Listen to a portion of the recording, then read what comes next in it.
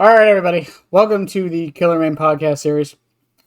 Today and this week, we have The Nurse, which before we get into this, I do want to add the context that this was recorded 3 months ago, but due to a file getting messed up, we are now doing the second run of this.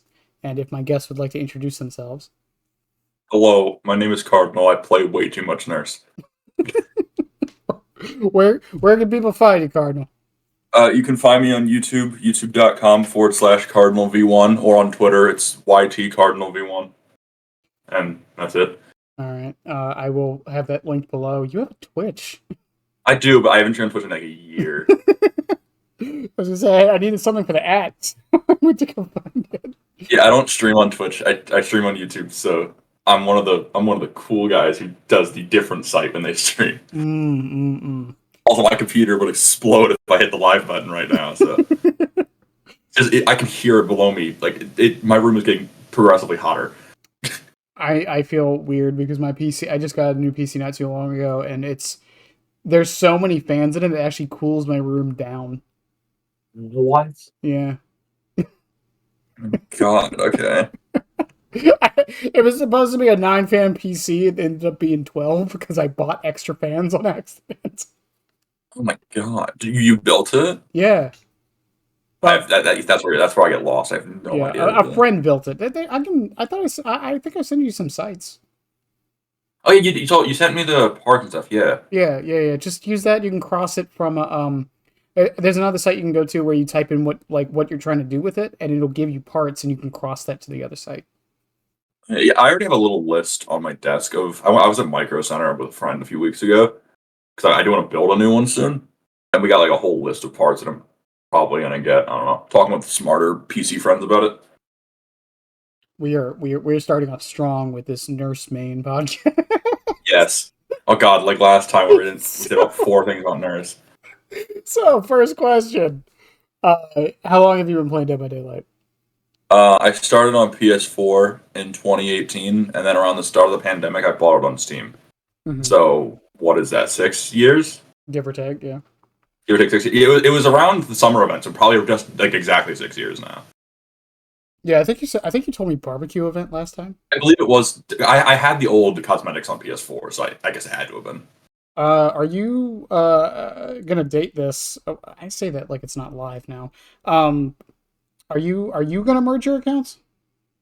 Well, I need my PS4. I haven't had my PS4 on forever, so I'd have to see if it even works at this point. Mm-hmm. But if I did, I mean, I'm like Devotion 3 on console. Like, I don't have anything like stupidly rare. I'm not like a legacy or anything. Mm-hmm. So I might do it just for the blood points, or not the Eerie shards, but that's about it. Maybe some like codes that I can use my PS4 and then switch over and get free blood points, but it's kind of it. Yeah, so maybe. I think after I do that Chucky versus new players thing, I probably will still merge them, but I probably won't play on Steam. Yeah, that seems reasonable. So, I'm not going back to PS4, so. So the big question, Nurse is a what's the word I would use? Underpowered. I was gonna say contentious, but underpowered works. Nurse is quite a contentious killer. To the point to where I've seen people starting to just not even put her in tier lists. That's reasonable. It's when you have to say like this is the best killer besides Nurse. It's kind of like everyone knows if you play DBD long enough, you know Nurse is the best killer. Right. So the question becomes, why do you main Nurse? It started out that she was really cool. Like, oh my god, the lady with the bag over her head that can blink through walls and teleport and she screams. It's really cool. And then it got to the point of I wanted to get better at the game, and I'm like, I'm already playing the really good killer. I might as well keep playing it. And it kind of just stuck from there. I don't know, I hit P100, and she was really cool. I really liked watching people like Super Alpha at the time. And I liked watching his Nurse streak, which sadly has now ended. But I was watching his Nurse streak, I thought, that is so cool. This killer can do this. I want to keep playing this one. And I kind of stuck with it. What did Alf kick to? I think it was 1149. Jesus Christ. Something like that. Well, let me look at like Momo. His streak's crazy on Blight. Numi's Like, at I haven't checked on it, but I mean Numi hit 1,000 like 2 weeks ago on oh yeah, Billy.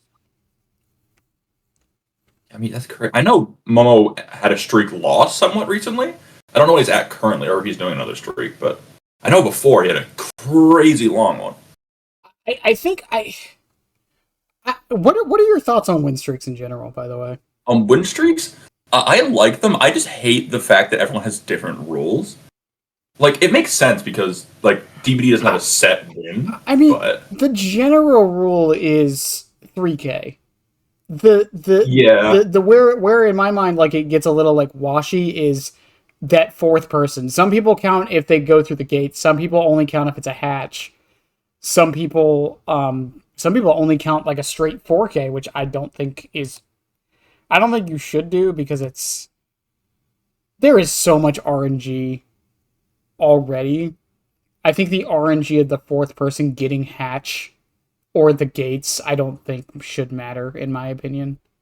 yeah. Like actually, I can see the background footage you're using is my old nurse win streak that I did. Mm-hmm. My rules for that win streak was just as long as you killed 3 people, it was a win. Yeah. But if you look at like I think the main rule that I've been seeing through most people is a 3K, a 3 or 4K, as long as the person doesn't escape through the door after the gens are finished.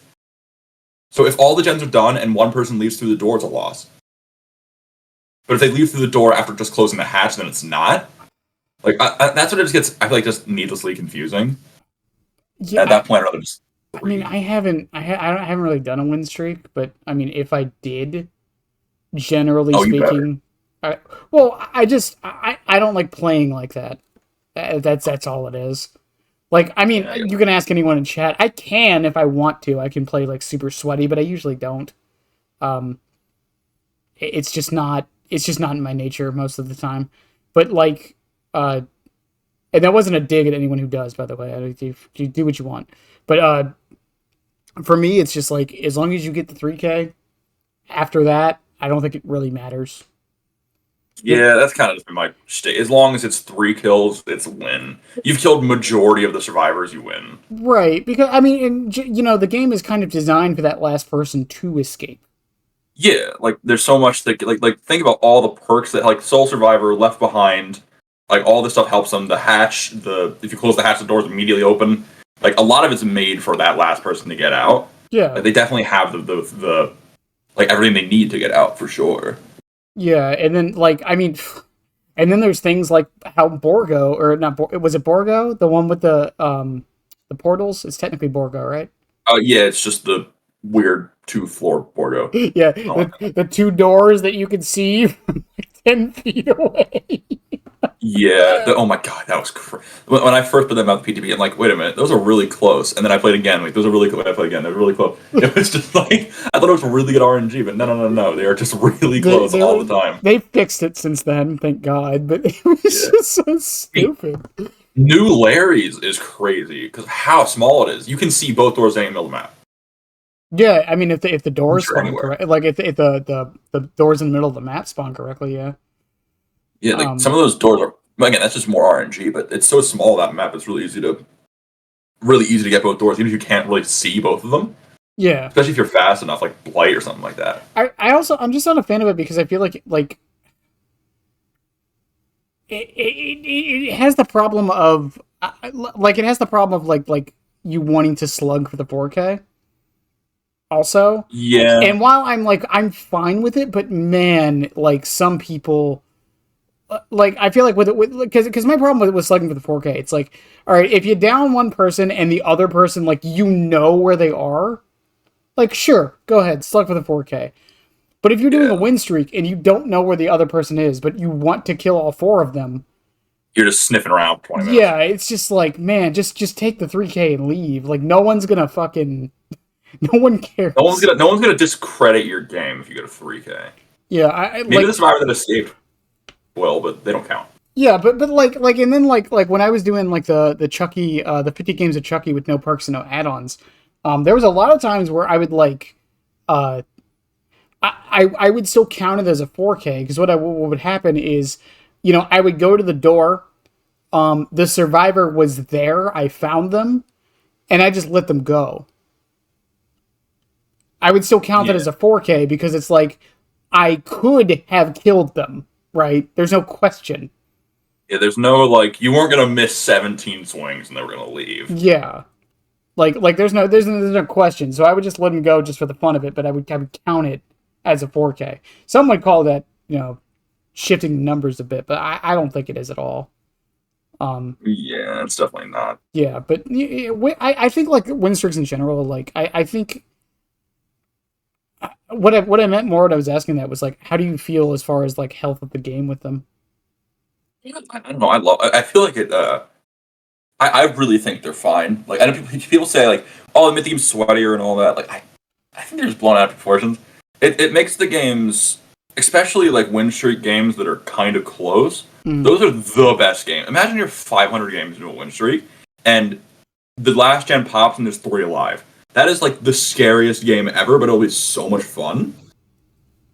Like I don't know, I find the tenseness of those to be just so like the really tense games are really fun. So that's why I just love win streaks. I'm not like I don't hate them. It's just like I feel like unless there's like a handicap on certain killers, it's just like once again nothing against Nurse, but is it really that impressive to go on that much of a win streak with Nurse if you're fully If you're kitted just out? blowing through everybody, yeah, but I don't know, I feel like it depends on how impressive how impressive it is depends on the number of wins in a row and how good your killer is. Like it gets impressive on Nurse past like probably 5,000 because at that point you have destroyed everybody. You probably destroyed everybody 2 times over. But when it comes to like Trapper with padded jaws, like 5 in a row is incredible. Trapper with padded jaws. I'm writing. I wonder if anyone's done that now. Ooh, someone should do that. I'm I writing. want to see a win streak. I'm writing that down. I want to see a win streak of padded jaws Trapper. I'll message Quiet. I'm sure Quiet Kills will do. Oh my god, I want to see that now. Yeah. He would lose his fucking mind. Anyone get 100, I will donate $50 in your stream. I mean, like, if anyone can do 100. Like, could you imagine if I did like Huntress, no perks, no add-ons, no power wins like a win streak, and I got to like 50? That would be crazy. I think honestly that's my biggest. It's like, don't get me wrong, Numi getting to 1,000 wins on Hillbilly the other week. It's like, yeah, it's impressive, but at the same time, like Hillbilly's like the second or third best killer in the game right now.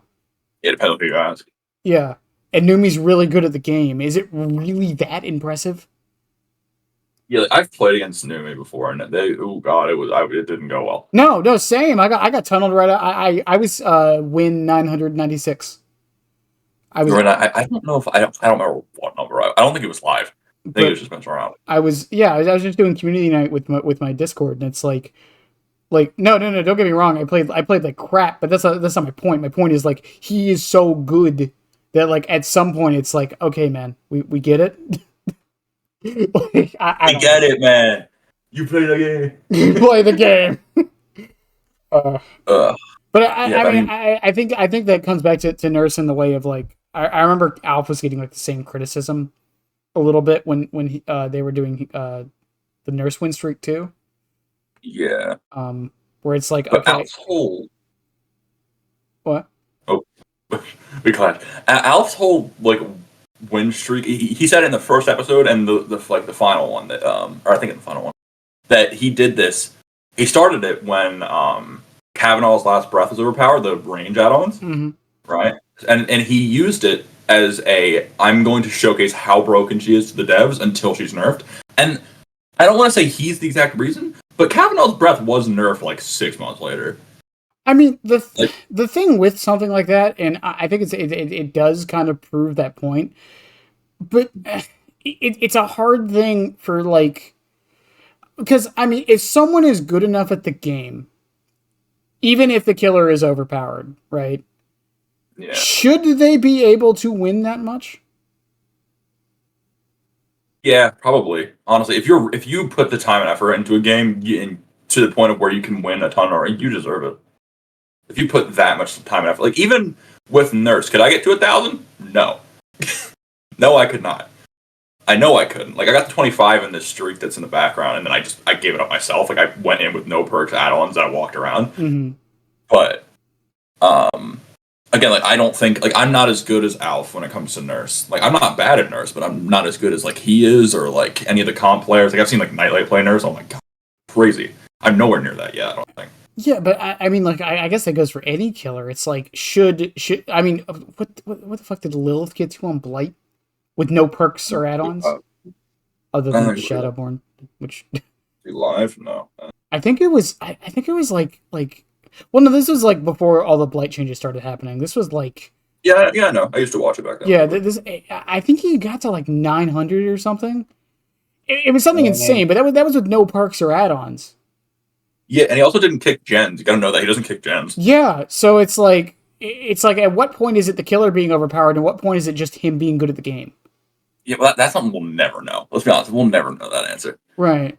I feel like we'll never understand where the line's drawn between skill and just perks and add-ons and killer. They'll never. I think the line drawn there will never be really.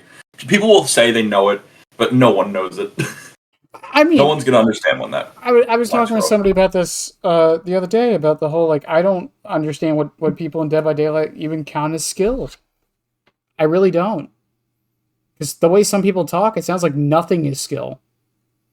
Yeah, well, this game has a lot of haters. I mean, like the player base is a lot of like everything. Like I hate everything. Right. Like this is a very depressed fan base. I'll stand by that. But what's it called? I don't know. Cause it's crazy because even the devs themselves, like we all remember with like who was it? It was Dowsy made a big thing about that stream where he's like, oh, skill kills equals wins, right? So we just face camp Bubba and won every game. Mm-hmm. It's like, is that skill? No, it's not skill. You're sitting at the hook staring at him. Is it though? But I no. Well, shouldn't the survivors be skillful enough to not go for the person on hook and just leave? If this was 6 months ago, I would have said yes. But now that there's the anti-camp thing, no. Because that proves the devs even think it's not skillful if they're giving you an in-game option to change it. Right. But that was more to punish the behavior, less so than to like straight up say like it's not skillful. Right? They were trying to encourage people to play in a more fun way, not necessarily a more skillful way. Yeah, but I don't know. I feel like it kind of balances on both edges of fun and I guess making it balanced. Yeah, because I mean, Nurse is an example of this I see all the time. It's like I will see people simultaneously say Nurse is really hard to play and also one of the easiest killers in the game. Yeah, I think I was thinking about this before I came on that. I think I'm looking at the roster right now on the very terrible new roster screen. Mm-hmm. I think Nurse has the highest skill floor in the entire game. Skill floor? Yeah, skill floor. Like to get. Oh, no, I know what you mean. I'm just like really? You think she has the highest skill floor? Yeah, because when it comes to like who's another really like high skill ceiling character?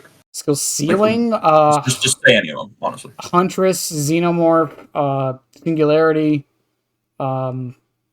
Artist. We'll use Xenomorph for this. We'll use Xenomorph for this example, right? With Xenomorph, if you are bad with the tail, you can just run at them. You can just run at them and click. You don't really have to do anything. The tunnels are just kind of walking around, right? Mm-hmm. With Nurse, you can't do that. You have to use the power. There is no walking down people with Nurse. Well, I guess there is, but you have to use the power by the end of it. Yeah. I feel like that because she's the one killer that has to do that because of just how slow she is. She's slower than survivors, if you didn't know. Yeah, 90%. Well, I know you know, but everyone that's listening. But she is slower than actually she's slower than survivors. So there is no just walking down survivors unless they are absolutely terrible. Even Hag and Huntress, you could technically just walk down the survivor. But with her, you have to use the power, and her power is, I guess, difficult to a lot of newer players. Like I've been watching someone who's recently trying to learn Nurse, and he's been having a really rough time. But I also have the same sort of thing when I started playing Nurse, and now it's such muscle memory, but it feels, I don't know. I feel like because you can't play her like every other killer. Mm-hmm. Like you can play Blight like every other killer. You can walk them down. You can play Hag, you can play Myers, but you can technically like with Billy, Vecna, you can just walk them down if you need to. You can't with Nurse. You have to use her power, which is why I think her skill floor is the highest in the game. But like, if we're talking like let's pretend it's not like a brand new player to the game. What if it's someone who's been playing the game for a while? You don't think they couldn't pick up Nurse and get decent results? They probably could, but I think they could pick up any other killer easier. Okay, I can agree with that. I feel like if you give a middle of the road player, every killer for the first time, the hardest one for them to pick up will be Nurse. Yeah, fair. I mean, I still suck at Nurse, so I can't really speak. But it's she's one of those killers though. For a while there, like because I had like I think it was like 50 cakes on her from like year 5, I think it was. So I had to play her for 50 games in a row, and I started getting good at about game 20. Yeah. And then I dropped her, and now anytime I have to play her, I have no idea what I'm doing. Yeah, it's kind of funny, but I feel like I'm getting there at Nurse because over the last 2 months, I've just been playing a lot of other killers. I played her again recently, and I was so rusty it hurt. I ran into it was tough. It's just one of those things. But I think this brings into question, like I've said before, because of her skill floor being as low as it is, and her skill ceiling being virtually unlimited. Should she be as strong as she is? Say that again. Sorry, I'm trying to think. Ask that question again. With how hard she can be to get into, and with how good she can be once you are, good at her because her skill ceiling is basically unlimited. Should she be as strong as she is? I want to say yes, because a high skill ceiling is that's literally just a skill issue at that point, right? But also, Blight has a very, very high skill ceiling, which I'd argue it might not be infinite, because especially since they got rid of the whole sliding stuff. What's it called? Slide text? Hug tech. Hug text, thank you. I don't know if his is infinite, but he isn't as, even when he was really good, he wasn't argued to be as good as Nurse at all. I mean, some people would argue it, but I don't really think that was true. That's because Nurse ignores. But she's so good. But she ignores half the game. That's part of the reason why she's. Yeah, that's why. But the question how do I, because Nurse, the counter to Nurse, and we'll get into this a little later, but generally speaking, the counter to Nurse is line of sight or lose line of sight and try to be unpredictable. Yeah, lose line of sight, don't be predictable, really know, this is kind of everybody, but really know where you're going, but you got to kind of think about it more with Nurse than everyone else. But the question becomes with that, right, is if the Nurse player is good enough, shouldn't she be uncounterable? I feel like every killer should technically have that. They don't. But I feel like every killer should have that, where if they are good enough at that killer, you should not be able to win. But again, that can't really happen. I think even the best trapper in the world can get pushed over by some decent teams. Yeah, for sure. But it's where do we draw that line? Because Nurse seems to be the line. That's what I mean. I feel like we'll never draw a line like that, but I've got no idea. Because I mean, and even to that case, Nurse. I think the bigger problem with Nurse isn't how strong she is. I think the bigger problem people have with Nurse is she is so much better than most of the roster that it kind of makes everyone else look worse. Yeah, it's the question is, do we nerf Nurse or buff everyone else? Right. That's kind of the thing with it. I know there's so much talk around bottlenecking perks with Nurse, but I think I'll probably get into that later. That's a topic I could go on for very long time. Because I mean, the other thing with that though is so let's say we nerf Nurse. Well, then we start having to buff all of this other stuff anyways, because half the reason they haven't nerfed her is because they keep bottlenecking so much other stuff because she's as strong as she is. Yeah, it's all of their changes will be useless if they nerf her. Yeah, I mean they just buffed I'm all ears. I mean, it's not S tier or anything, but they just buffed I'm all ears. I'm surprised they did that. Half the reason it was nerfed like it was because of Nurse. Yeah, it was because even though I haven't used it on her in forever, I actually didn't know it got buffed. But when I think of perks that get nerfed because of her, it's just my mind goes to Awa Awa. Remember in the PTB how that perk was it was so crazy in the PTB, but it was so good on Nurse that it came out like shit. What, Awakened Awareness? Game. Yeah, Awakened Awareness. Oh yeah. Spirit still uses it. She does? Yeah, Spirit. A lot of Spirit players use it. Spirit's one of the better users of it. Can you explain why? My brain isn't racking on why. So, Spirit is a 24-meter terror radius. If you combine it with Starstruck, and you start heading over to people, you'll see the aura of where they are. And since you're at a 24-meter terror radius instead of 32, and Spirit is so fast, you can just catch right up to them. And Spirit is an M1 killer, even with her power. It's also quite good on Deathslinger, then I assume as well, right? What? Awakened? Awakened, yeah. Well, I mean, we know. The problem with Deathslinger is he's slow. Yeah, he isn't as fast as Spirit. Yeah, Spirit's speed kind of makes up for where it lets Awaken work the way it does. I believe she has some of the fastest default movement speed, no? Well, not default, but fastest like walking speed when she's in her power. I think she has the fastest in the game with the couple add-ons, because Chucky with Slice and Dice is still only 160. Yeah, I don't know how fast like Billy is, or like Clown the Yellow Bottle, but I think she's the fastest. It'd be 10%, so 125.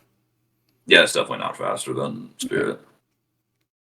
How fast did you think Clown was in the Yellow Bottle? I never knew the number. I don't use yellow bottles whenever I play them. I stick to purple ones because I don't know how to use the yellow ones, right? Someone can correct me. I'm pretty sure it's 10% for the yellows. I think it's in game. I doubt it's the number in game. I used to main them. You think I know, but I'm 95% sure it's 10%. But yeah, okay. But yeah, you know, it's like Nurse being as strong as she is has kind of bottlenecked a lot of the other killers, and it's like, do we nerf Nurse or do we buff everybody else around her? And it's like, the problem with buffing everyone else around her is that if everyone gets to that level, then we have to start. I think there's an even bigger problem of buffing and nerfing perks and other things to keep things in check, right? Because I mean, could you imagine if like they massively buffed, I don't know, fucking Clown and made it, well, okay, they kind of just did that, but it made it so like he has 10 bottles base kit and like the speed was like 50% increase and like could you imagine they did all that and then like they have to nerf all the perks to compensate, and then it's like, yeah, that's literally just Nurse. That's literally just what they do with Nurse now. Yeah. And it's just like I would rather them. I mean, would you rather them just nerf Nurse at that point? I've been saying for years they did nerf Nurse.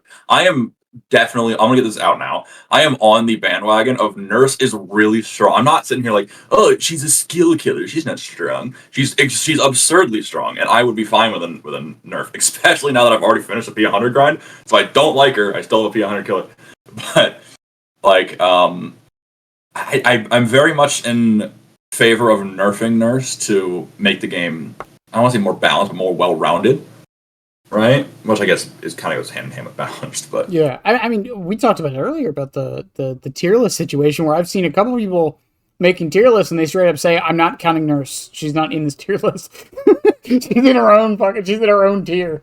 Yeah, she's in D tier of the God tier list. She's just on a different tier list and like in like a different tab. She's not all the same one as everyone else. Like, well, yeah, because like it's funny because it's like you know, I've seen people arguing about Chucky on whether or not he's in top 5 or top 10, and it's like everyone agrees that Nurse is number 1. Everyone almost completely fully agrees on that fact. And some people are delusional and don't. Huh? But some people are delusional and don't think that. But some people think Billy's better than her right now. Really? Yes. I've heard that like once or twice, but I thought they were joking. Yeah, some people genuinely think Billy's better than Nurse right now.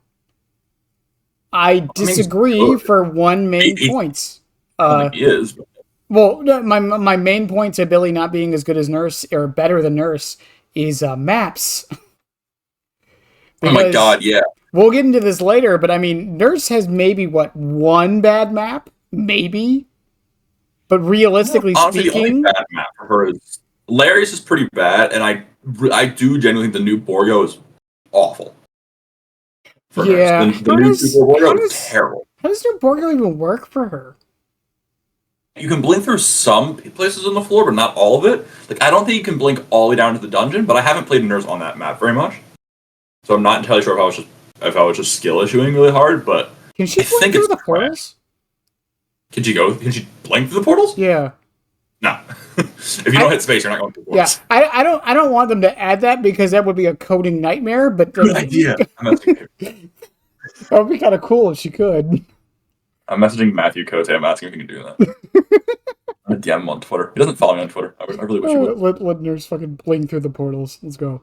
Uh, That'd be hilarious. I mean, I think like chainsaw, like Billy sprint. Oh oh my my god! god! If you could use powers through portals, once again, the You throw a killing. hatchet and it just goes to the other end.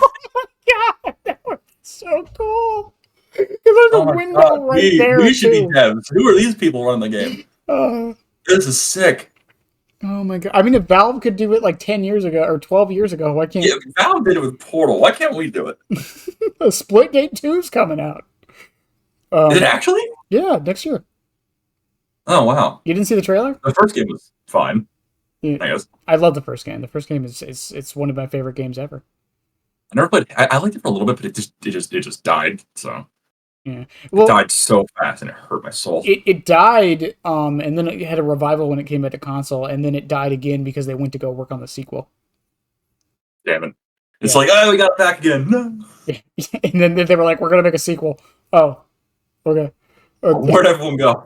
Uh, I don't know. I love Splitgate. Splitgate's the one multiplayer game that feels like it was made in 2005, but it's a modern game. Yeah. I was never a Halo like kid, right? Mhm. I was always Call of Duty ride or die. So I didn't get like the nostalgia factor to it like everyone else like was. Like I played Halo 3 as a kid, but not enough for people like when I like heard the guns and all. I'm like, oh my god, it's Halo. I'm like, yeah, it's Halo, whatever. It's legally distinct Halo. With Legally portals. distinct Halo, where it's not Halo. We promise. Don't sue us. There's a baseball bat weapon. It's like a mix of like two of Halo's weapons. Yeah, yeah. But we don't talk about that. We don't want any lawsuits around here. I don't know. It was just I think one of my favorite things that game did that no other game has really done recently. I was playing with a friend, and the lobbies would sometimes put us up against each other. Ooh. Like it would put them on the enemy team, but we were still we were still like in lobby together, and we were still like in a Discord call. Oh, I can, and a little bit. I'll tell you a story about enough recently that is on my damn nerves. But like I don't know, like that's something like a lot of games don't really do anymore. Like you don't really play against your friends. yeah, that only happens as like a glitch now. Yeah. Like actually, you know what? I'll talk about it now because it's relevant. But have you played Killer Clowns from Outer Space, the game? I have not. If you have not, it's very good. I do like that game a lot. But it has a big issue with shoving half your team on clowns and half them on survivors, and it's not supposed to do that. They said it's not supposed to do that. So, but like, I played that game for so many hours the first week it was out, and I think when I had a full squad, half of our games were split, and I hated it. But I mean, it's my thing with like Dead by Daylight. I feel like if custom games gave you blood points or like some form of progression, like I think more people would play customs with like randoms or like even their friends, and I think a lot of people would see how fun the game can be. yeah, that's what in Clowns custom games gives you XP and points, and it gives you achievements, I believe, too. Yeah, a lot of games stopped doing that. Like over the past 10 years, a lot of games have been trying to like not have people play custom games, or play with or play like when I say with, I mean like actually with, not like in the same lobby, but like play with their friends. Like, how often do you get like 3 or 4 friends and like you just hop on like a multiplayer game and like just do a free for all? That doesn't really happen anymore. No, the only game I think when that happens, like, it's like I do that with a friend of like Fortnite every once in a while. That's kind of about it. But most games don't really have that anymore. Yeah, no, it's just like I feel like it gets rid of like part of the community aspect of it. I feel, and like I said, Splitgate did that all the time. Like, I mean, like Gun Game was in that game, and you could have your party of 4 and still go play Gun Game, which is like a free for all mode. They didn't care. Yeah, I remember that in old Call of Duty said the same thing. I think it was. I don't know if current CODs do this because I haven't played the newest COD very much, but old ones, you could load into party games. I don't know if you could load into wager matches on like Black Ops 1, which is like pretty much like gambling, like ranked matches. Mm-hmm. But I don't know if you could go into those games with friends. I never really did them as a kid, but I think you could play Gun Game with friends. You could play One in the Chamber with friends in public games. You can do all that stuff with your friends, but I don't know if it's still a thing. I would assume it. I would hope it still is, but knowing how games are going with not having like I said, like your friends with you in like a lot of games, I assume it isn't anymore. I don't. I know in Modern Warfare 2, whenever it came out a couple years ago, The newer one or the the original one? newer one. Okay. A friend bought it for me, and we were playing together. And yeah, there's certain modes you can't play if you're in a party, Boo. and it's like, why? And the reasoning Yeah. I kind of understand. It's so you don't like work together. Yeah, it stops boosting. Yeah, but at the same time, it's like it's not ranked. It's like, yeah, womp womp, you're boosting. Who cares? Like it's like I said, it's gun game. Who gives a shit? Yeah. Oh no, he's gonna get to the knife first. Ooh. It's over. But Yeah, I don't. No, that's stupid. I haven't played many of the recent Modern Warfares because Modern Warfare 2019, MW2, and MW3 are the same game. yeah, I played 2 just because a friend bought it for me. I haven't touched it in a They are while. the same. But You played the recent one too. That means yeah. Wait, recent one. Modern Warfare 3. It's literally just like I know the joke is COD's just a coat of paint every year, but no. Literally, Modern Warfare 2 isn't even a coat of paint. They just spit on it and said, "Hey, it's a different game." Here. I'm excited for Black Ops 6. I like Treyarch's games a lot more, but I don't know. We'll see what back to happens. DVD. But yeah. But speaking of the whole nurse thing, changes to nurse. Changes soon. This is where, by the way, since our last, basically since you said that we're gonna reshoot it, right? Mm-hmm. I went over the questions a little bit more, and this is the one I have no idea. I've played her for thousands of hours. I couldn't tell you, man. I don't. That's Really the thing. couldn't tell I you. don't know what they could change about nurse to make her more fair, to like make her not as strong as she is, Without kneecapping her. yeah, without completely destroying the character. Not even Like, just from like a balance perspective, even just from like a personality, like gameplay perspective, right? yeah. Like, I think it always comes to mind. A good nerf for nurse would be just one blink instead. But have you seen people play with the Matchbox add-on? She's terrible. She goes from an S tier killer to a D tier one. But wouldn't people be able to get good enough to make that work? Most likely, but I don't know. I feel like that's just such a like that. Like, I hate changes that are that drastic, where you go from S to like D. That it wouldn't even be like But she would still. they'd have to make a blink do something more. She would. I think just one blink would be too. But she would Bad. still like ignore most of the gameplay mechanics doing that, right? Yeah, actually, And that's the thing, and that's one of the things with nurse that it's often really difficult when you talk to people because, if you show someone gameplay of like a 5-hour Andy playing nurse, you would think nurse is the worst killer in the game. yeah, But if you show someone who knows what they're doing, people would understand why everyone calls her the best killer in the game. But the question becomes, if we give her one blink, right? In theory, because of how powerful that one blink can be, someone who's good enough would still make her S tier, I feel. yeah, but I think you can say that a lot of killers. Like technically, you can make like I've seen some hundreds players make her look like she's better than nurse. Well, yeah, but I mean, Like, you can make any but killer that would kinda come though. down to consistency. But because Nurse ignores most of the gameplay, even with that one blink, I feel like she would still be, at the very least, up there still. I don't think Yeah, it she would. definitely wouldn't be the best anymore. She'd definitely be beaten by Billy and Spirit and be Blight if you're crazy. But I don't know if is Blight good anymore. I don't think so. Yeah, he's. I think Blight's fine. I actually think he's better than he was. I'm gonna get some shit for saying that. I think you're the only person that thinks that. Base. I think he's better base. Let me rephrase that. But I say we're talking about like Alkring and like Yeah. old Eerie. I think his base is better, and the reason I say that is because while the hug tech removal was very bad for like skill expression and whatnot, from a general player perspective, it's way better. He bumps off way less stuff now. Yeah, he just slide around. He's covered in oil now. I hated playing Blight, and then when they got rid of the hug techs, I actually kind of like playing him now. I was the opposite. When they talking hug tech, I'm like, I was just getting good at that, and I'm like, damn it. So I got discouraged and stopped playing him. That's the thing though, but like I get that for like people who are trying to do all that stuff, but it's like from a general like I am just playing the character way, Blight is way better now.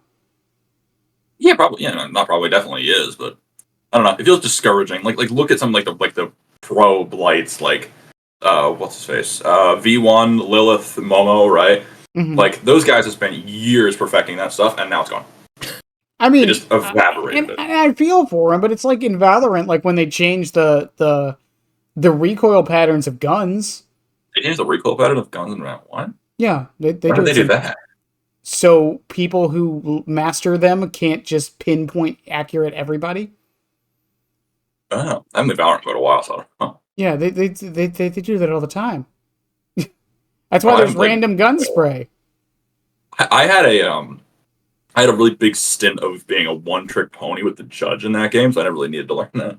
Yeah, but that's why like they make the gun spray random. It's just so people can't just spray and pray. And look at Counter-Strike. Yeah, I mean, the first bullet accuracy is always the same. They can't really change that. There's no stopping that. But it's just to stop people from just like fucking, headshotting everyone on the map and insta killing someone who has no idea what they're doing. Right? Yeah. It's once again, some would say it's a problem. I don't think it's necessarily a problem, but yeah. But just like with Blight, it's like I think getting rid of the hug text as a general thing was a good choice. I feel for the people, but we knew it was coming 2 years ago. Yeah, because they did say it was a bug when it was, I guess, becoming popular. But I mean, I would rather them, and I said this in the Wesker video too, I would rather them embrace the bug than get rid of it, sure. But at the same time, it's like, there's a lot of people who won't play Wesker because they think they have to know how to do the text to play him. I was like that when I first started playing DBD again, when I came back for like a big break. Mm-hmm. I'm like, I don't know how to do this fancy stuff, and I can't play. I'm sorry. And I mean, the devs don't want that. Yeah.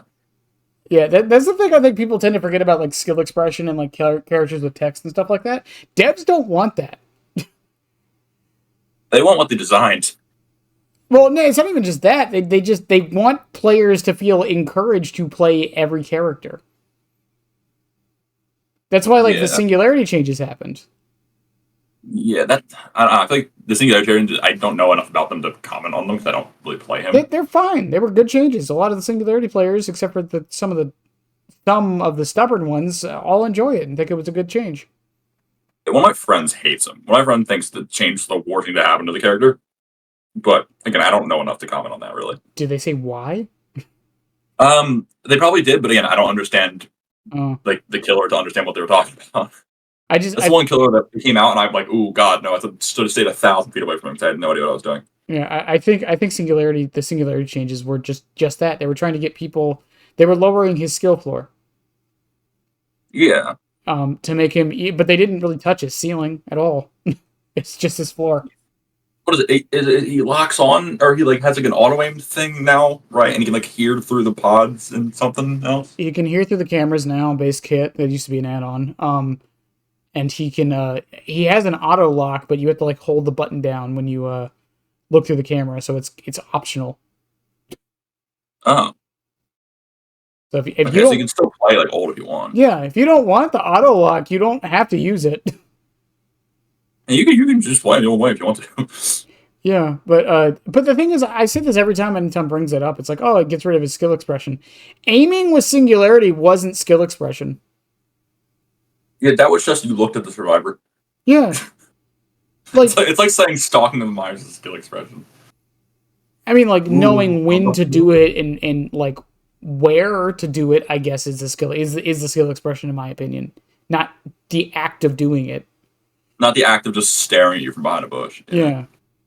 But knowing what position you're in and if it's a good time to do it, I think it was the skill expression, right? Yeah. God, I'm so interested to see what his changes are going to be. Ooh, I'm so interested. He's going to be... Yeah, Myers. Ooh, I'm ecstatic. I wonder, did you see Stocky Boy's video on it?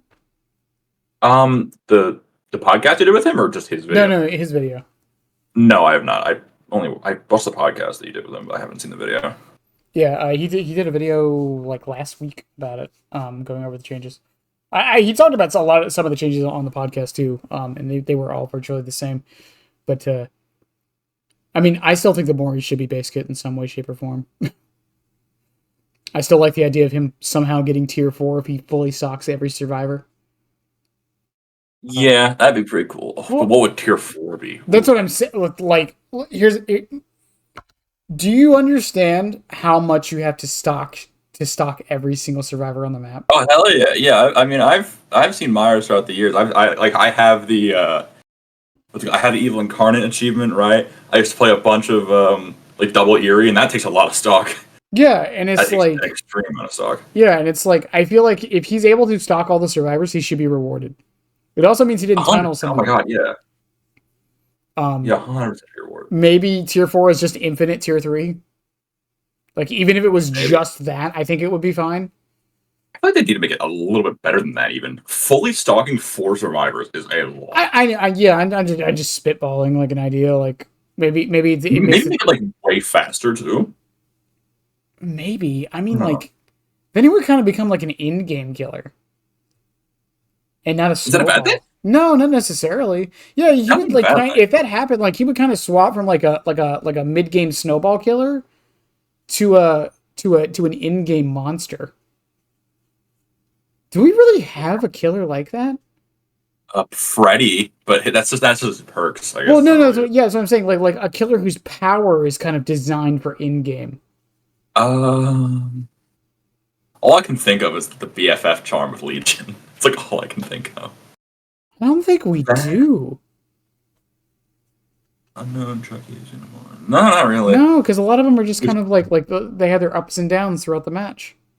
Trapper, if you throw on Noed.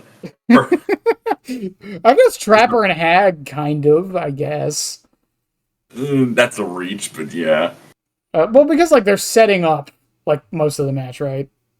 Yeah, that's probably the closest we have. But even then, it's more mid game than in game. That would be very interesting. That would be very interesting if they kind of made Myers like an end game killer, like from base. That'd be really sick. We should send this whole VOD to the devs and just timestamp all the parts we have good ideas. Or what we think are good ideas. But I mean, that's the one blink thing. Like, I don't think that's the solution. Even though I'm still kind of in favor of it, I still don't think it's a solution.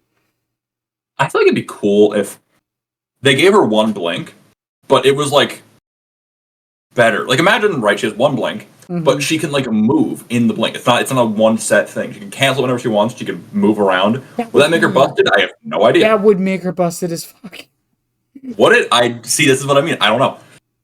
I just thought of that now. That would be imagine that would be like old Slice and Dice on Chucky where he could 180. Was that overpowered? I wasn't. Yeah, it was extremely overpowered if the person playing Chucky knew what they were doing. Yeah, I wasn't. I didn't know. Yeah, there was no counterplay. You couldn't even run into Chucky or go behind him. He could just 180 hit you. And good old scamper. Good old scamper. Like that's the thing with it. It's because the blink has to stay. We can't change the blink. Yeah, that is just deleting nurse to get rid of the blink. And it's oh, well, it can't go through windows or it can't go over pallets. It's okay, so it's just Wesker but worse then? It's just Wesker but female. That's it. It's that's the thing. I have racked my brain since I've started playing this. The one change I wanted them to do in the nurse was just make it so the hits counted as M2s. Which is what they did. Now it's oh god, now what? That's it. That was the only change I wanted them to do, really, and then adjust her add-ons, which they have done. Yeah, the add-ons are you can throw out every add-on, and she's still the best killer in the game. So that's why it's nerfing them doesn't really matter, in my opinion. And that's the thing. Some add-ons were busted. It's what do you do? It's funny. In the last recording, we had this exact conversation. What the heck? We were here stumped for 20 minutes, so confused on how we changed nurse, and it's been 3 months. We still don't know what we want to do. I legitimately don't know, and I haven't heard anyone come up with a good idea. Usually with other killers, it's I still hear decent ideas or come around, you know. But I think, I've got I don't know. Well, because it's just I said, because the thing is, I would want her to keep her identity. And I would want her to keep her base idea of what her power does. And that Yeah. brings into the question, does her power just kind of break the entire game? And I mean, it does. Like, honestly speaking, it does. It does 100%. Yeah. But But like, how do you do it so that it doesn't do? Oh. because, like I said, it's like I wouldn't want it to, stop pallets or windows. That would be kind of dumb, in my opinion. Yeah. Then you're just bad, Wesker. And then it's like, I mean, there's a few things I've heard people suggest. I've heard some people suggest giving her a big terror radius. I don't think it fixes anything, but I think it could work on her. It could stop like blinking on your back without even realizing it. But Yeah. to be honest, that doesn't happen as much as you think it does. It really doesn't. I never just unless I'm literally undetectable tinker. I don't ever land on someone's back unless they are literally deaf. I think like that does not happen very much. I'm like legitimately, I racked my brain for so long on what do we do to Nurse? And it's like, Right. well, she can't use exposed perks anymore. All right, cool. We nicked that in the butt. Well, what's the problem with her now? It's like I think even before they nerf that, I'm like, you guys know she's not going to be bad after this, right? Yeah, no, not Like, at she's all. not going to change that. No, Oh no, she can't. I didn't want to do it to like nerf her into the ground or anything. I just wanted to do it to make it so that was one less option she had. That's why some people are hesitant on because I've suggested the same thing for Spirit, and some people are hesitant because the problem with Nurse is kind of she doesn't really have that many build options because of that. Because you can't run any M1 perks on Nurse. Any. Yeah. You can't run any Vault perks on Nurse. I mean, you could, but... You could, but, like, we all know Bamboozle Nurse is the haha funny meme that everyone cries laughing over. It's like Burger King Myers before we got deleted. You can't, like, really run any, like palette-breaking builds on Nurse. You can't, like...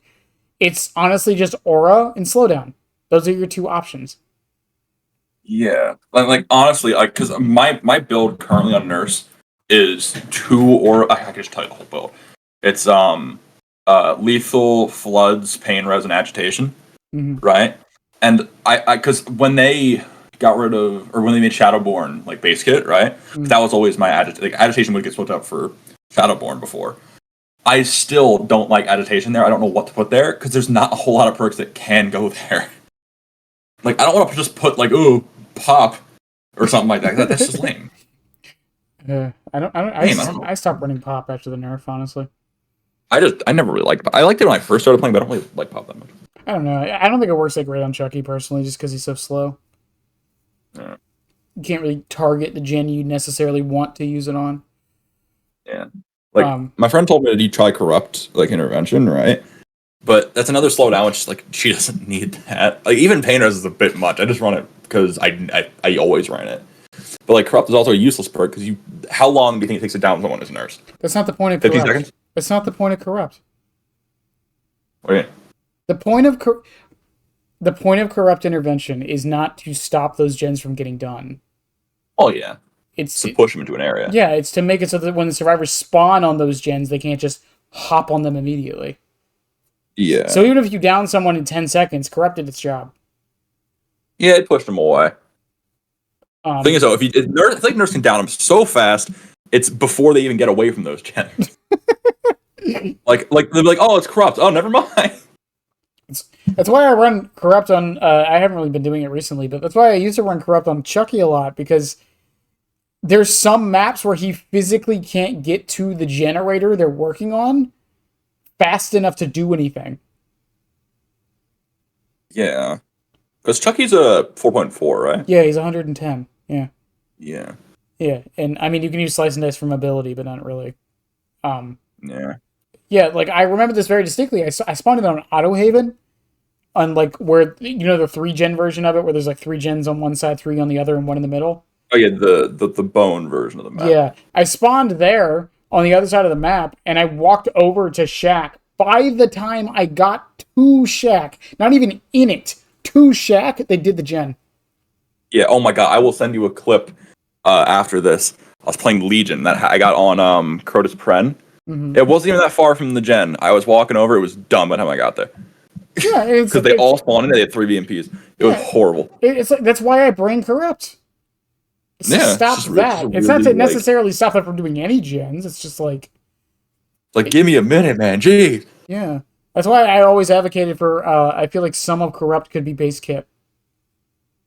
Yeah, I feel like Corrupt is the most healthy gen perk, besides maybe Grim. I like Grim a lot. I mean, But like I know everyone jokes about, oh, you just want to make everything base kit. I legitimately, if there was one perk I could choose for killer to become base kit, it would be interesting. corrupt intervention.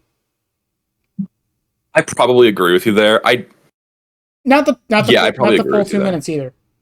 The way I've always wanted to have it implemented is the same way borrowed time is right now. Make half of it base kit, have the perk add the other half.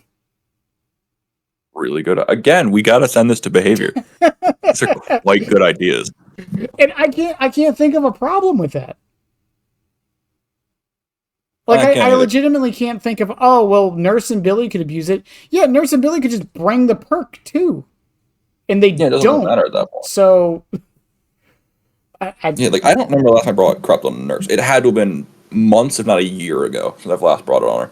I might have brought it once when I was trying to like find a new perk in Shadowborn's place, but I definitely haven't stuck to that perk in a very, very long time. there's like I know I suggest a lot of perks being base kit, and I don't usually mean it most of the time. But like, there's a reason why some of these perks I feel should be base kit. They just make the game better if they're naturally in it. Yeah, but okay, like there's I had a talk with some of my friends who is like a diehard like he plays killer like once a year like Mm-hmm. Survivor main, and he was talking about how if when it comes to like making perks base kit, he would need to have a killer main with him because he would be biased. He'd be like extraordinarily biased because we both. I assume you are a killer main because of all the Chucky stuff, right? Yeah, Like maybe it's like oh we're biased because we don't play Survivor as much as we do killer, but it's like I know it's not that, but it's so I mean, hard to think of I it think all. Unbreakable should be base kit. Yeah, I do too. Honestly, ooh, that would fix something. Now before anyone who's listening to this freaks the crap out, Panic button. it Ooh, he's talking about the PTB that happened. It was terrible. Ah! it should be adjusted. But Yeah, it shouldn't be. That PTB was crazy, and I'm so glad it never happened. here's my idea for Unbreakable base kit. Yeah, I'll send it to the masses right now. I talked about it on Twitter to Hens a few weeks ago. I think that if you were on the ground and fully recovered after a minute of after that, you should be allowed Yeah, to that's pick like yourself up. maybe like 45 seconds. You think maybe a little bit faster? Well, no, here's the thing. A minute plus the I'm sorry, not a minute, 90 seconds, a minute and a half. And here's the reason I made it that on purpose. That gives you one use. And you'll die before then, won't you? Yeah. Yeah, because on the second because the timer that the 4 minute timer, it starts during the down animation.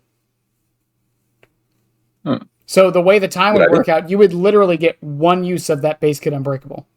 And even then, it's it's 90 seconds plus the 30 it takes to get to max recovery. That's Good 2 idea. minutes. If the killer needs to slug someone for 2 minutes, You suck. like that's the thing. People were always like, "Oh, well, Swifts would abuse it." 2 minutes. If you have someone on the floor for 2 minutes, like you can make it like the hook camp thing. If there's a survivor nearby, it pauses the timer for it or something. I don't know. Well, even then, I don't think it would need to. Once again, 2 minutes. You don't really need to, but like if people would cry about it, like you could definitely do that and still have it be like pretty damn useful. It would actually have to be. Yeah. It would have to be that way. Or I was gonna say no, it would only work when the killer's actually away. But no, I get what you're saying. Yeah, because they could just sit on them. But yeah, that's the thing. It's like once again, yeah, the PTP for it was terrible. I agree. But we should probably look back into it. It was trying to fix a problem the game has, right? Yeah. It's. The one, oh, God, that PTV was something. I'm getting PTSD. Sorry. I mean, they're adding base kit Mori. I know, which is the best. I'm excited to see what they do with the actual Mori offerings. They better just be good blood points. I think people forgot about that, by the way. Yeah, no, that was it was such a big thing, but it's so niche now. Um, no, the thing is, like base kit Mori. I've been saying, I think a Cypress Mori base kit is perfectly fine. Ebony Mori, no, just Ebony Mori base kit. I heard someone complaining that it meant that it basically makes the offering or that it would mean you see less Moris now, And I was like, no, because I know lots of people who never bring Moris. Yeah, I haven't brought a Mori unless I literally only bring it if I have a daily to kill someone by hand. Yeah, That's the only that's the only time I bring a time Mori. I ever bring a Mori. Yeah. That and like I don't know if I'm doing custom or something like that. Maybe I'll bring a Devour Mori Hope. just with one. If I bring Devour Hope or Rancor.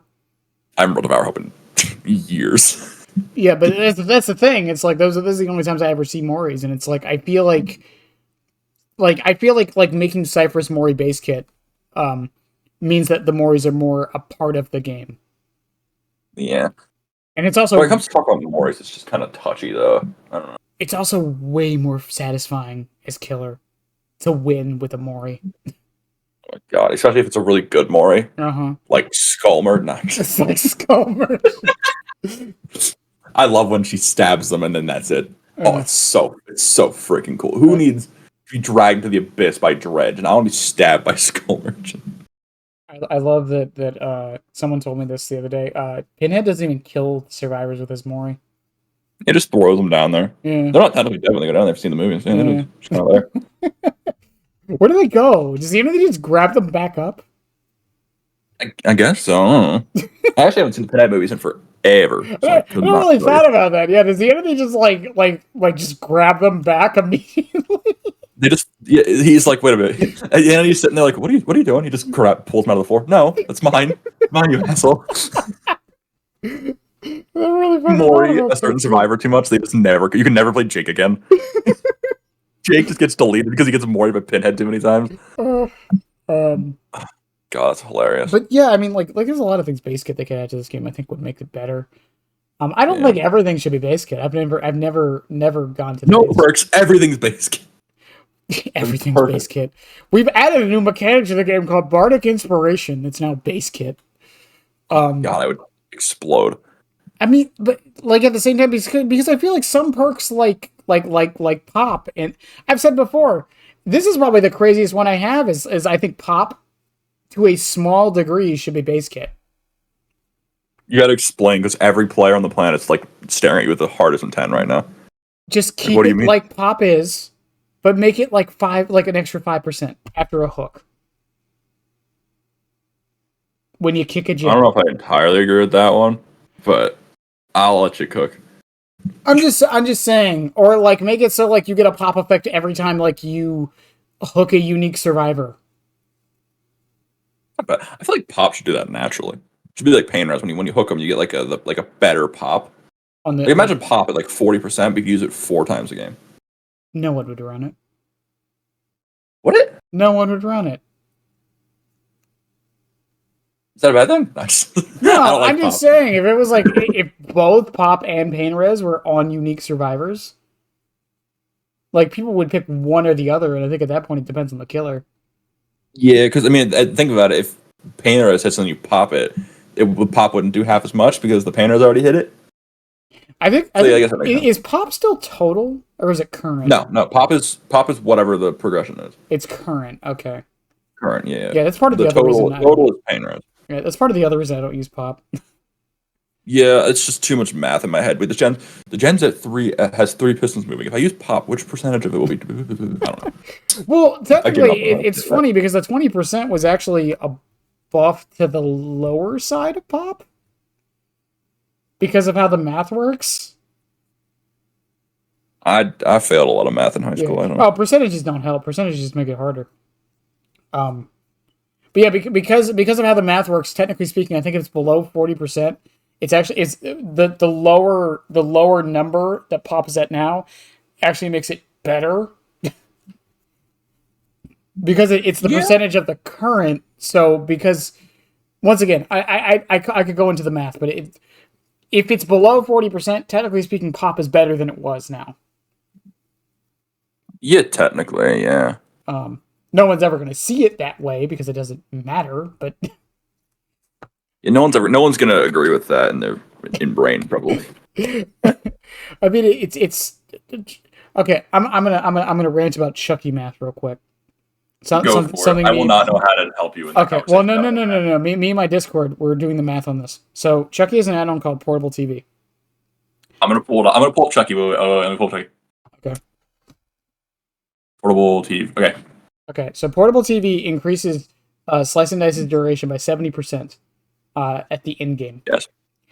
He also has an add-on called Jump Rope, which increases Slice and Dice duration by 8% base, just forever. I like that. Okay. So here's the way the math works. So if you run Jump Rope on its own,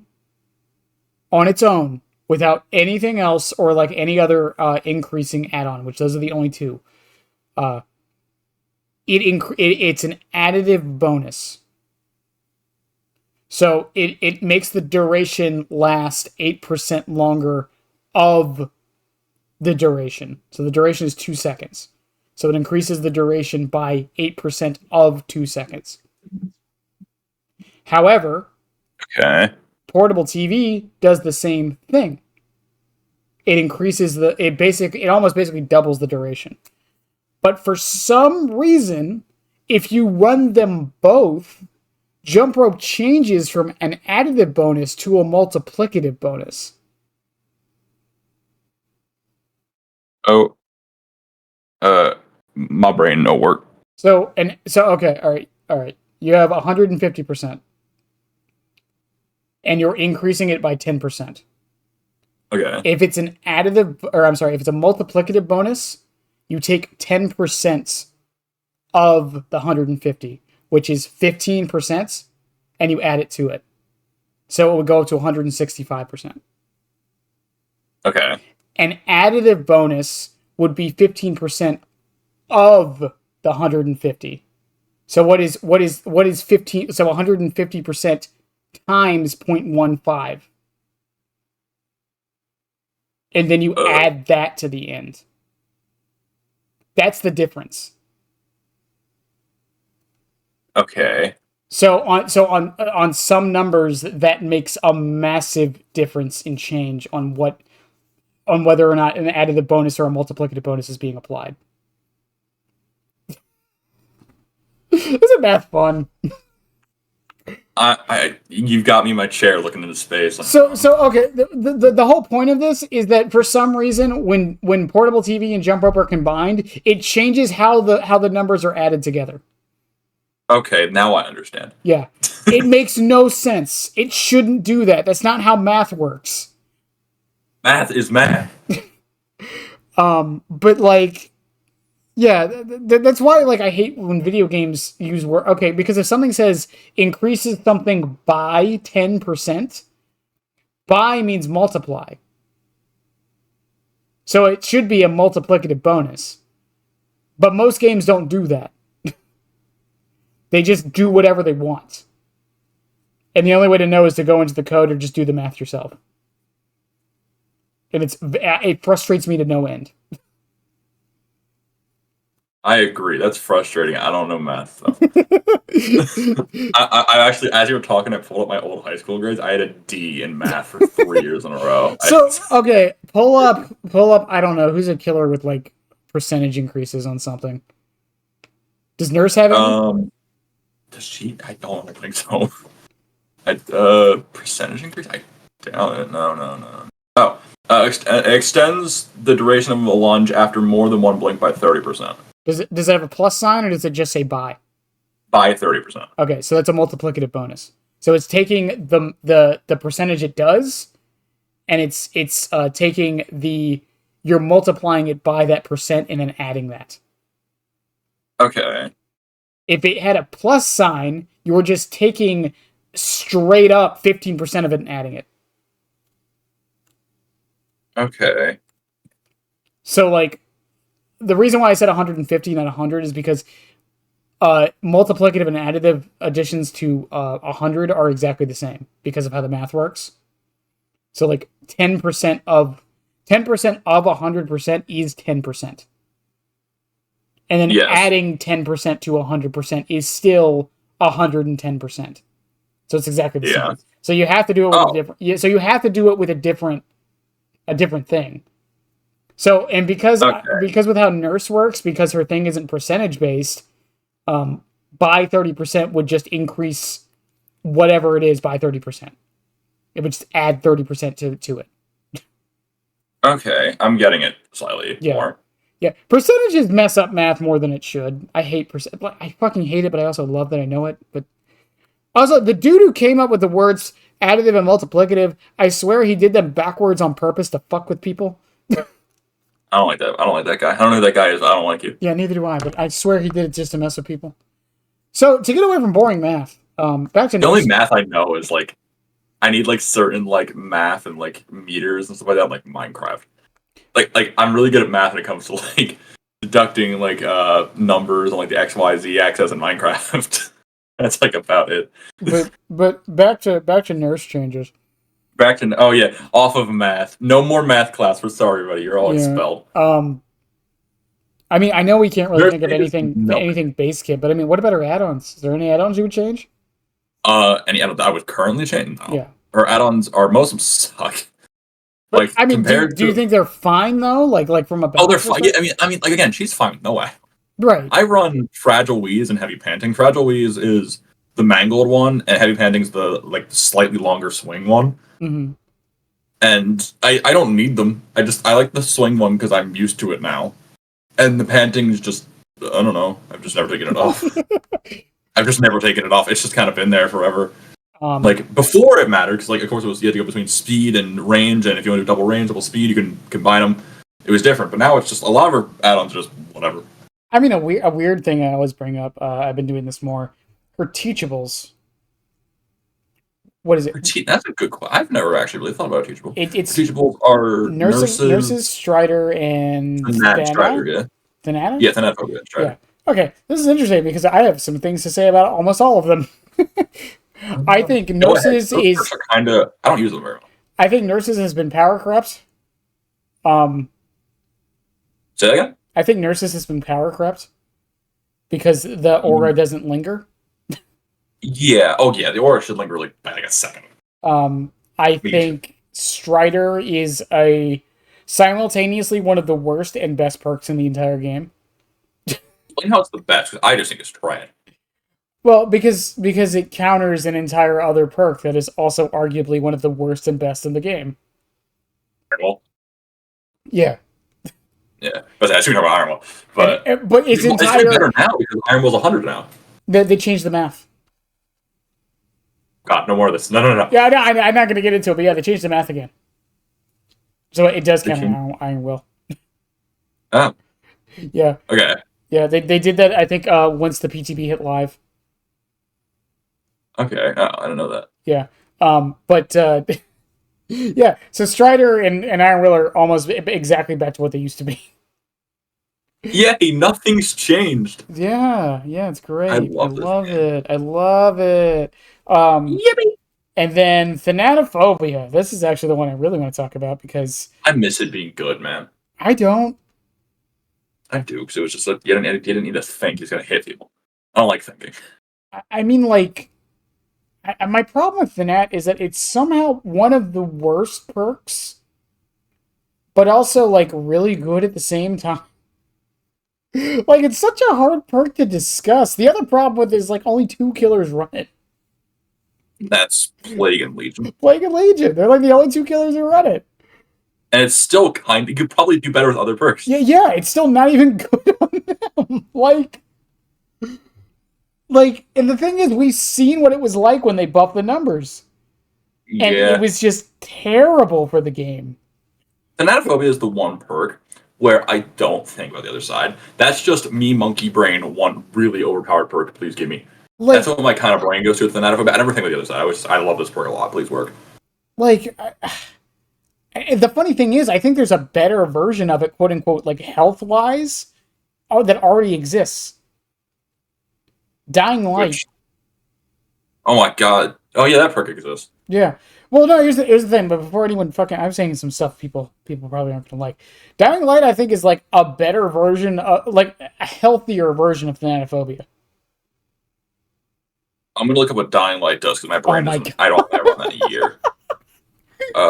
It's the lantern, right? Yes. Oh yeah, the obsession one. Yeah. And the reason why it's healthier is because one person isn't affected. Yeah, it's true. It's just the Nat, but better. But it's 3 out of 4 instead of 4. Well, it's the Nat, but better, but also worse. Yeah. Because So I that mean, perk is interesting. I haven't really looked at it. the thing with Thanatophobia is like we could sit here and say like it's bad, but it does have, especially on Plague and Legion, it does do something that most people want in a perk. It always works. Yeah, and there's never like a counter to it. Well, not a counter, but there's never a complete, oh, it's shut out, it's trash. Like it will, if you hit someone, it activates and it doesn't go away. It's Right. good. And then on Plague and Legion, it's like they're almost always injured anyways. Yeah, like when is there a game of Legion or Plague when they're not fully healed or when they're not fully injured? And if they aren't injured, they're playing the game wrong. Exactly. It's like if they heal, then they just slowed the game down already doing that. I mean, But I think it's the that I don't even think of it being like it's good because of the slowdown. It's good because if it stops them from like healing and doing other stuff, it gives them injured the whole game. It's good for like a different reason. it's just like I don't even know. Once again, I don't know how to fix the Thanatophobia. Yeah, there's a lot of things. The Thanatophobia, well, there is a way to fix it, but they'd never do it. And I think it actually plays into, because Thanatophobia, for those who don't know, is the fear of death. Is that? I didn't actually know that. Yeah, I was you just can thought it was Google it right stupid. now just to double check me. But last time, I mean, I can believe you. I just didn't know this thing. I'm like pretty sure, unless like now you're making me question myself. I'll look it up. Give me a second. I'm pretty sure it's the fear of death, because I do have a rework idea for it. Thanatophobia. An extreme fear of death or the dying process. Yes. So my change to it is up the numbers, but make it only work on people who are on death hook. Oh, that's a really good idea. Oh, that's a really good idea. That's really cool. The problem with that is that it probably would encourage. Actually, no, it wouldn't encourage tunneling. Because he wanted to work on more people. Oh my god, healthiest perk in the game. We did it. I didn't even think about that. Yeah, no, that would actually do the opposite. Because I mean, it would encourage tunneling off first hook. All right, timestamp 139. Send this to behavior. Wow, I didn't even think. Wow, okay. I'm a genius. No, but for real, like if we up the numbers to like, let's say, You got a bot in your chat. I got him. What is the what is the current numbers in Thanatophobia? I don't even know offhand. I think it's Is it 4% per? it's 4. No, it's 2. 2? Yeah, it's 2%. It's 2% per. It's 2%, but if you get all of them, it goes to 12. It's 2%. So if you have 3 people, it's 6%. If you get all 4, it's 12. All right, I'm gonna say something insane. Really bad break. 8. Let's buff it to 8% per everyone on death hook. You got the DBD gun twin. That's right now. You better. Wait, what was the last one? I was going to say 8% per everyone on death hook. And if they die, that goes away. If they die, it doubles. It doubles. that would encourage tunneling aggressively. No, I actually kind of like the more now that I say it out loud, I actually kind of like that. I mean, the number could always be adjusted, obviously, but like even just the base idea. Because think about it. You're trying to get as many people on death hook as you can using that, right? And not kill them. So while you're getting all this slowdown, you're risking the fact that there's 4 people in the match. Risk reward type thing. Yeah. Or you could tunnel that one person out, getting less of slowdown, but some would argue having that one person out is more valuable anyways, which I mean, most of the time it would be. Yeah, it probably would be. But like depending on the map and or the playstyle, I mean, if you're someone like me who doesn't like the tunnel anyways, like I would probably run that perk every match. Yeah, that's pretty balanced. I like that idea. Yeah, once again, the number could be adjusted. 8% might be too much, but I just want to see Thanat thrive again because it's a nurse perk. So I want to see. I want it to thrive. I want to see nurses calling Strider and Thanat at the top of the perk tier list, just so that she's the top. Strider will never be at the top of the list. Come on. Strider, if you injure them, they breathe too heavy, they get asthma and they can't run. I don't know what they could do to Strider. Yeah, they can't buff Strider. Like, there's nothing you can do to it. Like, and I think it's fine. I think the perk does it. Doesn't need to be buffed. It's fine. It does what it needs to do just fine. Yeah. And then nurses calling. Like I said, the only change I would make to nurse is maybe increase the range and give it a linger. That's it. Maybe like 1 or 2 seconds. That's not bad. Maybe 1 to 2. Maybe like increase the range. Maybe double the range even. It's pretty damn short. What's the range on nurses? It's really short. 20, is it 24? I guess It's 28. 28. It's so random. I would maybe just up it to terror radius. Yeah, I could see the terror radius maybe 36. I could see that. Also, here's the thing with that, by the way, that would actually buff two perks that are considered some of the worst in the game. Genetic limits, and septic touch. What the hell is genetic? Oh my god! Do you know any of the perks in this game? Okay, right. I am allowed one excuse here. Huh. My PC has been fried the last few weeks. I've been getting like 20 FPS in games. So I've been playing nothing but Genetic limits has been in the game for like 2 years.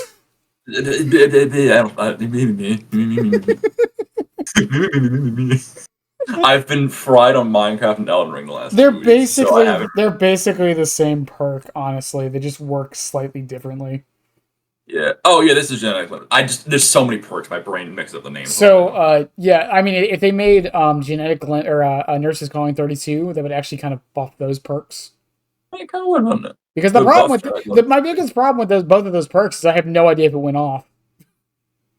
Yeah, there's a little proc, or if like the icon glowed for a minute, like yeah, cool, it worked. Well, no, they can't do that. Why not? Because then you would know if someone's nearby healing. That's true. What am I talking about? Yeah. Ooh. Yeah. That might just be a good buff. Let's just screw whispers and do that instead. It's one of the reasons I like that new Vecna perk that does the crow thing and exhaust them, because it goes on cooldown. Yeah, I haven't ran that boat yet. Besides doing the adapter. Yeah, it goes on cooldown, so it's information. Info perk. It's just better spies. Well, no, it's worse. Well, technically, because spies gives you an exact that just like. Is it not an exact on that perk? I thought it was an exact on them. No. It goes on cooldown if someone within 20 meters disturbed a crow. Oh, it doesn't notify you? Oh, I didn't know that actually. Yeah, it doesn't notify you or anything. No. I only used it like twice. Yeah, that would be way too good if it did all of using that. it with spies would be kind of crazy. Now. Yeah, people have been using it with spies. I gotta try that now. I think it's fine on its own personally, but yeah, it's a pretty cool perk. Yeah, the synergy's there obviously, but I think it's fine on its own. Yeah, I like his whole perk set's really synergy based. Like, there's the vaulting perk. What's the vaulting perk called? It's something. Dark Arrogance. Dark Arrogance. That's great with. I mean, come on, Bamboozle, obviously. It's great on its own. It's good on its own, but like they all combo well. Like that with Bamboozle's great. We all know the Franklins and the fucking Weave. Speaking of, by the way, speaking of comboing, because I know people wanted Dark Arrogance to like have more like bigger numbers. Guys, that's why they can't give it bigger numbers. Because it would combo with Superior Anatomy and Bamboozle. Yeah, I made a video showcasing default vaulting speed to Wraith with double vaulting speed add-on, Superior, Bam, max fire up stacks, and Dark Arrogance. Oh my god, you just teleport through the window. It's like if they made Dark Arrogance any better, it would break Bamboozle. Yeah, Bam's already very, very good. Yes. And that would make it so disgusting. Yeah, I run Dark Arrogance on Chucky a lot on its own. Because he doesn't get stunned often. Yeah. So the downside's not even really there. I didn't actually know for the first, 2 hours of it dropping that it did the whole stun thing. Stun for long. I'm like, is my game lagging? What the hell's happening? I had 50-50 pallets. I'm like, why am I just here? How'd you get so much distance? Hacker! And then I read the perk. I'm like, oh. Another good user of it is Xenomorph with Self-Destruct Bolt. One of their add-ons that makes it so they vault faster. The faster vaulting. Yeah. It's really... But once again, Xeno doesnn't get stunned often. Yeah, because it's his tail. You don't really need to run to the pallet. Yeah. That's the thing. I'm fine with and this is Dark Arrogance. I think was the perk out of the bunch people would stop kind of using after a little bit. I'm fine with perks like that kind of only work on a couple killers. I honestly think we need more of those. Honestly, yeah. Not every perk needs to be great for everyone. I think most perks shouldn't be great for everybody. I think it's one of the bigger problems with the killer meta in general. Yeah, I mean, look at Pain Res. What killer can't use Pain Res? No, I guess besides Pyramid Head, maybe. Yeah, even Chucky. Chucky can't use most of the slowdown perks in the game. He can use Pain Res though. Use pain or thanatophobia. Thanatophobia, one of the worst hit and run killers in the game. Yep, thanatophobia, the best perk in the game. Um, yeah, even Nurse kind of falls into that camp. What slowdown can Nurse use other than pain res? She used pop, but like again, that's another thing. It's like, oh, everyone can use pop. Is that really it? Thanatophobia. She can use Grim. She can use Grim really well. Oh yeah, that's true. She can vanish from the hook if she needs to. She can, and also because the 4th proc of Grim gives you the Obsession's aura. Yeah, and she can actually, that person is dead. Yeah, she can actually do something with that too. I think Grim is the best on her and on Rio and Unknown. If you can get away from the hook immediately, it's the best. It's just like, yeah, but I mean, she can't use Jolt. She can't use. I'm trying to think of the other slowdowns. I'll just type the word generator into the search bar, and we will not hen. Deadlock, but I mean, every killer can use Deadlock. Okay. How the hell is coup de grace gen? Oh, because of Because when a gen completes, you can. My brain is only thinking of slowdown for some reason. You can use like I don't want to count the kick perks because any killer can use the kick perks. No, right? Not every killer can use the kick perks. Who can't use the kick perk? Slow killers. Well, yeah, that's true. I imagine pop on Hag. Yeah, that's the thing. I think people forget that. Like that's why I was saying earlier. It's like I don't think Pop is that good on Chucky because he can't get to the gen he wants to use it on necessarily. Yeah, he kind of has to make do with whichever gen he happens to be at. Yeah, I mean, like when it comes to Pop though, like slower killers can use it, but like they need to play so different. Like if a Hag uses it, it's gonna turn into a 3-gen match. Right. But again, they kind of got rid of 3-genning too, so I guess not anymore. Yeah, I mean, on Chucky, my current build right now is Superior Anatomy, Brutal Strength, Nowhere to Hide, Overcharge. It's pretty solid. Well, I haven't seen Overcharge in a while. Well, because he can't, like I said, he can't use Pop effectively. Because let's say I down someone on the other side of the map, but the gen I want to kick is all the way on the other side of the map. You're playing like Garden of Joy, you're at Shack, and the den you need to kick is in main. Yeah. Like, oh, go kick top floor main. You'll be out of pop. So it's like I can beeline it there to use the pop, maybe. Or I could just go find another chase, and if I happen to go to that gen, pop or kick it with Overcharge. Yeah. And then then I get my Nowhere to Hide value from that. Right? Like that's why I use it that way, because like I don't know. I don't really run Pain Res on him either. I think he can work with Pain Res. I'm just not a fan of Pain Res. I like Pain Res. I think it's the best perk in the game, in my opinion. But I don't like the RNG possibility. I've had too many matches where the hooks all spawn on the other side of the map. God, you ever had it when you get eerie and 2 of your hooks are on the top of the fucking map? Oh my god. Oh, nightmares. But I mean, like I think Nurse's Teachables are fine. They're fine. They're definitely dated. They're definitely dated, but like I think Thanat needs a full rework. I'm not even saying mine necessarily, but it needs a full change. I think Strider does its job, and I think Nurses could use a buff here or there. Nurses needs to be buffed. Strider, I guess you can buff it, make them louder, but this is kind of it. So builds, we've been talking about perks for a little bit here, but is there any specific, like, I mean, you already mentioned your build earlier, and you haven't really been playing for a little bit, but Nurse is kind of so limited on her builds. Yeah, because her builds are aura or slowdown. That's it.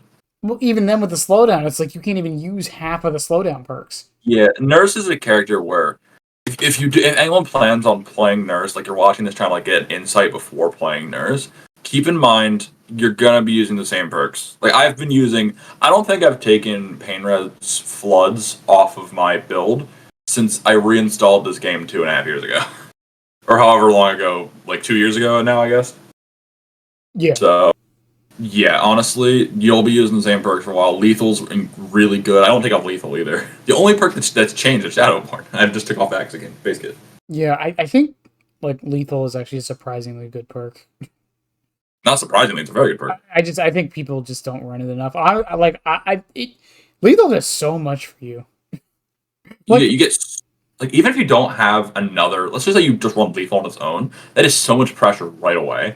It's like I tell people this all the time. It's like let's say like you're not even like a mobility killer. Like let's say you're Mhm. not like Billy your nurse or whatever.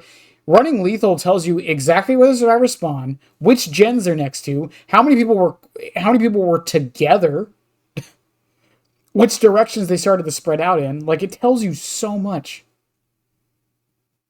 Yeah. Because I mean, like let's say you spawn into a match, you see two people off to the left next to the farthest gen, and you see one person on the right who was next to another gen, and then you see one person just in the middle of the map next to nothing. Well, now you know, go to the farthest gen, Yeah. and you're not wasting your time because you're about to It's get a really pressure on good. two people on the farthest gen. It's just so good because if you're playing like, let's say Trapper, right? Trapper's a really. I think Trapper uses that for some of the best, if not Oni does, because I think Oni. I mean, early hits on Oni is a win immediately, kind of thing. Mm-hmm.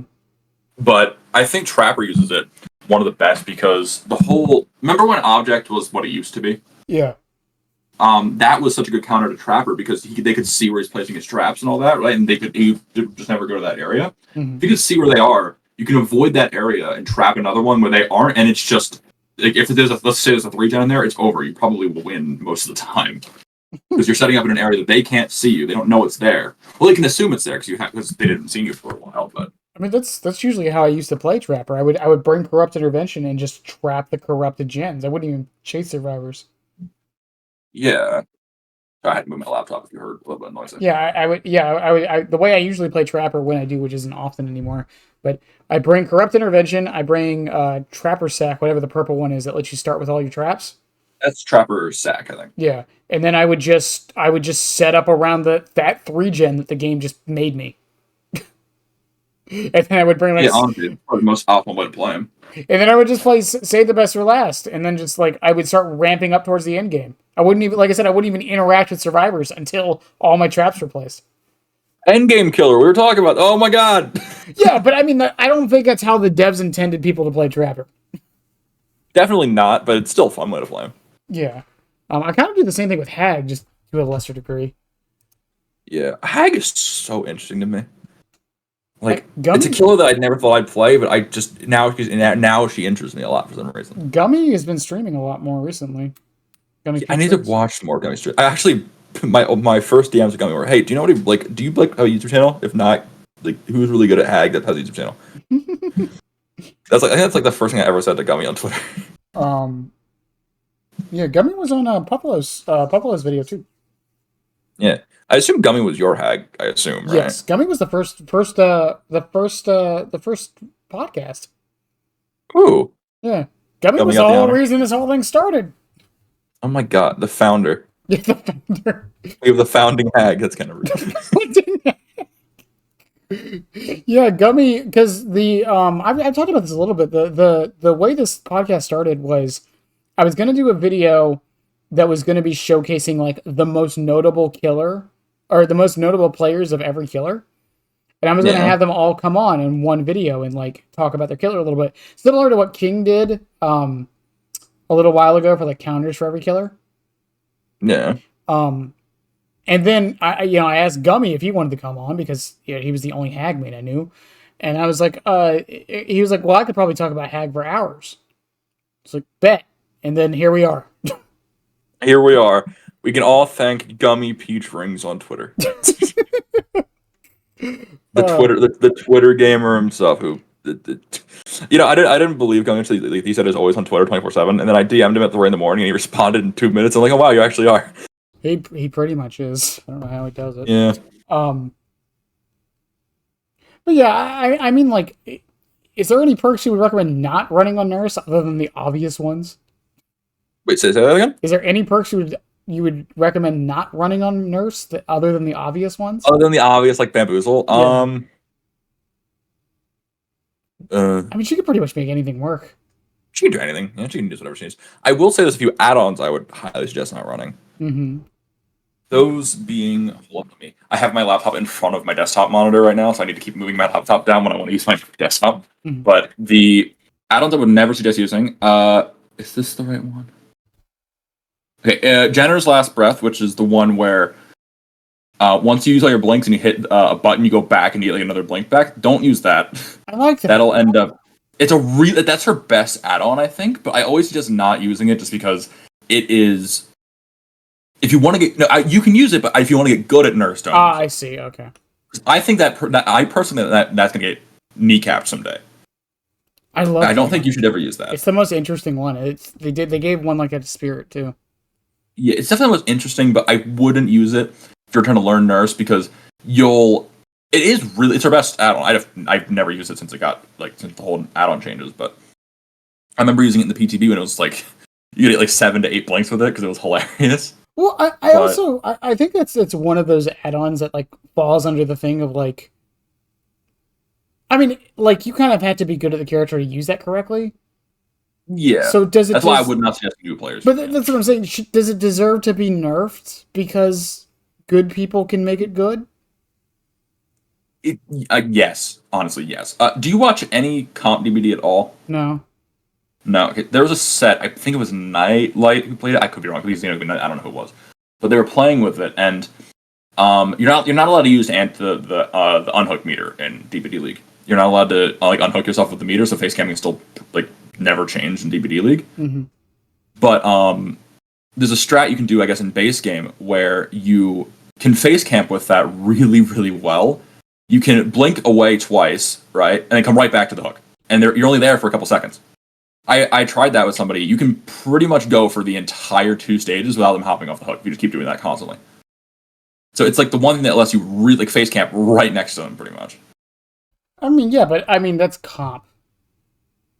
I mean, I'm talking about I first saw someone do that in League, but you can do that in a real game just fine. Oh, I see. Okay. Blink away twice, come back. Blink away twice, come back. The bar won't go up fast enough, and you'll be right in their face every time. Yeah, fair. I don't know. It's just I feel like if you're, I don't know.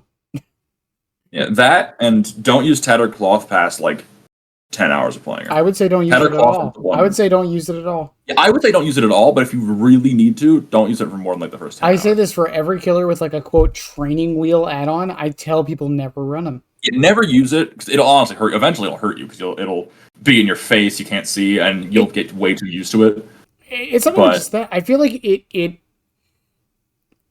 it's better to learn how something works by using it rather than being shown its exact range.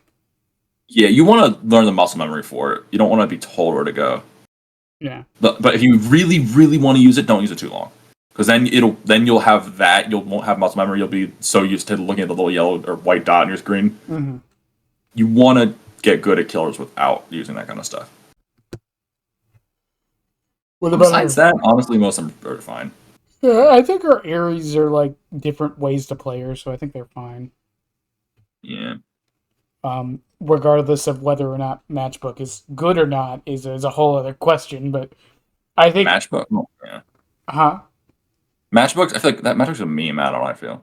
Well, I think once again, it's an Eerie that I feel changes her entire playstyle.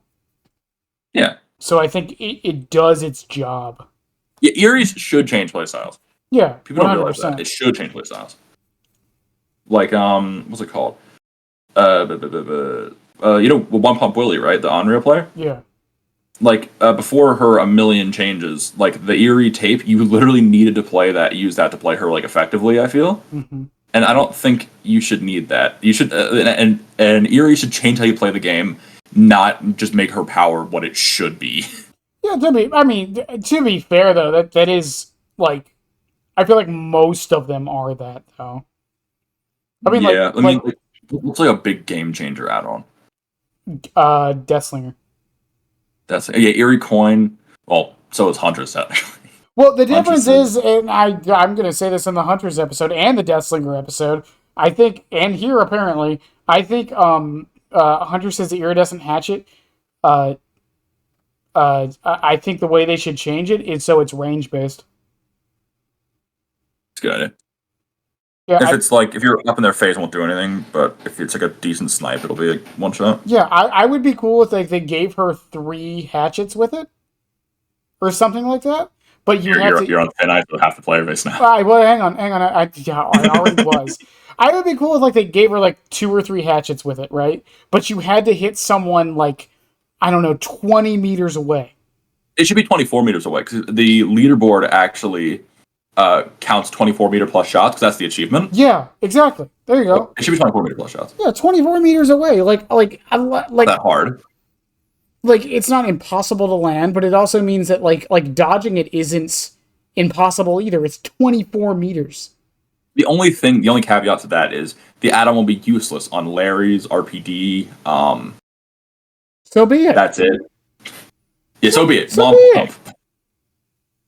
Yeah, I mean, I do like the play style of using the wooden fox, right? The wooden fox Eerie. I find that hilarious. When you get right behind them and then hit him in the face with the Eerie hatch, that's really funny. I mean, it would be the equivalent of like, oh, I brought a vault build and I got the game. Yeah, it's kind of like a suck it up, womp womp. You can still technically hit them. It's like not gonna happen. Yeah, it's like, okay, like I don't know what to tell you, man. Yeah, I brought Scratch Mare Myers, but I got like, I don't know, cornfield. I got Rotten Fields. Yeah. Oh no. Yeah, that makes sense. I didn't really think about that. Yeah, it's like I'm never a fan of like, oh, it doesn't work because of like these maps. It's like I don't think things should work every match. Yeah, they probably shouldn't. Like I've always been an advocate for more things should be more situational in this game. Yeah. And I know a lot of people don't like that, but it's like that's why I'm like fine with how pain res is right now. Because, like I mentioned earlier, the reason I don't run it is because the hook RNG. Yeah. It's like pain res is very powerful, sure, but if you get messed over by hook RNG, it's a dead perk. Yeah, it really is. If you get like top of Eerie or maybe it just hooks in like random corners, or you have all four in an area where gens are already done, like it's useless. Is it likely to happen? Probably not, but probably not. No. Can. It's technically like for the few times it does happen, it's so demoralizing. I brought this really good perk that everyone says is great, and all the hooks are miles away in horrible areas. Yeah, I mean, like it's like Lethal Pursuer is another good example. If you only bring Lethal Pursuer and all four of them have distortion, don't even get me started. Since I started playing Huntress, oh my god, I've noticed distortion so much. But then it's like, oh well, your perk doesn't do anything unless you brought other aura perks. Yeah, like I bring Gearhead a lot now to just burn through distortion. I have an entire build on Larry that burns through distortion. I'm trying to think of what that would be without you telling me, but I can't because I play Larry. Iridescent Crystal. I don't have any shit. What does it do? Every time you shoot a cam, any survivor within 6 meters of the camera reveals their aura. That's a good way to burn through them, yeah. Yeah. No, literally, like every time you shoot the cam, it eats a stack. Pretty cool, actually. So you just... Yeah, I'm playing a player to tell, but... Yeah, that's what it's part of my my brain off singularity build. You just run that with lethal. Yeah, that's pretty good. Yeah, and you like you don't even look through the cams. You just gotta throw them, I guess. You just shoot him at the loop, get the aura reading, and just chase him down as an M1 killer with constant wall hacks. Yeah, it just sucks that that's that killer. But I wish every killer had a way to do that. Oh, like Clown has an aura add-on. Distortion. That's the cigar box, right? Yeah, Distortion completely counters that entire add-on. Yeah, well, add-on, in my opinion, sucks. But what, cigar box? I don't like it. I don't know. It's like I feel like because it shows aura for both sides, correct? Yeah, if they run through the yellow. I don't know. I've always felt like it's just. I mean, I played a Clown earlier today who had it, who wasn't great, and he would use the aura. It's almost like I had it and he didn't, because he would swing for pallets, like try to hide on walls and swing for pallets and stuff like that. Like I can see him, so it doesn't really matter. So I don't play it enough, but it feels like it wouldn't be as good. But it's like again, I don't have. It's like his second best add-on. Is it? Yes. Oh, I don't play Clown. Yeah, it's like his second best add-on. Oh, man. Okay, I'm just bad at Clown. I wouldn't know how it's constant wall hacks while you're 10% faster. Yeah. That doesn't sound good to you? It does, but I'm so bad at Clown. My brain's like, I just throw the yellow bottle way too far. I just run after it. No, yeah, just I used to main Clown. Here's the secret to throwing the yellow bottle when you're in like an open field. Aim straight, hold the yellow bottle for 2.5 seconds, Aim 45 degrees, throw. By the time you walk into the cloud, it explodes. See, I would end up just hucking it at like a tree, trying to do like the cool, like spread the smoke everywhere, and I'd miss the tree and throw it out of the map. Like, yeah, I mean, it's just like with it. Like another thing I like about Cigar Box, like you can just throw it at your feet when you're picking somebody up, and now you have aura reading. Yeah, you get like base kit ala pretty much at that point. Yeah, or like at Shack, it makes Clown a fucking god at Shack. Yeah, I don't know. I don't play a whole lot of Clown. I don't know anyone that plays Clown. At least not anymore. So that's Clown's foreign to me. Pretty much same thing with Singularity. Yeah, Like, when it comes to some killers, weapon. I was gonna say Aranad, HP Phoenix on Twitter. Who made the really big Clown guide? Aranad. Aranad, I bet so. Yeah. I still haven't read that. I want to just because it's so fun. Yeah, I would argue Cigar Box is Clown's best add-on personally. What would be better than that? Not counting Eerie. At the moment, I actually don't know. What are my add-ons that I ran on Clown when I used to play them? I used to run... Because Pinky Finger isn't that good anymore. I ran Flask of Bleach and Cork Stopper, which is just reload time and extra hindered. Mm-hmm. Oh, I never ran reload timer because if you know how to use the yellow bottles, you can circumvent the entire reload time. Interesting. I don't know how to use the yellow bottles. Well, so throw them at your feet, right? And the reload. Yeah, and just reload. The movement speed basically makes up for the reload time. Yeah, that makes sense. I've definitely done that before, yeah, but that's the thing I tell everyone with Clown. It's like I see so many people not use the yellow bottles. The secret to the yellow bottles is like not even using them in chase or whatever. If you're going somewhere and you know you're going to stop moving for some reason, like kicking a gen, kicking a pallet, hooking somebody, picking up. I used to do that. Throw my feet all the time. Yeah, just throw them at your feet there. Just get the extra 10%. Like I feel like I have to reload so much more. It would be worth it in the long run. He just got that buff. I don't really have played him that much since his buff. Yeah, he's at 7 bottles base kit now. Oh wow! Actually, I thought it was still 6. No, it's 7. It's 7 bottles base kit now. Oh, that's sick. What? Yeah, they did that to encourage people to use the yellow bottles.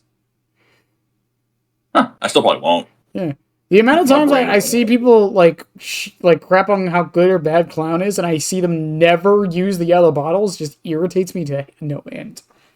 You would never watch me play Clown. I just throw the pink one like they're 100. It would be like watching a nurse player never blink twice. And then say she's bad. You did not need to say that to me. That's what I'm saying, though. Like, that's the equivalent. Yeah, that makes more sense. Like, because I'm just like you're not using half of the character. You can't say they're bad. Ugh, this Leatherface guy sucks. Are you bad with the chainsaw? He has a chainsaw? No. This Leatherface sucks, and then they never reactivate the chainsaw during. Yeah, like his chainsaw goes like 10 feet. What the fuck, man? This doesn't go anywhere. This sucks. I'm playing like old mama. I guess this kind of leads into the next thing with like state of the game. Oh God. I mean, honestly, how do you think the game is right now? I think it's fine. Well, right now, it is buggy beyond belief. So okay, can't really all right. Let me rephrase this because I had to say this last week too.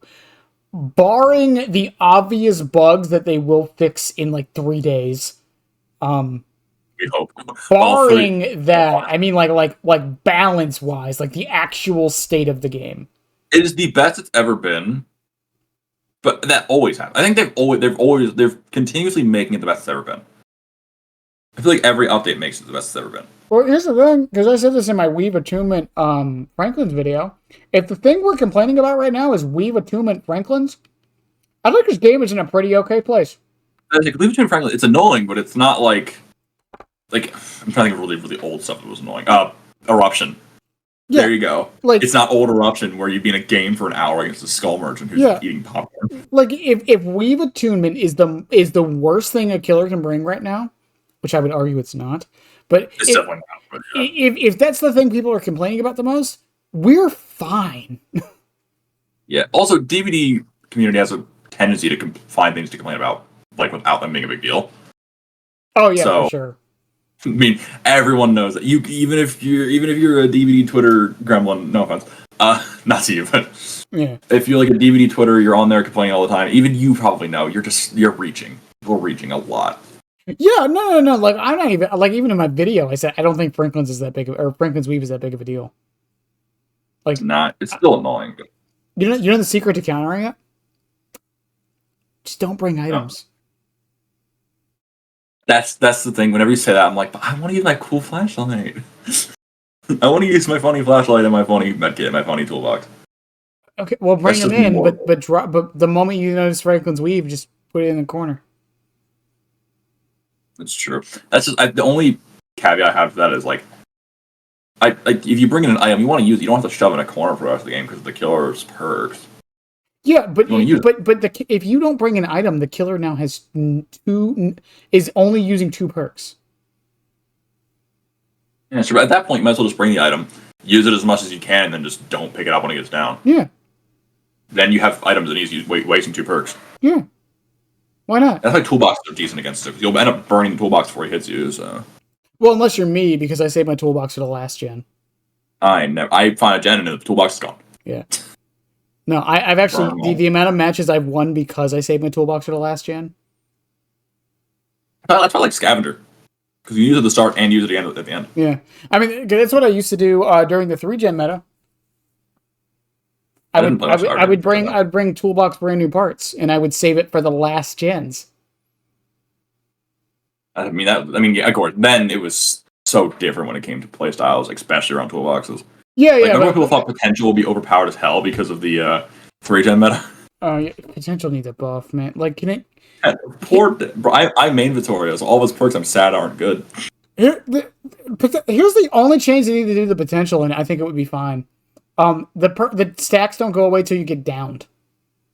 Yeah, the one hit thing is crazy. That is so dumb. It's the same problem I have with overzealous. That made a decent perk horrible. Like, why? You don't have.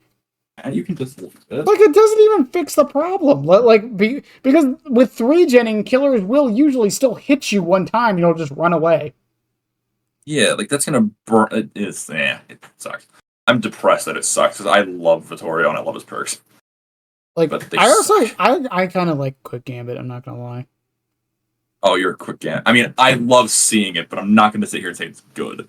Oh no! I don't think it's good Quick at Gambit all. is awful. It might be the worst perk in the game. I wouldn't go that far. I would hate that perk. What do you think is the worst perk in the game? On Survivor. Let me scroll through the Survivor list because there's a couple. Well, I don't want to say Red Herring. Why not? Because I feel like it can have a use. It's looking Quick Gambit. Right. Yeah, but Quick Gambit hurt. The thing is, it's between Red Herring and Quick Gambit because they both kind of have the same downside. They bring killers towards gens. Right. But the only thing is why I think Quick Gambit's worse is Red Herring brings them to gens that aren't being worked on. Quick Gambit brings them to gens that have people currently on them. Imagine you're playing Legion and you're bringing Quick Gambit. You bring them towards the gen. When was the last time you used Quick Gambit? Yesterday. Really? Yeah, I used it yesterday because I was fucking around on Survivor. Yeah, it still works. Like, it does its job. There's so many other perks I feel like do that just better. I think even friendly competition is just a better version of that. Well, the problem with friendly competition, you both have to be on the gen. Yeah, but again, I feel like that's better than dragging a killer to a gen. It's within because they made the Quick Gambit better recently, but it's still not as. What's the range of Quick Gambit? I think it's 48 or something. Where is it? 48 meters. I could be wrong. I could be wrong, Paul. That's a spitball. I'm quiet with him. 36. 36? I mean, 36 meters still then. Like, I know people who run the killer to gens on accident that close. Yeah, but I think you're constantly bringing them there will hurt. Huh? If you're constantly bringing them there, it'll end up just hurting it, would it not? Yeah, but if you're good enough... That's the difference. I suck, man. Well, no, that's what I'm saying. Like, I can see... Like, I'm not going to sit here and say, like, it's a secretly S tier perk. I'm just saying, like, if you're good enough and you can get it to work, like, I don't think it's the worst perk in the game. What do you think is worst perk in the game? The worst perk in the game?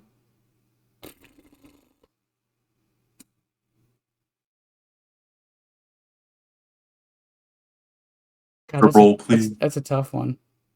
On Survivor? All right, we'll think about that. What do you think is the best Survivor perk? The best? Yeah, we'll rain check that. Dead Hard. Dill? I still think Dead Hard is one of the best Survivor perks in the game. You know what? I probably agree with you. That's more of a I hate Dead Hard and I want to see it get nerfed. That's why I say it's the best. Well, no, because people will say, "Oh, you can miss it" and all this stuff. In theory, if the Survivor can always land it, it's the best perk in the game. No question asked. That's just a skill. That's kind of why Blight was, I guess, so good, because if you could play him well, he's a great killer. Yeah, exactly. But we're with Nurse. I don't know why I brought up Blight. But same thing with Dead Hard. Is like, where do we draw that line? Yeah, there was always issues with Dead Hard. I feel, because especially old Dead Hard for distance. I mean, I also play. Was the most unhelpful part in the game. I probably play the killer who gets hurt by it the most. Yeah, either you or not you, or Chucky, or what else is that issue? Well, don't forget, Chucky's 110. Yeah, I'm trying to think of anyone that's probably worse with that than Chucky. Let me look at the list. Oh my god, looking at the new UI for DBD hurts my soul, man. I hate it. Honestly, I can't think of another killer that hurts more than him. Well, Pig, kinda. Pig Ghostface? Pretty hit by it. The thing is, though, the current Dead Hard doesn't really, because of how it works, a lot of M1 killers don't care about it. Yeah. It hurts Nurse pretty bad, to be honest with you. Huh? It does. It hurts Nurse pretty bad. Because if you use second blink and if they either pop it right away, you don't have enough time to swing, or if you try to stall and they pop it, you still don't have enough time to swing. Well, yeah, I say it all the time. If you have Dead Hard, and I know you have Dead Hard, and I'm playing Chucky, I don't have a power against you. Yeah. It's Blight too, actually. It's so telegraphed that there's not you're gonna hit it. You would have to royally screw up, and Chucky can't fake it. Yeah. You can kind of fake it. Chucky can do the M2 fake, where he starts to scream, but that usually just makes people dodge. Right? They're prepping to dodge. But the swing itself doesn't come out till the full so they know when to do the Dead Hard. Yeah. Yeah, but it probably is Chucky the most. Yeah. Yeah, and then what? Then after that lands, your power's on cooldown, so you're at 110 movement speed killer, and they just got a full movement speed buff. And you're just a little guy, and you're like, fuck, get back here. Yeah. And then I get my buffed 9-second cooldown and catch up to you anyways. Yeah. But I think Dead Hard is the best Survivor perk in the game. Yeah. Legitimately. I just... Honestly, it's between that and Sprint Burst for me. Sprint Burst, same thing. If you're really good with Sprint Burst, it is a lethal perk, man. Yeah. Sprint Burst is crazy. But if you know how to use it, especially if you know how to use it mid-chase, if you watch someone like Aaron use it, oh my god, it looks like it's the second coming of Christ. It is so good. Yeah, but even then, there's some killers who just negate it. Yeah. But again, that's for all perks, technically. You can negate all perks, technically. Yeah, but I mean, the ones who negate Dead Hard are, what, the M1 killers who are already not that good? Yeah. You see what I'm saying? Yeah, it's this game. How many perks are there in this game? 200 and something. So that's it's split pretty much evenly, right? Yeah. There's actually more Survivor perks than killer. There's a lot more single Survivor DLCs. There's probably 150 Survivor ones, maybe more, maybe less. Give or take, yeah. Give or take. That is it's so hard to say what is the best out of all those. Because I watched a tier list recently for killer ones. I think it was Mince Skulls, I could be wrong. Yeah. Who said the best perk in the game is Devour. And I'm like, I genuinely chuckled for saying, there's no way that's the best.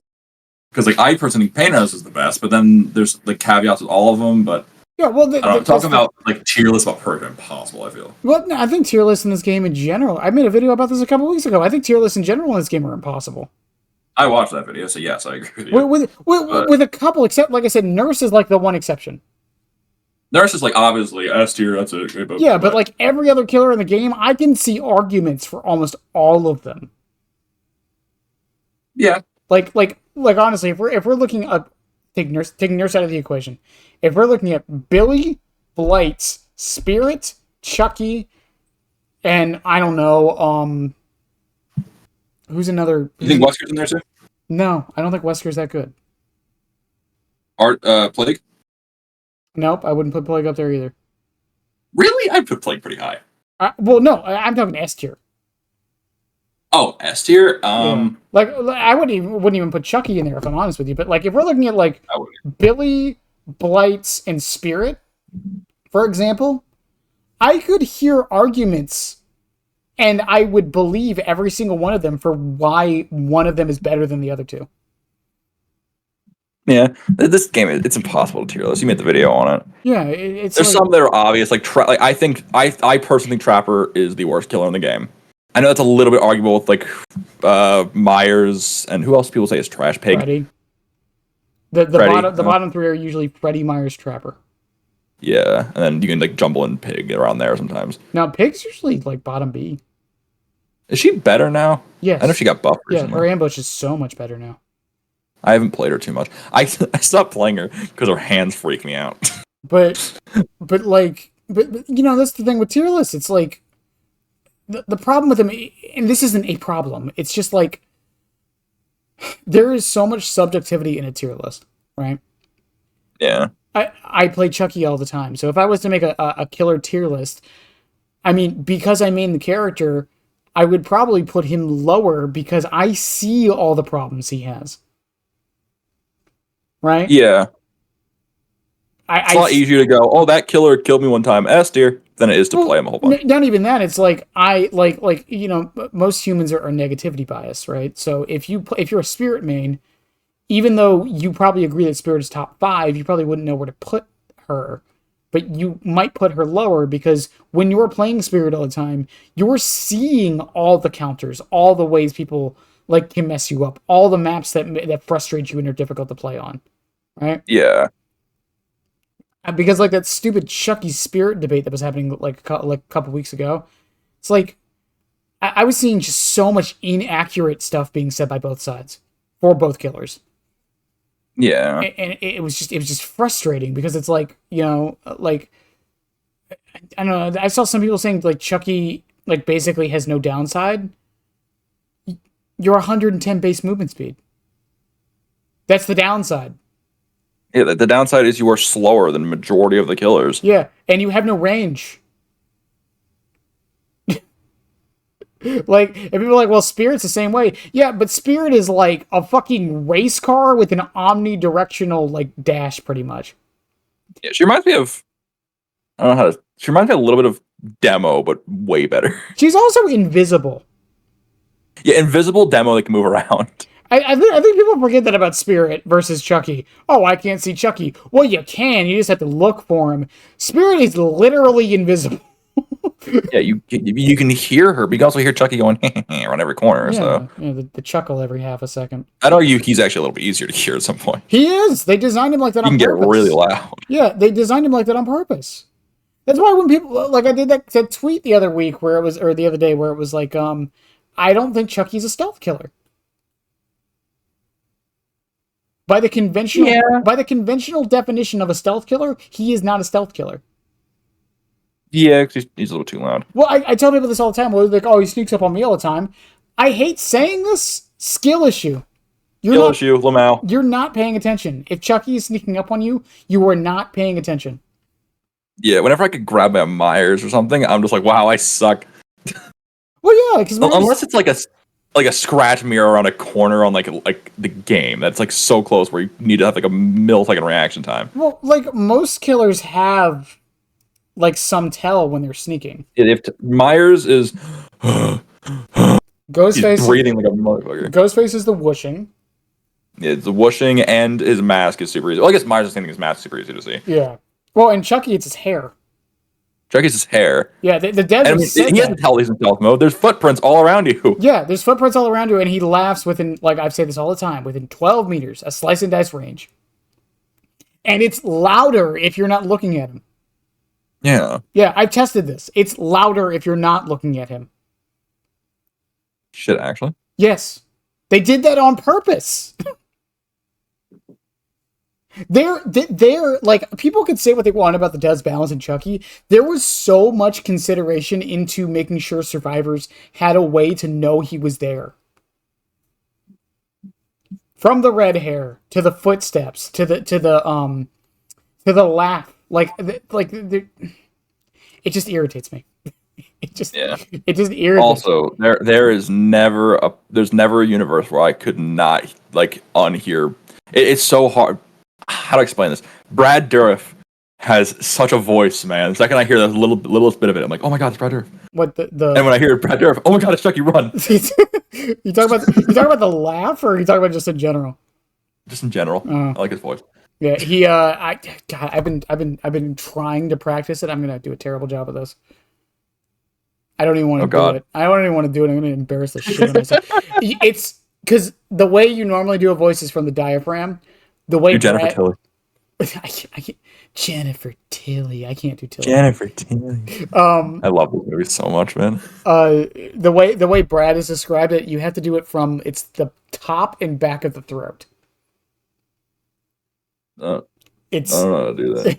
I can do a good Shaggy. I don't know how to do that. No, I can do I can do the laugh sometimes. A lot of times when I'm not even trying. The only thing I can do is I can do the clown cough really well, but I'm not going to because I don't want that scratchy voice for the rest of this. Yeah, I can do that really well. Swallow your tongue while you're. I'll make a video. I don't know who did it, but I saw a Twitter thread where he did like every like sound effect from all the killers when they got hit by a pallet. I'm like, I want to do that now. The Myers is the best one to do. Isn't that just a dev? I feel like someone told me this. It's just I don't know who did that voice. I mean, it's definitely not like I don't know who played Myers in the. It's just There's too many Myers. The funniest meme that never stops being funny is the like when the audio gets louder just when he gets stunned. Oh my god, I piss myself every time. Oh my god, I love it. No, this is a little off DBD side, right? What's your favorite Chucky movie? My favorite Chucky movie? Probably Child's Play 2. I'm gonna be boring. Child's Play 2. Mine's. Oh god, I mix up the names now. 1, 2, 3. Bride, Seed, Cult, Curse. Sorry, Curse, Cult. My favorite's Curse. Curse, the one in the mansion. In the mansion, yes. Yeah. My favorite's Curse because it brings it back. I think because you probably know this, but the actress who plays Fiona Dorff. Yeah, Fiona Dorff. Yeah. That is Brad's of course. It's Brad's daughter. Yeah. Brad's daughter. Yeah. Have you seen the show? I've seen the first season. Do not spoil anything else. I will leave immediately. Well, no. I was just gonna say, she plays him in the flashbacks. Yeah, no, yeah. That. If I'm being honest with you, because I know it's like, if you know immediately that it's her, it ruins those flashbacks. It does. I know it does. If you know it's her, it ruins the flashbacks. We better just ruin the first season for somebody. But heavy spoilers on the first season. For the it's been like 3 years or 4 years. When was the first season out? 2021. So it's been 3 years. Damn, it's in 2021. So that season came out. Yes. Shit. It's a good show. Honestly, I'm liking now that like show adaptations are getting better, and so are game ones. Like the Fallout one, the Ted show was hilarious. If you haven't seen it. Oh yeah, the Ted show was surprisingly good. Oh my god, I'm like, oh boy, a Ted show is gonna suck. It was great. My favorite joke in the Ted show is still the when he's talking about like the Indian kid. The Indian kid, yeah, they got him. They got him. What do you mean they got him? What do you mean they got him? He used to share his Dunkaroos. Explains it. It's so good. I love that. I mean, that's probably everyone's favorite scene. That's such a good joke. What do you mean they got him? I love that. It never it's not a setup or anything. It never gets brought up again. It's such a shock. Huh? What do you mean they got him? I love that show. Is so good. Oh god.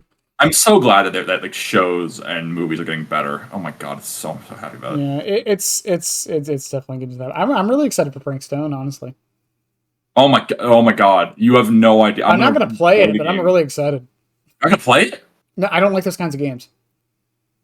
Have you ever played Until Dawn? We talked about it last time we did this. Yeah. Until Dawn.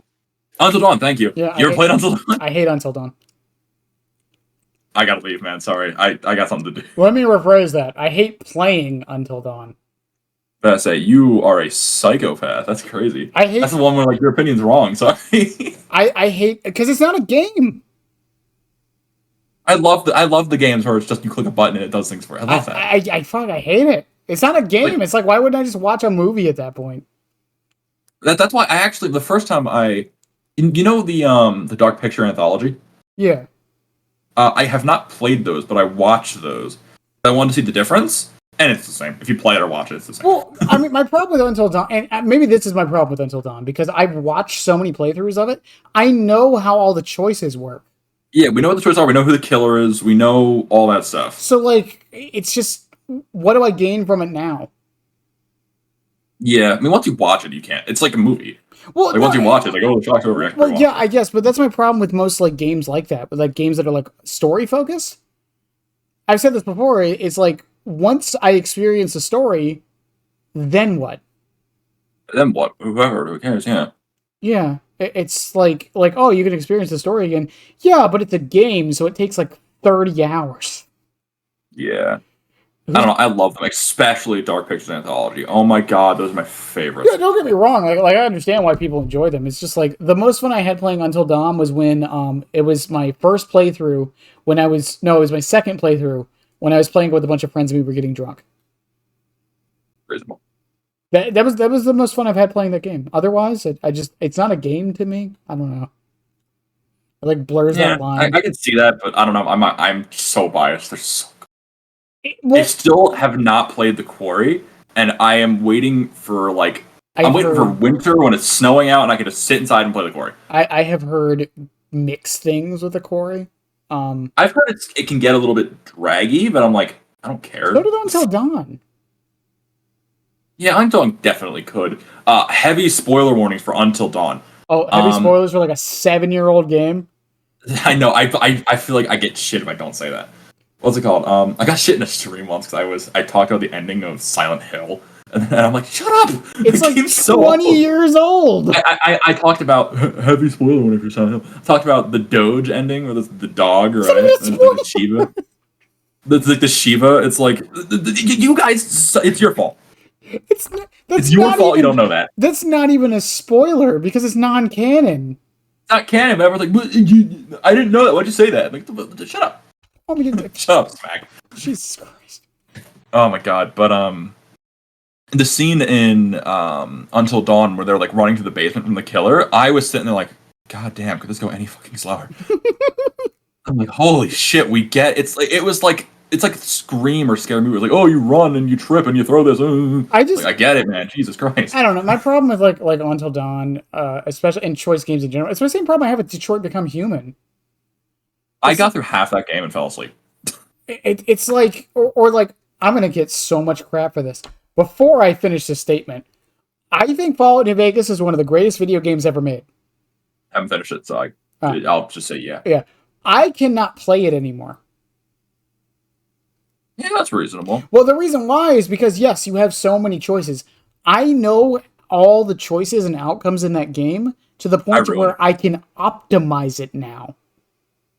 Yeah, I ruined that game for myself because I watched there's an incredible video from the Russian Badger on New Vegas. Mm-hmm. I watched that video before playing it, and I ruined the game for myself. Yeah, exactly. That's the problem with those kinds of games. I regret that to this day. I regret ruining that game to myself. It's my problem with most RPGs. It's like once you know the optimal thing to do, like what? Yeah, that's where I'm at with Elden Ring right now. Yeah, I couldn't get through Elden Ring. I beat Margit, and then I didn't know what to do. It's if I'm being honest with you, I've had this game for like 2 years. I played it like 2 years ago. I beat Margit and Godric, the first two bosses. Right. And then I'm like, oh, now what? Huh? Where do I go? And I stopped playing for 2 years. And then I started playing it, and I just looked it up where to go. I'm like, oh, cool. And then I liked it. Well, no, it wasn't even a matter of like I didn't know where to go. I know where to go. It's just like I don't know. The game just feels aimless. I just needed a game. I think the reason I liked it, I needed a game to play like bad because I was bored of DBD. The event had just ended, the anniversary. Mm-hmm. I had just gotten into a bit of an accident with my car, so I couldn't go anywhere. I'm like, I just gotta play a game. Fuck it, Elden Ring. I got its DLC. Let's just grind Elden Ring. And it was some of the most fun I've had playing a game ever. I cannot talk highly enough about that game, especially the final boss of the DLC Shadow of the Erdtree. Do you care if I spoil it? 'Cause I will put the heaviest spoiler warning in I the would world rather here. you not spoil that one I because won't spoil that. that's Okay. The still final boss. relatively new. I know, but yeah. The final boss of the DLC. Oh my god, it is. Well, I won't spoil it, but it is incredibly hard. Oh my god, I was ripping my hair out. It was so difficult. I don't know. It is the hardest thing I've done in gaming ever. I swear. I don't know. I wasn't a big fan of the combat in Elden Ring, if I'm honest. You're just not a big Soulsborne fan, No, though? I love Soulsborne. I've beaten every single other Soulsborne game. Oh, wow, actually. Yeah. What do you like about Elden Ring? 'Cause I haven't played a whole ton of other Soulsborne. I played don't. Dark Souls 3 a little It's bit. the delayed attacks.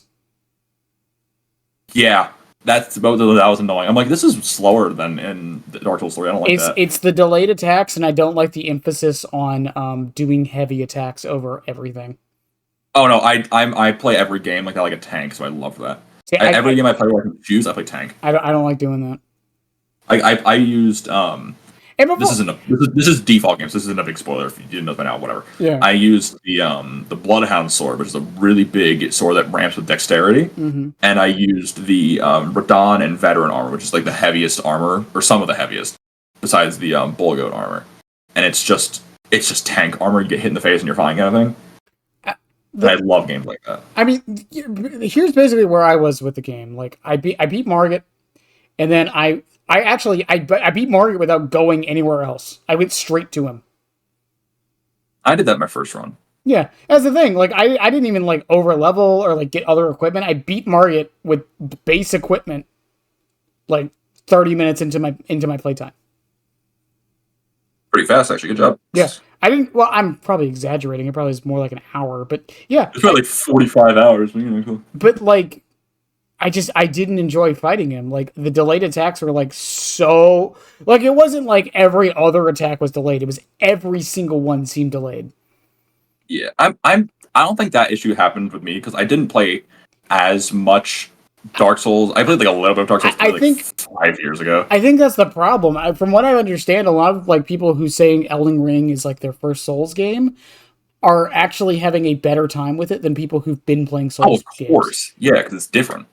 Yeah. They probably won't like Dark Souls. Well, more than likely, especially Dark Souls 1. Dark Souls 1 is so fucking slow. I played Dark Souls 3 like 7 years ago, and I played Elden Ring recently, and that's it for my Soulsborne experience. Yeah, I would recommend Bloodborne if you can. Yeah, I've been told Bloodborne is incredible. I know. Oh, it's so I have it on PS4. I need to play it.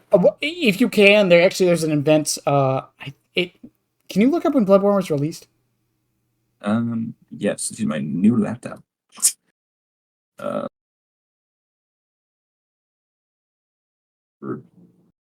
can't spell. It was released on March 24th, 2015. So every year on March 24th for 2 weeks, there's a thing called Return to Yharnam, where a bunch of old, like, veteran Bloodborne players start new playthroughs. Oh. And they go, and all they do is they, like, co-op the bosses for people. Oh, that's cool. It reminds me of Let Me Solo Her. He's a big... Yeah. It's but it's like a whole community doing it. It's not small either. It's usually like 5,000 people minimum. That's pretty sick. Yeah, that's how beloved that game is. People are willing to go back to it every year. Yeah, I watched a lot of when I was a kid. I watched a lot of Jacksepticeye, the Irish YouTuber, green hair guy, and he talks so highly of Bloodborne, and I'm kind of mad I still haven't played it. I haven't watched Jacksepticeye in years. It's just like the burned memory of top of the morning and then fucking. Oh my god, that was my life, man. Him as a kid, I still watch Jacksepticeye a lot. To be honest with you, I like his recent playthroughs of Elden Ring, especially the Shadow of the Erdtree DLC. Right. But as a kid, him and were you a big Minecraft guy or not really? No, not really. There was a YouTuber called Stampy Longnose. Oh my god, I would die on the hill. He was the best YouTuber on the planet. He was a big Minecraft YouTuber. He was like the definition of wholesome Minecraft YouTuber that didn't turn out to be creepy. He recently retired, and that was the saddest day of my life, man. I loved him as a kid. Avoiding the allegations. Kidding. Let's not start with Minecraft YouTubers and allegations. That would be a whole other podcast for a different channel. But I mean, I don't know. Like, what was I doing back then? I was in the army back then, so Oh, you're in the army? yeah, What? I just graduated high school then, so that's when I really started getting into YouTube. I was watching Game Grumps mostly back then. I never watched Game Grumps. Like, I don't think ever. I was watching Game Grumps and Game Theory, like the first like game theories. Oh my god. Or were you depressed when Matt Pat retired? Oh, 100%. Matt I had, didn't yeah, watch. I've talked about it, or I said it when he did.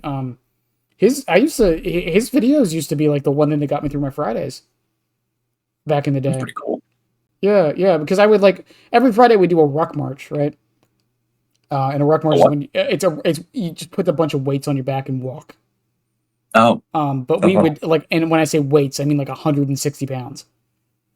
Oh, hell yeah. Mind you, I weigh 130 pounds.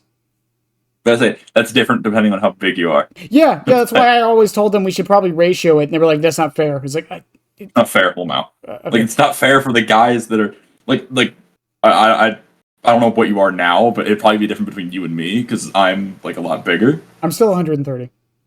So 130. I'm like, it's gonna sound crazy. I'm like 3 something, but I'm also 6'8". I'm So 5'4". I'm still yeah, under. that doesn't seem very fair. I could probably lift 160 a lot easier than you could. Yeah, I know. Doesn't seem It very was fair. never fair. But their argument is like everyone needs to be on the same level, so it didn't matter. That is not how that works. Yeah, I always said it should be ratioed, but whatever. Anyways, but we would do the way it would work is we would do 2 miles next week, 4 miles week after, 6, 8, 10, 12. And Matt Pat was your savior on those days. Yes, for the 12-mile ones, of course. You know how long a 12-mile ruck march takes? What, 8 hours probably? 4. We had to do it in 4. Oh, we had to do it in 4. Because if you're pacing yourself like 8. Yeah. No. You had to walk. You had to walk because you're not allowed to run. You had to walk 100 or You had to walk 12 miles with 160 pounds on your back in 4 hours. That sounds different. I was bad at the mile in high school, so Yeah. Once again, you're not allowed to run. Jesus. Yeah. So fun. Yeah. Well, okay. Technically, you are allowed to run. You can jog, but I would not recommend running. I would not recommend sprinting your heart out. Yeah. That probably hurt. Yeah. No. It's sometimes there was one we did. We did a 20-mile one once. Oh my god. What the Yeah. It took that one took 10 hours. I mean, so it makes you a better soldier. Probably a good thing. I don't know. I don't really have any background in military. My grandfather. Oh was yeah. in the military. Also, He died that weight. By the way, that's not counting your gun. Oh yeah. How much do the guns usually weigh? Well, I mean, I don't know what guns you'd use. An M4 was. Or what? This is burned into my brain somewhere. Hang on. He's just looking 9.6 pounds plus the magazine and ammo. That's probably like what? No, that's 10 flat? that's with the magazine and ammo. Oh, okay, it's with magazine. Yeah, it's 9.6 pounds with the fully loaded mag. Yeah. So that was about 129 pounds you're walking around with? Yeah, but you had to carry it the whole time. You can't like hold it in a comfortable way. Wow. I'm not going to the military ever. I wasn't planning on it, but Like, there are so many facts. Also, you have to have your helmet on. well, at least he looks fashionable. Yeah, your helmet is 6 pounds. I know that one offhand. Jesus. Yeah, 6 pounds. Do you think a on really your head. strong neck now? Huh? Do you think a really strong neck now? No, fuck no. My neck sucks because of it. Can't hold your head up. Yeah. Well, no. I mean, like people will be like, "Oh, 6 pounds isn't that bad." It is when it's on your head for like 5 hours. Yeah, like I've seen like videos of people like carrying like big bags on their heads and stuff like that. Yeah. Like I know a lot of I'm trying to think of where, but I know a lot of people that carry like big heavy like sacks on their head. I'm like, you do that without killing yourself. That looks painful. It's just yeah, and in boots. You can't do it in shoes. Can't wear your nice Nike. Yeah. Well, sometimes they would let us do it in PTs, but a lot of times we'd have to do it in our fatigues. Shit. Yeah. Sounds rough. It is. Ruck marches were the worst thing I had to do in the military, if I'm honest with you. I'd rather do anything else than ruck marches. It's the reason my knees are fucked up. It's because of ruck marches. Yeah. I love how we went from Minecraft YouTubers being creepy to military. Well, we started this with State of the Game of Dead by Daylight. The Game And Indiana podcast. now we're on Matt Pat and Ruck Marches, and I came to Matt Pat. I actually probably watched more food theory than I did game theory. I probably I don't know. watched more I love those videos. film theory once that got started. Yeah, I liked it a lot. I tried watching. What was it? It was fashion theory, right? Yeah, I watched like one of those. I'm like, that's all right. I'll watch it. it's My favorite video is the supermarket one. Yeah, it's for a different kind of person. The fashion theory. Some of it's interesting. I like the one they did on school uniforms. Yeah, So my like, idea of fashion is a t-shirt. Huh. I have no idea how to do fashion. uh, yeah, But back to nurse, I guess. Yeah, I mean, like I said, the state of the game that we were talking about 30 minutes ago. Like it's. I think the game is okay. Like I really do think people are complaining way too much. Once again, bugs and the epilepsy thing aside. That epilepsy thing was crazy. It took them way too long. Here's my theory. Here's why I think it took them so long. Is it game theory? Yeah, my game theory. It came back around. All a circle. My theory is that they didn't want to kill switch anything during the anniversary. Because it would have looked That worse. makes sense. That makes sense. And then you look back during the Blood Moon, Twins was gone for all of it. Were they? Yeah, they were gone. I think it was either most, if not all, of the Blood Moon event. Okay, maybe that's not why then. That's it. The Twins was gone for all of it. It's like that's the only argument I have. It's like there is no argument. I don't feel that is criminal that it took them that long to do that without a warning on the game at the very least. You know they added a force and food warning for the. No. There might be another reason that actually does tie to the anniversary, because if they kill switch them, you can't spend blood points on them, so you can't get cakes. Yeah, but they should have had. They can definitely do a way where you could spend blood points without playing them. There has to be a way to do that. There probably is, but clearly it's not in the game because they don't do that ever. I feel like it's just not worth it. That glitch was crazy. Your screen was just flat. No. I'm not justifying them at all. I'm just saying if I was to guess why they didn't, that is why. It had to have been that. I mean, the anniversary was bigger than the Blood Moon event, but actually, it probably wasn't. Blood Moon event was huge, but I don't know. It just feels like there shouldn't be an excuse at this point. Like, do it. No. There shouldn't have been an excuse, but like, yeah, they should have done it. That's all I can think of. Like, what other reason did they have? Like, legit. Like, I can't think of one. There's a new Trickster skin in the Rift. Maybe they tried like hyping him up by not getting rid of him. I don't know. Well, that's the other thing. Part of me thinks like the bug is actually still there. We haven't noticed yet. They got him back really fast. Yeah. He was gone like what, 2 days, 3 days? Yeah, that's the thing. And part of me thinks it's because of that new skin. The new skin is really cool, but like, I mean, that's the other thing. It's like if that new skin, like, were they just planning or hoping that no one would notice? Just hoping. Like, what do you mean pink? What are you talking about? Mm-hmm. Well, because the thing with it, and this is because I had a friend who was playing Trickster when the bug was a thing. Yeah. They didn't know. How would they? It doesn't happen to them, yeah. So I mean, it's kind of a thing where it's like, I read a really good tweet. DBD was just promoting a skin or something during the whole fiasco, and someone commented under it saying, most people don't have Twitter, so they don't know this is happening. Please put a warning in the game that this is happening. Yeah, no. Most people don't watch YouTube videos. They don't watch YouTube videos, or they don't go on Twitter. They've done the math on this from like studying video game communities. It's like 0.01% of all video game communities are online, like actively online when they're not playing the game. Crazy. It feels like everyone is, but that's crazy. It's not. Yeah, it's not that many. And the thing is, people like hear that and they're like, "Oh, that means it's not that many people." No. Don't get me wrong. There are still 15 billion people, or like 15 million people using Twitter like all the time. But in the grand scheme of things, that is not that many people. Yeah. Wait a minute. Burnett. What? It's called X now. Oh my god. It is called Twitter, and the fact that I can still Google it and get it means that it's called Twitter. When you check x.com, it transfers you to twitter.com. Yeah. Well, I would like to mention that my G, O, L, and E keys are all on the top, and the X is on the bottom, so. Yeah. That's... Actually, Twitter's all on the first line. Oh my god, it is. I didn't realize that. But no, it's like most people who play games don't go online. They come home, they play their game for a couple hours, and they go do the rest of their life. Yeah, majority of gamers are very casual. Yes, by Like, definition. if you're on Twitter, you'll think everyone's a sweat lord, no life. But no, majority of them don't play the game to crush your soul. No. Most of them got home. Their name is John. They got home from their 9 to 5 working at Apple, and now they play DVD for two hours a day, maybe. Yeah, once again, it's like I don't know how to fix that because it's the sign of just people being in their bubbles. It's like Yeah, I'm on Twitter all the time, so it would make sense that everybody else is. I watch Starve every day, so why doesn't everybody else? yeah. It's just What's does can you pull up Starve's YouTube page? I can do that. Yes, I'm not signed in on my laptop. Well, it doesn't matter. The whole thing is can you go in there and see what his most viewed video is?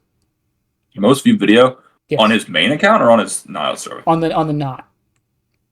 because that is his main account. Let's be That's what I honest with mean. ourselves. Yeah. Nile server. I want to say it's. I want to say it's the like one of the long like never end. Like, oh yeah, no, it's the no, it's 3 hours of Ots playing killer, and then it's 3 hours of never ending DVD matches, and then it's the tier list. How many views does the most viewed have? 5.3 million. 5.3 million. Mm-hmm. That is, let's see, 4 million is 1%. No, I'm sorry, 40 million is 1% of the population. Yeah. Now hold the phone. Let me go to Otstarva's main channel quickly. But that's what I'm saying though. That's not even people who fully watched it. That is just people who clicked on the video. Yeah, like majority of people had not watched the full 3 hours. Well, majority of people haven't watched more than 10 seconds. Yeah, like what's this? Oh, never mind. Like anyone who runs a YouTube channel can tell you if you look at their analytics, it's like maybe 10% of that view count has watched more than 30 seconds of that video. Yeah, there's a what's it called? My own analytics are really interesting because most of my videos are less than 3 minutes because they're update reviews and stuff like that, right? Mm-hmm. When I posted a recent video, it's like a best of. It was like 10 minutes of just clips over the last like year, right? My videos are less than like 30 seconds because like especially like the recent one that showed the generator glitch. It's like less than 30 seconds, I think. Yeah. That one had a watch rate of almost the entire video because it's really short. The best of video has a watch rate. It goes like the first 10 seconds, it's all the way to the top, and then nothing. It goes to nothing immediately. Yeah, I mean, even these podcasts, like even like some of the shorter ones. And this isn't me calling anybody out here. I'm just placing statistics out there. Trust me, I know people. A lot of people watch all of these, but the average views on this is like 30 minutes. Yeah. Oh, that makes sense. Yeah, it's 30 minutes. Like, and so like no one's sticking around for the whole thing. I'm sure they love hearing us talk about game theory and YouTube analytics the whole time. I'm kidding. Creepy Minecraft YouTubers. I'm kidding. But like my point is like even Otz's most viewed video is like 5 million, and we know didn't DBD like give the statistics like the player base is like 10 million strong now. Something like that, yeah. Yeah. So half, and that's not counting people who've watched the video more than once. Yeah. I think I've seen that video more than once. Yeah, so it's like, well, yeah, it's like I think a 3 hour video. Most people have probably watched it more than once. Yeah. Because it counts each click as a view. Yeah. If you keep coming back to it over like the next couple of days, you'll watch it 5 times technically. Yeah, so let's be generous and say, let's say the view would actually be, like I said, let's be generous and say 3 million. So 10 million strong. So 3 million people have clicked on the video. So let's be less generous and consider the people who've only clicked on it and not actually watched it. So it's probably about 2 million. 2 million, yeah. Yeah. So 2 million out of 10, that's 20%. That's not a lot of people. That's 20% of the player base, if we're being generous. It's not even counting people who don't play the game and watched it. Yeah. Be like, ooh, who playing killer? What does that mean? Is he a serial killer? Oh, this is a video game. Never mind. like there's a lot of these stats with it. It's just like with Twitter. I like I say this all the time. It's like we talk about we talk about like everyone should know about the Twitter the trickster epilepsy bug, but like I said, 1% of the population uses Twitter. Which is still too many. Yeah, but that's like 40 million people. Should have 0. Fuck Twitter. How many of those people on Twitter are on Dead by Daylight Twitter? Probably, if we're being generous, out of 40 million, 3,000. Maybe. Wow. I'm actually better well known than I thought I was then. We are very popular. Well, I mean, that's the thing though. It's just like when you break the number down like that, it really does make it sound smaller than it really is. Yeah. But it's like, Well, I don't know. I hate Twitter, but I love it at the same time because I had one tweet that banged really well, and I was happy. I stole a meme. That was probably my most liked tweet. My most liked tweet is just because Lilith Owen reposted it. I made a meme about him memeing Hag, and he reposted it and followed me on Twitter, and it's like my biggest tweet ever, and I'm happy about that. My most liked tweet recently was when I asked if I didn't even want it to turn out this way. I was like, should I upload my guides to Otts to see if he'd watch them? And then like Otts responded, and then the tweet just blew the fuck up. That's what happens. Second, someone a little bigger replies to it, it explodes. What's it called? I tweeted at Mr. T-Lexify, a big COD YouTuber, and he replied to it, and it exploded. That's how it always works. It makes me wonder how the bigger people got their Twitters as big as they did. Maybe it's like the joke of asking your barber who's your barber. It's just going all the way to the top. Who retweeted your thing? Who retweeted your thing? Who retweeted your thing? It just goes all the way up to like Elon. Well, I knew a very big well, they're not big anymore, but they a friend of mine got their Twitter to 20,000 followers. No, it was 40,000 followers in 6 months. Jesus. Yeah, you know what they did? Well, I followed. Nope. They posted a meme every hour. Oh my god. That was it. That's all they did. Sounds like hell. Yeah, that's all they did. They just posted a meme every hour. They got almost 40,000 followers. Jesus. It's all. Well, the cheat code. There's the cheat code. Yeah. Oh, and then they also posted a for anyone who knows what this is, you probably figured it out from what I'm about to say. They posted a thing of them roasting someone for sending them a dick pic. There you go. That'll get you famous. Yeah, that got them like 20K right there. God. Yeah. Yeah, it's like there's so many Twitter accounts that even I follow that are just like random meme of the day, and they have like 1 million followers on Twitter. Like, I guess if you keep it up, the hustle's the hustle. I don't know. Like Dead by Daylight content creation space right now is kind of like alluding towards it, but like I don't know. I feel like we're in like an Exodus kind of situation with the Dead by Daylight content creation space. Because like, as in what way? Like, everything's been figured out. Yeah. Like I've talked about this before. It's like I mean like I do these, right? But like it's not even really that unique of an idea. It's kind of. But it's like it's taking like another concept and putting your own DBD spin on it. Yeah. But I mean like what I mean by that is like we have, there's guides, there's discussions, there's tier lists, there's gameplays, there's like long form stuff like this, but like what else is there really? And at that point you just end up copying people. Yeah, I mean, even if you don't mean to, you end up copying them pretty hard. Yeah, I mean, like I've been compared to Mr. Taterhead, Otts, Scott, and someone compared me to Buffalo the other week. A pretty good line of being compared to. Well, okay, all right. To be fair, one of those was an insult. The other one was a funny ass fucking joke that I.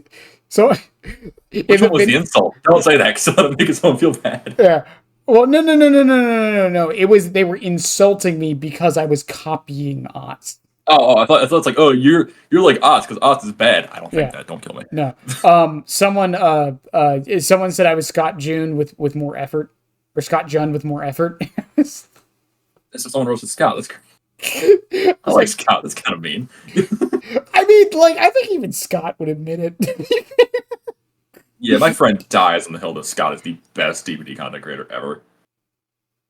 He loves Scott to death. I don't want to talk and realize it. I don't want to start crap with Scott. I'm just like, As I someone haven't who watched it. does daily or did daily discussion videos, it's not that hard. Come on, Scott, pick it the fuck up. No, I'm just saying, it's like, I know. I'm just trying to set stuff yeah. for you. And he doesn't even make thumbnails. If I'm being honest with you, as someone who is like a half thumbnail, half not kind of person, sometimes it works. Yeah. My top 4 biggest videos are all no thumbnails. Yeah, I mean, for people like me, I don't care.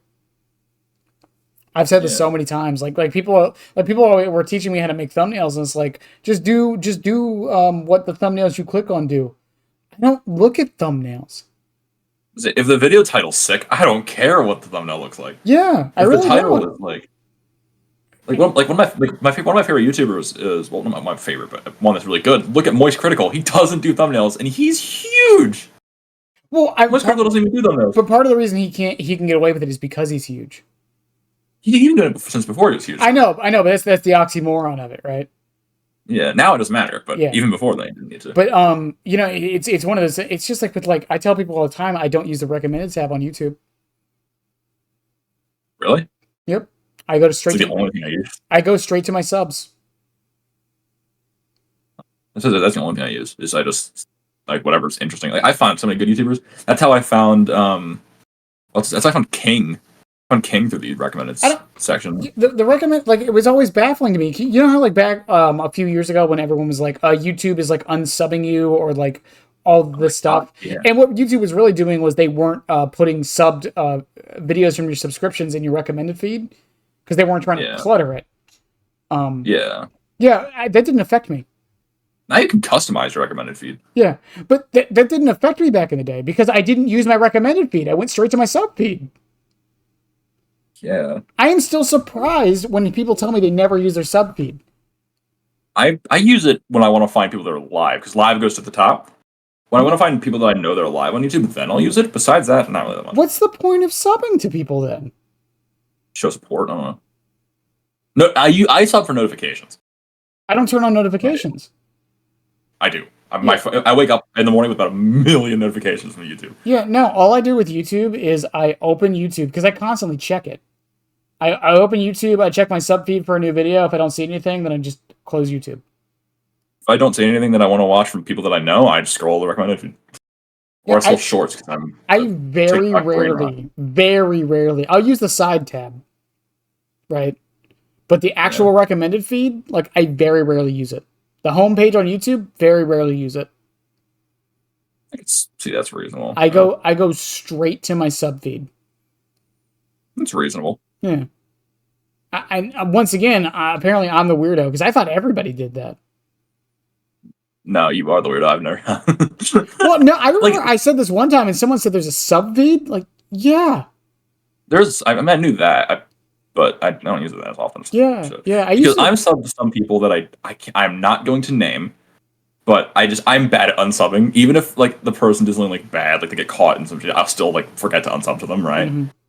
And I've been subbed to a person. You don't have Discord up on your stream currently, do you? No. Okay. I'm subbed to a person that I will send you the name of that posts very often, and it ruins my sub feed. Oh my god. So I can't. Okay, fair enough. I can't. Yeah, so they post so often that I can't look. People know who I'm talking about. They know who I'm talking about, but I'm not going to say it. But someone ruins my sub feed when I go there. Yeah, what happened? I said there's someone I've criticized who somehow makes worse thumbnails than Scott. Yeah, he doesn't make thumbnails either. His are somehow badly generated thumbnails. They know who we're talking about. No. My problem with the thumbnails is that they're the same thumbnail with like a color changed. Somehow that is more lazy than not doing a thumbnail at all. It hurts to not make a joke about that, to not reveal who it is. Yeah. But what's it called? That person ruins my sub feed. I could just unsub to them, but my brain is so monkey, I don't do that. They ruin my sub feed, so I just don't use it. I don't know. I like using my sub feed. Then again, I'm subbed to like 600 channels. Yeah, same. I'm subbed to so many. Again, I've been watching YouTube since I was like 6. Yeah, so I made an account in 2016. So that's 8 years or something. That's the thing, though. It's like I just prefer my sub feed. It just also I actually get to see community stuff on my sub feed. Yeah, that's true. Like polls and things from other creators. Like upcoming Yeah. videos they're making. I don't know. Yeah. It's I just prefer the sub feed personally. The recommended feed gives you some decent. Like again, I would have no idea who you are. If I got recommended the Skull Merchant one. No, Would no, have had no idea fair who you were. enough. It's just like I don't know. That and I think I followed you on Twitter for something. I don't remember. I don't remember how many people. It's just it's one of those things. It's just I'm the weirdo with it. Same with how I use Twitter. Same with how I use same with like thumbnails and like I wish YouTube had an option where you can get rid of thumbnails. Yeah, I mean, they can change thumbnails now. Like after they're posted, like what's his face? Mr. Beast has like a big thing for that. No, no, no, He has no, like three no, thumbnails and he no, no, changes no. them. I meant as a viewer. Oh, you can just literally just have like the words on screen. Yeah, That's it. just the titles. I mean, I would love that. I would, It would declutter my YouTube too. yeah, that makes sense, but I would never do that. Um, It's the thumbnails that helps sell me the video a bit more, but like not. It's like 99-1. The title's the majority of it. yeah, and Or even if it's then, someone I know. If it's like again, I really like watching Pyrocynical. If he posts, I don't care what he's posting. I'm gonna click it, right? yeah, But it's a weird thing with that. But like the DVD YouTube sphere, I mean, like it's funny because I think somehow we're at an exodus point where I think we're getting like I've noticed a lot more up and coming people over the past like maybe 2 months than I have in the entire time I played this game. Name some examples of good YouTubers to come out. I mean, it depends on your definition of coming up, but like Puff is probably the biggest one as of recent. Probably. Um, You know somebody who kind of blew up out of nowhere that I don't, people don't think of that much? who? Kaido. He kind of came out of nowhere. It's been a while now, but he kind of came out of nowhere too. Did he come out of nowhere? He definitely posted for a while, but I at least for me, it was who's Kaido to I love Kaido because he's everywhere. That's kind of what it was for me. I feel like it went from nowhere to everywhere with Kaido. I don't know why. I like him. This is not a diss. I really like Kaido. I actually. Who is it? Is I'm it mad that I'm Puffin? this video. No, it's Who? Bippin. Bippin's the other one. Bippin? Bippin. Look up Bippin right now. Is it Bippen? Bippin. Bippin. I might have seen his videos, but again, I'm bad. You probably have. You'll know the thumbnail when you see it. Bippin. This is a rapper. Bippin DBD, I guess. DBD afterwards. It's my favorite thing about YouTube. I don't care about that rapper. No. I don't know who this is. They're good. His videos are so good. Oh, he does the DBD Killer 101s? Yeah, but they're really well edited. 2 months ago. Yeah, they're decently funny. Yeah, he's very new.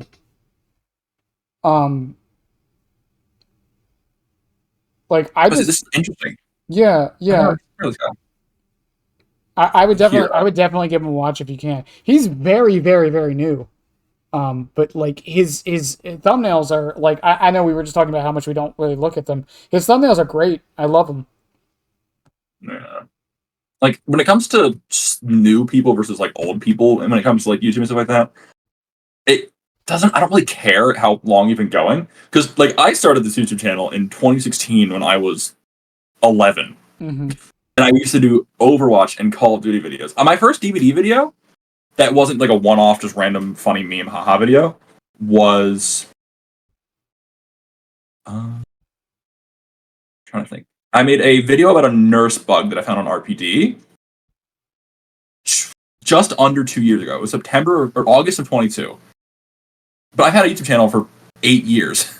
I mean, like I said, I think the problem with like Dead by Daylight YouTube is just like it's so hard to get in this space. Yeah. Like it really like I am like don't get me wrong, I am blessed with this and some people would say I haven't had that much success. I think some people will forget that I didn't start making videos. A decent amount of views, man. Well, once again, especially on the podcast. Well, I think people also forget that I've only been doing this for 7 months. I've been doing this longer than you have, and I don't have the numbers you do yet. Yeah, and I've heard the argument that it's because of the people I bring on, which is probably true. But well, again, that's like like majority of like the big like look at Joe Rogan. You think Joe Rogan's podcast would be as big if he didn't have on the biggest celebrities on the planet? Maybe. Joe Rogan would be half as what he is now. Maybe. There's no way. No, I'm sorry, but without like Mike Tyson and who else did he bring on?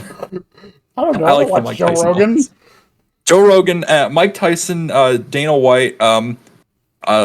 Elmo. I don't know. I don't think he did. That's just a joke. But like, I don't think he'd be very big if he didn't bring on a bunch of people. I don't know. Like, I got really lucky with one video that kind of exploded. I did a video about a really like overpowered build that could finish a gen in like 15 seconds, and that video exploded. I mean, I got really lucky with that. I mean, I'm going to say this in the nicest way possible, and I hope you take no offense with what I'm about to say. I do try to. How dare you? I do. I haven't even said it yet. I do try not to just get the big people on here. Yeah, I mean, of course. I mean, I'm like, what's it called? You could have gotten like Alf or Nightlight or something like that. There's a ton of way bigger like names for me that play Nurse pretty often. Yeah, I mean, I try to like diversify it a little bit, and not because like I'm trying to, I don't know how to explain it without making it sound like pity the small people. It's not yeah, it's not what I'm trying to say with that. What I'm trying to say is like I do that because I do want to still give the smaller people voices. Yeah. And I'm smarter than Super Alpha. No, just... well, I mean, like, I think the Plague one's a good example. Like, I know who I'm getting on, but so many people wanted me to bring Ots on for it. And I'm not bringing Ots on for it. I mean, let's be honest. If you were given the chance, would you have done Ots instead? For the Plague video? No. Really? If Ots said, I'll do it, you wouldn't have done Nope, Ots? not for the Plague video. What would you have done him for? No, but, well, actually, this is kind of a spoiler for things coming in the future, because this podcast is moving away from just the killers. I have someone coming on discussing survivor woes. I have someone coming on who's going to be discussing monetization. I have someone coming on who's going to be discussing general game design. Can you message me some of the people, please? Can I be in on this? Can I know? I mean, I suppose. Hell yeah. I'm in on it. I'll spoil it. I'll put it on Twitter. Oh, Jesus Christ. Good spelling. Yes, I can spell. spell. That's sick. What? That's sick. The first guy specifically, I love that guy. Yeah. But yeah, like wow. I'm trying to branch this out a little bit more to other things, so I can still, and that also means like smaller creators too who don't specifically main killers have a platform to a degree. My platform's not the biggest thing in the world yet. I mean, I'm looking up your channel. Hold up. I'm looking up your like stats. Give me I'm at like 16 right now, almost 16. 1,600 subs. How many views do you have on your channel? 2,500 ish. Overall? No, I'm sorry, 250,000 ish. What do you think matters more? That's the real question. What, subs or views?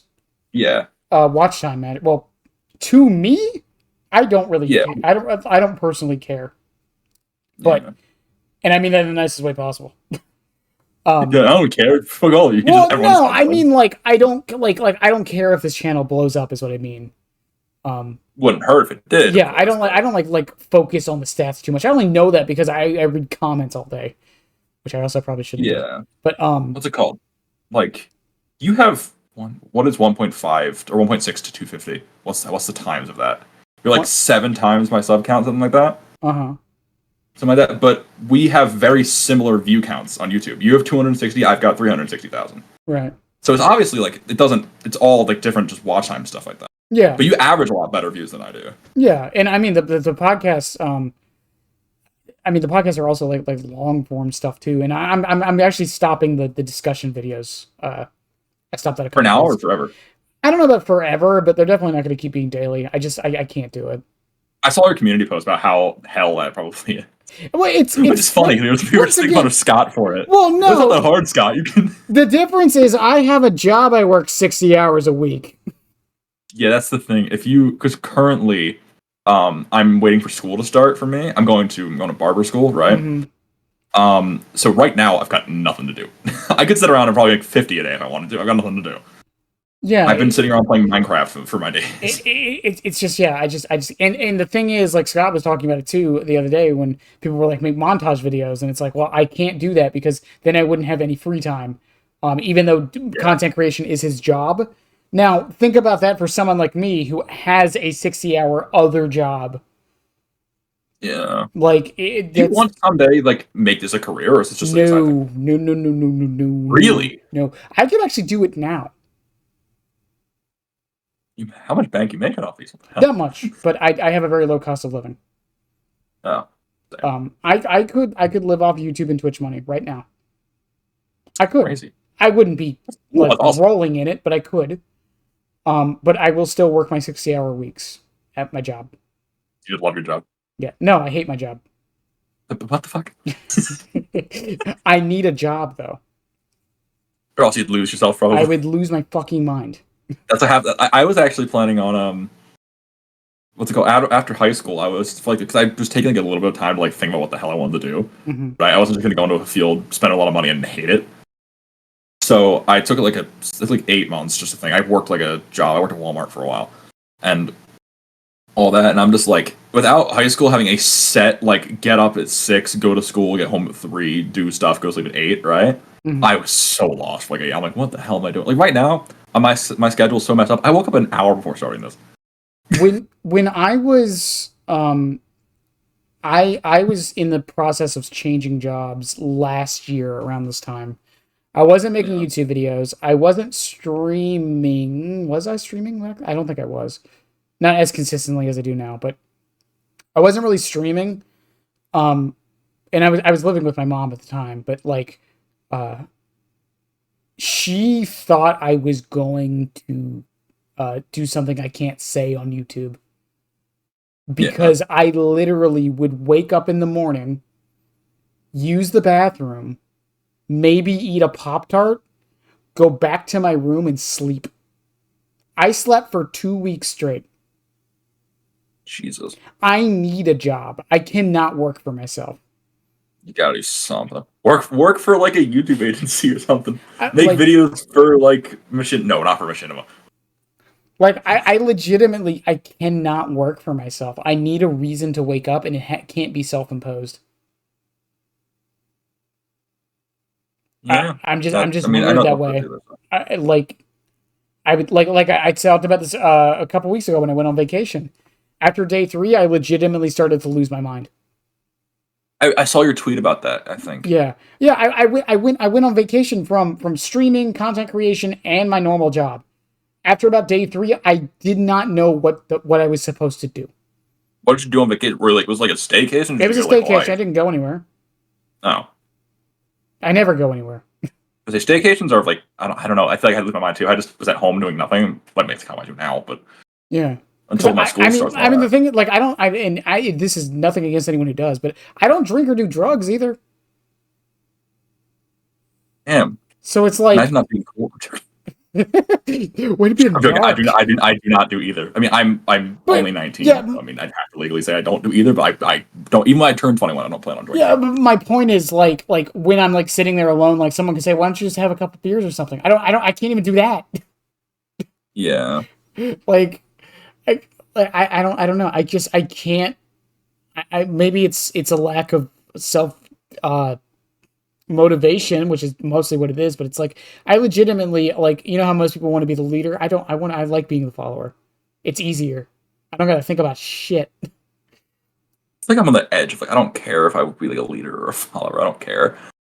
I don't I'll work for the man. I'll be the man. I don't care. I don't like leading. It's just I've never been a fan It's a of lot of it. pressure. It's not necessarily the pressure. I just don't like dealing with everything. So yeah, I guess it's the pressure. I But guess it is the pressure. I mean I hate my job, but it's like it gives me a reason to wake up in the morning. So how much do I really hate it? I'm never Yeah, but again, you late. can always get a job you love and then get up in the morning for that as well. Are you not like a big car? Are you not like a big car guy, and this is just a job thing? Or are you like do you like cars? I'm not a big car guy at all. Hmm. But I've been where I worked for 3 years. I say I'm not a. I'm. Oh my god, my car is a bad noise. I'm like, hey mom, what's that noise? Well, I have no idea what I'm looking at in a car. like I don't know how to explain. It's like when I used to work at a grocery store. I was a manager for the online order department. Yeah. This Oh was my God, during I've worked COVID. with stuff. But yeah, I would work on average 80-hour weeks.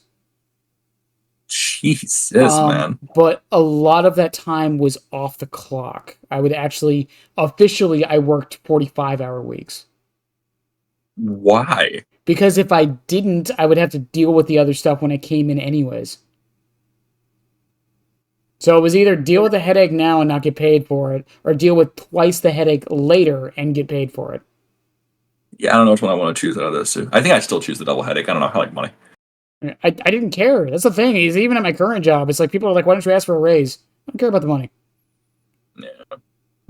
This is like a conversation I've had with because all right, you are 30. Yes, I'm 30.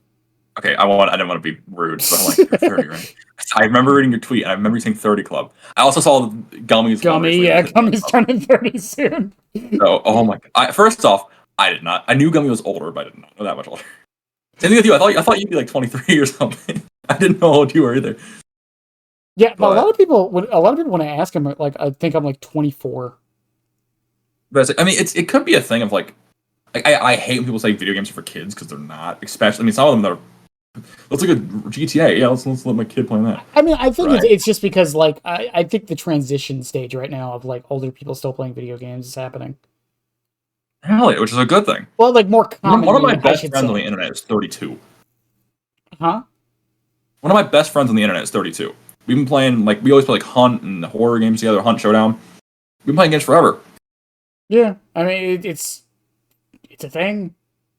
Yeah, there's no age cap for gaming. Honestly, I really don't think there is. You see the videos like the 90-year-olds playing like there's that woman that plays like GTA and she's like 85, 95, something like that. Oh, I love that. I love that one. There's that one girl, or that one lady who plays Animal Crossing. And she's like 90. Yeah, oh my god, that is I really hope that I don't somehow fall out of love with games, but I'm that old. I'd love to be playing like Call of Duty 464 with my grandkids. That would be awesome. A smoking esports tournament at 85. Oh my god. Fucking love that. But Yeah, I would. That would be sick. But yeah, it's my same problem with a lot of like, and this kind of goes back to Dead by Daylight. I've said this before. I feel like Dead by Daylight needs more like external goals. Like Yeah. like Dead by Daylight, like once you get all of the perks and all the add-ons you could ever need on every killer and every survivor, Just P100 grind. yeah, then That's what? it. Yeah, you Oh done boy, all the the funny archetypes. icon. Next killer. Yeah, then what? It's like, oh That's well, why. Oh my god, they need lifetime challenges. they do. Oh my god, even the challenge could be absurd. It could be like get 1,000,000,000 blood points. It's something. There is Oh my god, it's something. there is an achievement in Gears of War 2 called Seriously 2.0. It is kill a million enemies. It will take forever, but it's something. It's doable, but it's also something, and it constantly shows up on your screen like every 20 enemies. And it's like it's doable. Like the challenges in DBD, you can finish like a challenge a game, Except like on the survivors. homepage. Except Survivor ones. For Survivor, yeah. So No. I think killer ones are way easier than survivors. they are. Oh my god, yeah. Killer one, on the most recent page, it's like carry a Survivor 20 meters. If you don't do that in a game, you're losing. Like, I have a Survivor one that was like finish 3 gens, and I know like some people were like, that's super easy. But not with my luck. It's Hit 4 blink attacks with nurse. like Play nurse. It's like what the. every time I get the or like finish 3 gens, it's like I somehow managed to do the gens more than my entire team, but I never finish them. Yeah. Oh my god. I hate when it goes finish gens and not progress them. Oh my god. If you just need to be there for the last like 2 seconds of it. Oh my god. I want to move. Same with like I actually got one on accident one day. I had to heal 3 teammates, and one of my teammates had reactive healing. That counts. Actually, Yes. I love DBD and its ways of making things difficult. Yeah. And confusing. Yeah. But I was in solo queue, by the way. So I just randomly got it in a match where I shouldn't have gotten it. If you ever need a partner, you can just message me. I'm on most of the time. I don't play that much off stream. Okay. If I'm honest, I'm usually on Destiny. Okay, you told me you're a big Destiny guy. Ironically, I probably play more Destiny than I play Dead by Daylight. Yeah, same. Like Dead by Daylight isn't even my most played game on Steam. I think Dead by Daylight is still my most played game. It's just I play it less than I play everything else combined. Yeah, like what's it called on Steam? Actually, let me see the exact hour count because it's kind of funny. Someone messaged me on Steam and I told him I was doing this today. Go away. Also, before we keep going, this happened last time we recorded this, by the way. But y'all might have noticed we had barely talked about Nurse during the Nurse main podcast. Well, honestly, compared to the last one, we talked a lot more about Nurse. Yes. Last one, we said about 3 things and went on about everything else. Here, I'm gonna, because I'm looking at the next question, I am going to explain to you why we haven't been talking about Nurse that much. We had the same exact. Hey, Cardinal, what do you think Nurse's power level is? F tier. She's trash. Throw in the dumpster. Burner. I hate that you completely avoided my point, but yeah, yes, but because really, last time I didn't avoid the point. She's overpowered. I'll do the same shtick I did last time. She's overpowered. Nothing is even close. She is the best killer in the game. End of conversation. And I have no argument for that. What does anyone want me to say? Like to yeah. When you talk about like Blight, like there's conversations of is he the best? Is he second best? Is he third best? There's a lot of conversation. Nurse is the best killer in the game. There is no conversation around that. Yeah, it's just it's just like with the changes. It's like we as someone who mains Nurse and someone who's talking like from a third party, it is so hard to think of changes that don't gut the character completely. Yeah. Unless they reworked her power entirely, which I would hate. It would be like there's nothing you can do. Yes, it's why I guarantee you the same thing's probably going to happen with Trapper. Yeah, like where's Trapper? Bottom, done. It happened with Freddy. It happened with Freddy. We talked about the movies more than the killer. But I say if I used to main Freddy, I used to main fake palette Freddy, right? For 2 years I made a tweet about it. On Gummy's one of his tweets of everyone I've mained, and it was just Freddy, Nurse. That's it. I haven't really had any other mains, but I used to main. I've played probably more Freddy than I played Nurse technically because before the whole P100 thing came out. If P100 was a thing earlier, I'd be P100 Freddy 2 years ago. Right. But I'm currently he's my only killer with a legacy back portrait, only one. It's just Nurse fundamentally breaks the game, and so many people are in so much agreement with everything about Nurse. It is very difficult to find things to talk about. Yeah, I mean, I know you wanted to ask about lore as well. That's probably we can go into for a little while. Yeah, and skins, because I mean, Nurse has a lot of fucking skins. Oh no, I can go on for. We can finally talk positively about Nurse and how she's good for the game. Oh my god, the skins are the positive thing. Oh my god, they're so cool. Yeah, it's like, once again, I've said this before about the podcast. The whole point of this is just to bring people on to talk about the game in general, and wherever the topics happen to go. But because I think it's interesting and fun. I mean, we started talking about game theory after going off of a tangent from Dead by Daylight.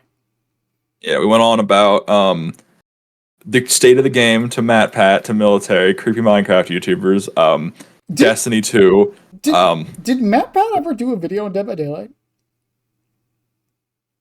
All right, you got me a good Google search. I don't think he did. I probably would have seen it just because of recommended tabs, but. Well, I mean, he obviously it was a business, but like he tried to make sure it was only popular things, like stupid popular things. Nope. How dare you, Matt? How dare you, Matthew Patrick? I mean, fucking who is it? Is it JD Machinima? Who are the music guys? Who? The music, the gaming music guys. Oh yeah, they didn't make a Dead by Daylight rap for song for like 5 years. I feel like Dead by Daylight became like in the popular, very heavy quotes, sphere. I want to say after right around the time of the year 5 anniversary when Pyramid Head came out. I think that's when it started going uphill really, really fast. I would say Nemesis. I would say right after Nemesis. That's when I started playing. Those are pretty similar times, aren't they? They're like less than a year apart. Here's the difference, though. There was a global pandemic happening. Yeah, that's true. It hit during the pandemic pretty well. I think that's part of why it was as big as it was when it was. Yeah, that's another game that I actually, when I was telling you about the Steam not being my most played game. This leads into the conversation, I promise. But DBD, I've got 3,500 hours on Steam. I probably have close to 1,000 on PS4 as well. On Rust, I have 4,700 because of quarantine. Quarantine. If you were on Twitch at all during quarantine, you would have known Rust exploded during quarantine. I was working. There was a big time during quarantine where a bunch of YouTubers were on a Rust server together, and streamers like the big hitters like Pokimane, Jacksepticeye, XQC. They were all playing Rust. It was beating Fortnite numbers for a couple of months. And that game, it was popular before then, but it exploded during quarantine. And that's sort of what Dead by Daylight did as well, I want to say. Almost every game exploded during quarantine. I can't think of a single game that did bad during quarantine. Yeah, like some did better than others. Like, of course, there's Among Us. Among Us? Which, if you think of 2020, you immediately hear ding, ding, ding, ding, ding, your fucking head. Among Us? Fucking Among Us. I've actually never played Among Us. Oh, we gotta get like a game night. We gotta get all the DBD Twitter nerds. I played it. Let me rephrase that. I played it one time, and since it was my first time playing, I didn't know what I was doing. And then the people playing it were bored, so they just added a bunch of mods. So I didn't even understand. I've never used a modded version of it, but it's still pretty fun. I don't know. I wasn't a fan of it. Like, I like the idea. It's just, I don't know. You want to know a really fun game to play? Like a really good party game? Spy Party. You ever heard of that? Yeah, I think so. It is a game where it's a 1v1 game where one person plays as a sniper and one person plays as a spy in a party, surrounded by NPCs. Your goal is to blend in as an NPC and do tasks without being called out by the sniper and shot. It sounds like Assassin's Creed's multiplayer. Kind of, but it's like one person is just literally just a scope in the sky. It's a low budget kind of game, and the other person is trying to pretend to be an NPC while like bugging the ambassadors, swapping out trophy or statues, stealing stuff, looking at your watch to add more time. And you need to do all this stuff while acting like an NPC and not being spotted by the sniper. It is one of the best party games I've ever played, and it's underrated as hell. It is so good. I like the idea. That's also technically an asymmetrical game. Yeah. Assassin's Creed's multiplayer is it just reminds me of that. I'm surprised they never did that again. It was a really cool idea. Yeah, I'm telling you, if you want to have a hilarious time, play Spy Party. It is so good. That game is just so good. I mean, like, what were we talking about before? I don't even remember now. The state of DBD with quarantine. Oh yeah. Like, I think quarantine, like, it boosted so many games. I mean, I was working at the time, so like, I didn't really get to play it that much. But, when I did get my time off, that's usually all I would be playing was Dead by Daylight back then. I had the caveat. I didn't, because my history with DBD is weird. Like, there's a lot of times I'll take like a year or two. Like between years 3 and 5, I didn't play like almost at all. I took a pretty damn big break during that time. Years like 2 to 3, I played. Years 4 and 5, I didn't. Years 6 to now, I've been playing almost nonstop. But so years like 3 to 5, that's at the start of quarantine. During quarantine, I put almost 3,000 hours into Rust and maybe 100 into Dead by Daylight. I think the longest break I've taken from this game so far was 6 months when I was playing VHS. It's probably reasonable. No, I guess when I switched to PC, there were so many games that I couldn't play before. Who want to go back to Dead by Daylight? I'd rather play Rust and like Siege, which I know is a console game, but like Rust, Siege. I'd rather play Fortnite. That was big at the time. I'd rather play Apex, right? I'd rather play all these Steam games, Counter-Strike. Why would I want to go back to the annoying horror game that pisses me off when I could go play these games instead? And then my brain went back to Dead by Daylight's fun, and I've been playing it nonstop. I mean, like, yeah. I don't know. I mean, as much as all of us hate Dead by Daylight, I mean, at the end of the day, this game wouldn't be as successful as it is if it wasn't fun. It's great. It's so easy to shit on, but it is. I think it's the best horror game. Here's Even though the thing. Here's the horror thing movie. with every single one of these multiplayer games. I think people fail to realize they are not designed for the what's the word I'm looking for? The committed veterans. Uh, They're not. yeah, a lot of them are designed to get new players in. I mean, don't forget, I hate saying it, but DBD is a party game. Well, I don't even mean it in that context. I mean it in the sense of like I can't think of very many games that are designed specifically for people to spend thousands of hours in it without ever getting bored that do successfully. The only game I can think of that does that is Minecraft and Fortnite. Minecraft because it's just you can do whatever you want. Fortnite because there's so much money incentive to get good at that game. Right, but I think people have this expectation that the game has to be fun for those thousands of. This game is not. This game is not designed to be played every day. Because we chose a bad game to get nerdy with. Like I think that's the thing. I think like this game is just not designed for it. Like I mean, even the grinds. Like legitimately. Once again, I own everything in the game. Thanks. Other than the skins. Which the only way for me to get those is to pay real money. I've owned most of them, so I don't want to. Yeah, I don't either. I don't spend unreasonable amounts. But my point is like, okay, now what? I mean, until they add again lifetime challenges, I'm just sitting there. Like, yeah, so of course I still find the game fun. I don't like once you get to that point, why are you playing if not for the fun? Yeah, exactly. Like once I like a good example is once I got P100, right? Why am I doing? I have 2 now. Why did I do another one? Obviously, I'm enjoying it. I mean, like I said, I play Destiny a lot, and it's like when like that's a literal game that's designed around grinding. Yeah, no, I used to play a lot of Destiny. Yeah, and when like last night, like I was grinding for a little bit, and I was like, you know what, I'm bored. I'm gonna get off. Impossible. Yeah, so I got off for a little bit, and then I did something else, and I was like, you know what, I want to do another run real quick, so I got back on. But like Dead by Daylight doesn't really have that. Yeah, I do think because they did say in the recent Reddit AMA that P100 rewards are finally in the scope. I hope so. So that'll be something to go for. I don't even care if they're simple. I really don't. I just want something. Honestly, I love the concept of the blue legacy. That'd be cool. Yeah, but again, I also want something new. I don't really want just like an old thing recolored. I don't even care. They could do the simplest thing in the world where all they do is just take the bloody cosmetics and just make them a different color, and I'll accept it. Green. That would be fucking nuts, and I'd love it. My brain went to that fucking thing from Ghostbusters. I think it has to be like a color like green, though. I think it does. If they do blue, I'll be mad because they have a really good reputation of just making things blue. We all know the Deep Rift is just the blue rift. You mean the terrible one? Have you seen the one this season? Or this? What do you mean? This Deep Rift? For who? For Spirit? Yeah, the default one is so much better.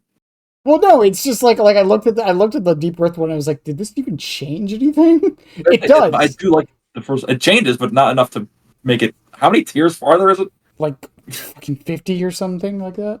No, I think it's like 20 because they added a bunch of tiers just for free blood points. Yeah, but it's one of those things where it's like, I think it would have to be like a color like green because they have to future proof it. Yeah. Because if it's a color like blue, like what if they release a killer that's blue? What if they release a killer that's green? What are the chances? What if they give us? What's more likely, a blue killer or a lime green one? Well, yeah, lime green. If you're talking about like dark green, I'm like they get like a swamp killer. Like Hag's kind of dark green. Yeah, but that's my point. They would have to future proof the color. Or imagine like a crown, like a blue crown, like the DBD crown, where it's flipped up. Yeah, like a blue crown. That's just it's something, but it shows that you've done it. Yeah. Especially if they get rid of the P100 portraits being in game, then it's like, what the fuck's the point of doing that? Wait, they're getting rid of them? They were talking about getting rid of prestige icons. Like they've done that before, but I don't know. They haven't talked about it too much. I mean, like I don't like I've said this, but I don't care if they're going in the lobby for like killers looking at survivors, whatever. But like, keep them at the end of the match. Like, yeah, but at the end of the match, I want to be able to flex it up to 100 on all these what's noob makes. Like, if you're not a streamer, what the fuck? What's the point? Yeah, I don't know. It's weird. Like they had a bunch of stuff that's like not fully out yet. Like what was that thing where you could like see your perks like in like a little diamond on your screen? Yeah, it's still there. I don't have it. It's I still there. want You it. just hit escape when you're in the match. What? Just hit escape when you're in the match. No, no, no. I mean like when you're on the main screen of the game. Some Oh, people have like these streamers having like you can see their four perks like above their character's head, pretty much. it's in the it's under the it's in the beta options. Wait, what? Yeah, it's in the Is it? beta. I thought like, only some people had that. Oh, I didn't know that. Yeah. But Oh, that's cool. it's one of those things where it's like I don't know the direction behavior is trying to go with that kind of stuff. Like it Yeah, I seems guess like it's time will tell. But because like it seems like they are somehow both trying to make it like because like with MMR, so a topic I don't like talking about, but like they said they don't want to show MMR because they don't want people flexing how their MMR being so high. But I've constantly said that the opposite thing happened because we can't see it. yeah. So I can't prove that the person shit talking me has high or low MMR. Yeah, the person you're talking, you could have like let's say it's a scale of 1,000, right? Just to ballpark it. Let's say you have an MMR of 200, they have an MMR of 800, like, and they're shit talking you. It's like, oh, what the fuck? It's like, who But cares at that point as well? we'll never know, and it doesn't matter anyways. But the other problem with it is like MMR, like because of the soft cap and stuff. But like I've had people get mad at me and say like, oh, you're playing against your MMR is just really low. That's why you're winning against all these baby survivors. It's like, Like, you can't prove that. well, yeah, okay, let's say I could prove it. The other thing with it is like, yeah, but if I'm constantly playing against bad survivors, that means I'm winning, which means the MMR Yeah, should go up. Which means like, either MMR doesn't work or you're wrong. One of the two.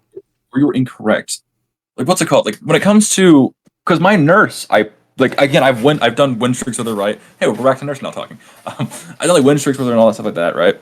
So my MMR is it's to the point where it's noticeably higher. When I queue as nurse, I'm up against people with like upwards of 3 to 5,000 hours, right?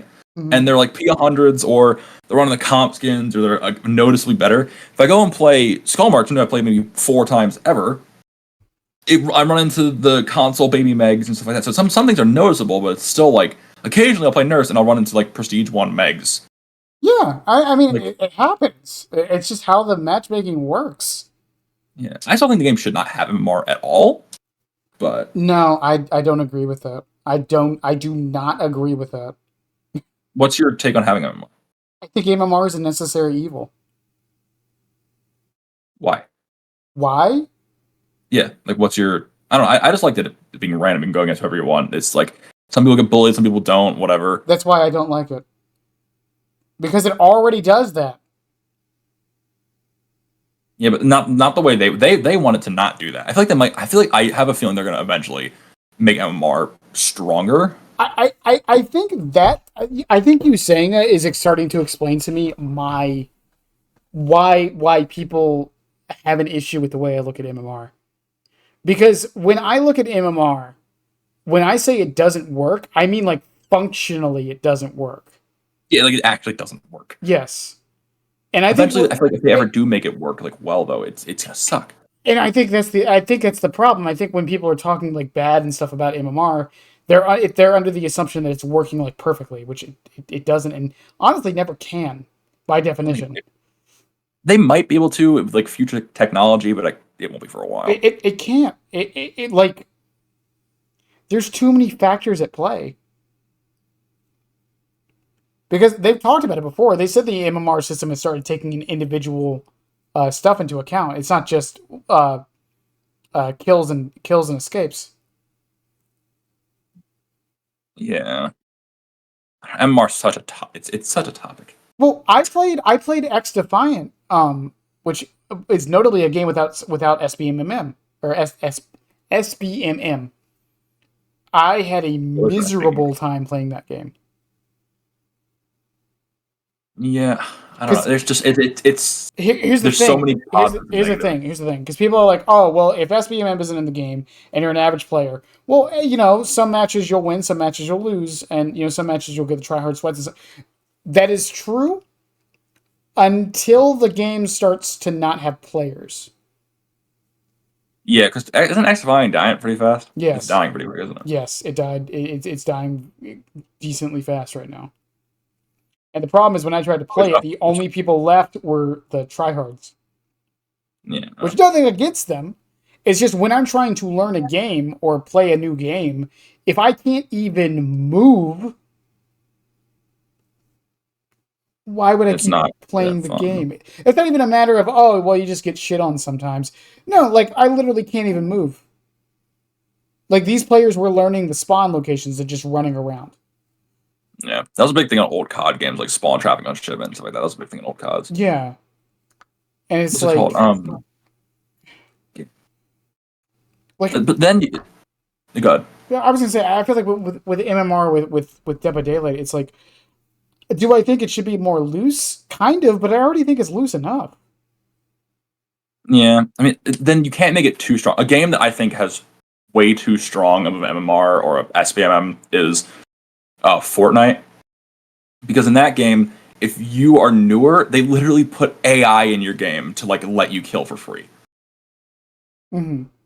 Like, that's a really, really heavy example. But if you're playing the regular match that isn't ranked, you go in there, and if you are like really trash at the game, you will go in there and you'll see people just shooting the floor. They'll be spinning in circles. They don't know what they're doing. Did you know But if you are Paladins? even Do you know weapon, Paladins? Do you know the game yeah, Paladins? not really an avid player, but yeah, I know what it is. Yeah, Paladins. The first 5 matches you're up against bots, and it doesn't tell you. Yeah, in Fortnite, your first game ever is against nothing but bots. Yeah, But and then afterwards, if you are really bad, you just get more and more AI. Sometimes you'll have games where it's like 90%, 90 people are AI, and the rest are like 10 real players. I mean, is that really a bad thing though? Yeah, I hate that. No, that is terrible. Why is it terrible? Not playing it because one, the game is super easy, especially if you are better. And because sometimes, like I want to say I'm better than average at Fortnite. Hang on. Pretend, and I tell people this every time whenever I talk about tutorials and whatever. Pretend you've never played a video game before, and that's your first one ever. It would be good for your. Okay, so if I am just never played a game before I got into Fortnite, having bots is a good thing. But Fortnite's weird because when you get better and better, because let's say you do like it and start getting better slowly but surely, right? Mm-hmm. If you play a lot, you're gonna eventually get better. The game doesn't really counteract that. You still get bots. Like, you can get really good, and there's still a lot of just AI in your game, and I hate that about that game. I mean, what are they gonna? What if they don't have enough people to fill the lobbies? Fortnite has enough people to fill games. If you click ranked, you get ranked is only real players, and you get games instantly. And ranked has a smaller player base than the default game. Hmm. They can fill lobbies very easily. Yeah, but it's also like you got to look at it from the player psychology side of things too. That's the other thing with it. Yeah. Because like let's say you're not that great at battle royales or shooters or whatever. Like it's still nice to be able to kill a bot every now and again. Yeah, I don't hate it, but like Fortnite does it too far. There are way too many bots in that game. Because I mean, it's the same thing with like Titanfall 2 was actually a very. Did you ever play Titanfall? Titanfall 2 a little bit before it got really hackery. So they had AI on the maps randomly. Well, not randomly, but they had just like AI chilling out in the map sometimes. And Yeah. if you're not great at the game, and you get a kill here and there, it's kind of whatever. But like, Yeah, that's technically nice. Yeah, but when it gets too crazy and there's AI just everywhere, it sucks. yeah. It ruined the game. But with the MMR system in Dead by Daylight, it's just I think with how loose it is, it's fine. Yeah, it's virtually like there is no MMR. It really is like there's none. Yeah, which I think But is I'm scared that someday they will amp it, and it will be a lot, and then it'll become a problem. so that's my confusion though. Is that what people like? Are people arguing as if it's working perfectly right now? I think people assume it works perfectly, which is a bad mindset to have. It But doesn't. It doesn't at all. Even if it did, like we already know what the metrics are, so clearly it doesn't. yeah, I mean they post the stats. So Like if the metric is winning or escapes and kills, it's like on Survivor. That means in theory, distortion users should be like top MMR at all times. yeah, they like Nightlight wouldn't be running all these perks. He'd be running Distortion and Calm Spirit and Urban Evasion. But like that doesn't happen. Yeah, And then like on the killer side, it's like in theory, I mean, Like I don't know. I don't see MMR being an issue at the moment. And Not the one, but again, they've tweaked it so much it's scary. yeah, but they've tweaked it to find the perfect middle ground, I feel. The problem I have with it being completely random is that there's no like here's the thing with it being completely random, all right? If you're solo queuing as a survivor, would you want your teammates to be completely random on a matter of skill? Maybe, yeah. So But again, it's a double-edged sword. You can get little Timmy who's playing like his third game, or you could get someone with 10,000 hours who plays for DBD League. okay, and then for killer, you would be fine with your killer maybe being a 10-hour trapper. I mean, like those are like it's fun to bully killers. Everyone knows it's fun to bully baby killers. But like again, if you get stomped sometimes, I mean, I wouldn't mind that. I wouldn't hate that. Right, but most people aren't like that. I know the player base is different. Again, that's going back to the player base of like how little people are in certain bubbles and all that. But I don't know. I feel like because the game used to not have MMR, and of course there would be stuff. Weapon. I was gonna say VHS lost players for this exact reason. I never played VHS, so I really can't comment on that. But that's what I'm saying. This exact problem, like you're presenting, VHS lost players because of this. Again, I agree with you. I don't know. I didn't play VHS. Well, no, I'm just saying it's because like the only people left playing it were the good ones. So every match you got stomped. Yeah. So but I think DBD has a big enough player base to where like that wouldn't happen as often. But it would still happen. It would still happen, but I feel like it's fine. If it happens every once in a while, it's fine. It only if you get into a game, you get curb stomped. It only takes once. It only takes once, but if you're also winning a lot as well, you'll probably get bored of it too. You gotta remember that. Yeah, I know. And that's fine. But if the MMR is working the way it's supposed to, you shouldn't be winning a lot. It's obviously not working the way it is. Like there's like I'll go. Like, I don't actually remember the last time I had like a really bad killer game. I mean, I have some every now and again, but like I'll even admit, like I win about 80% of my matches.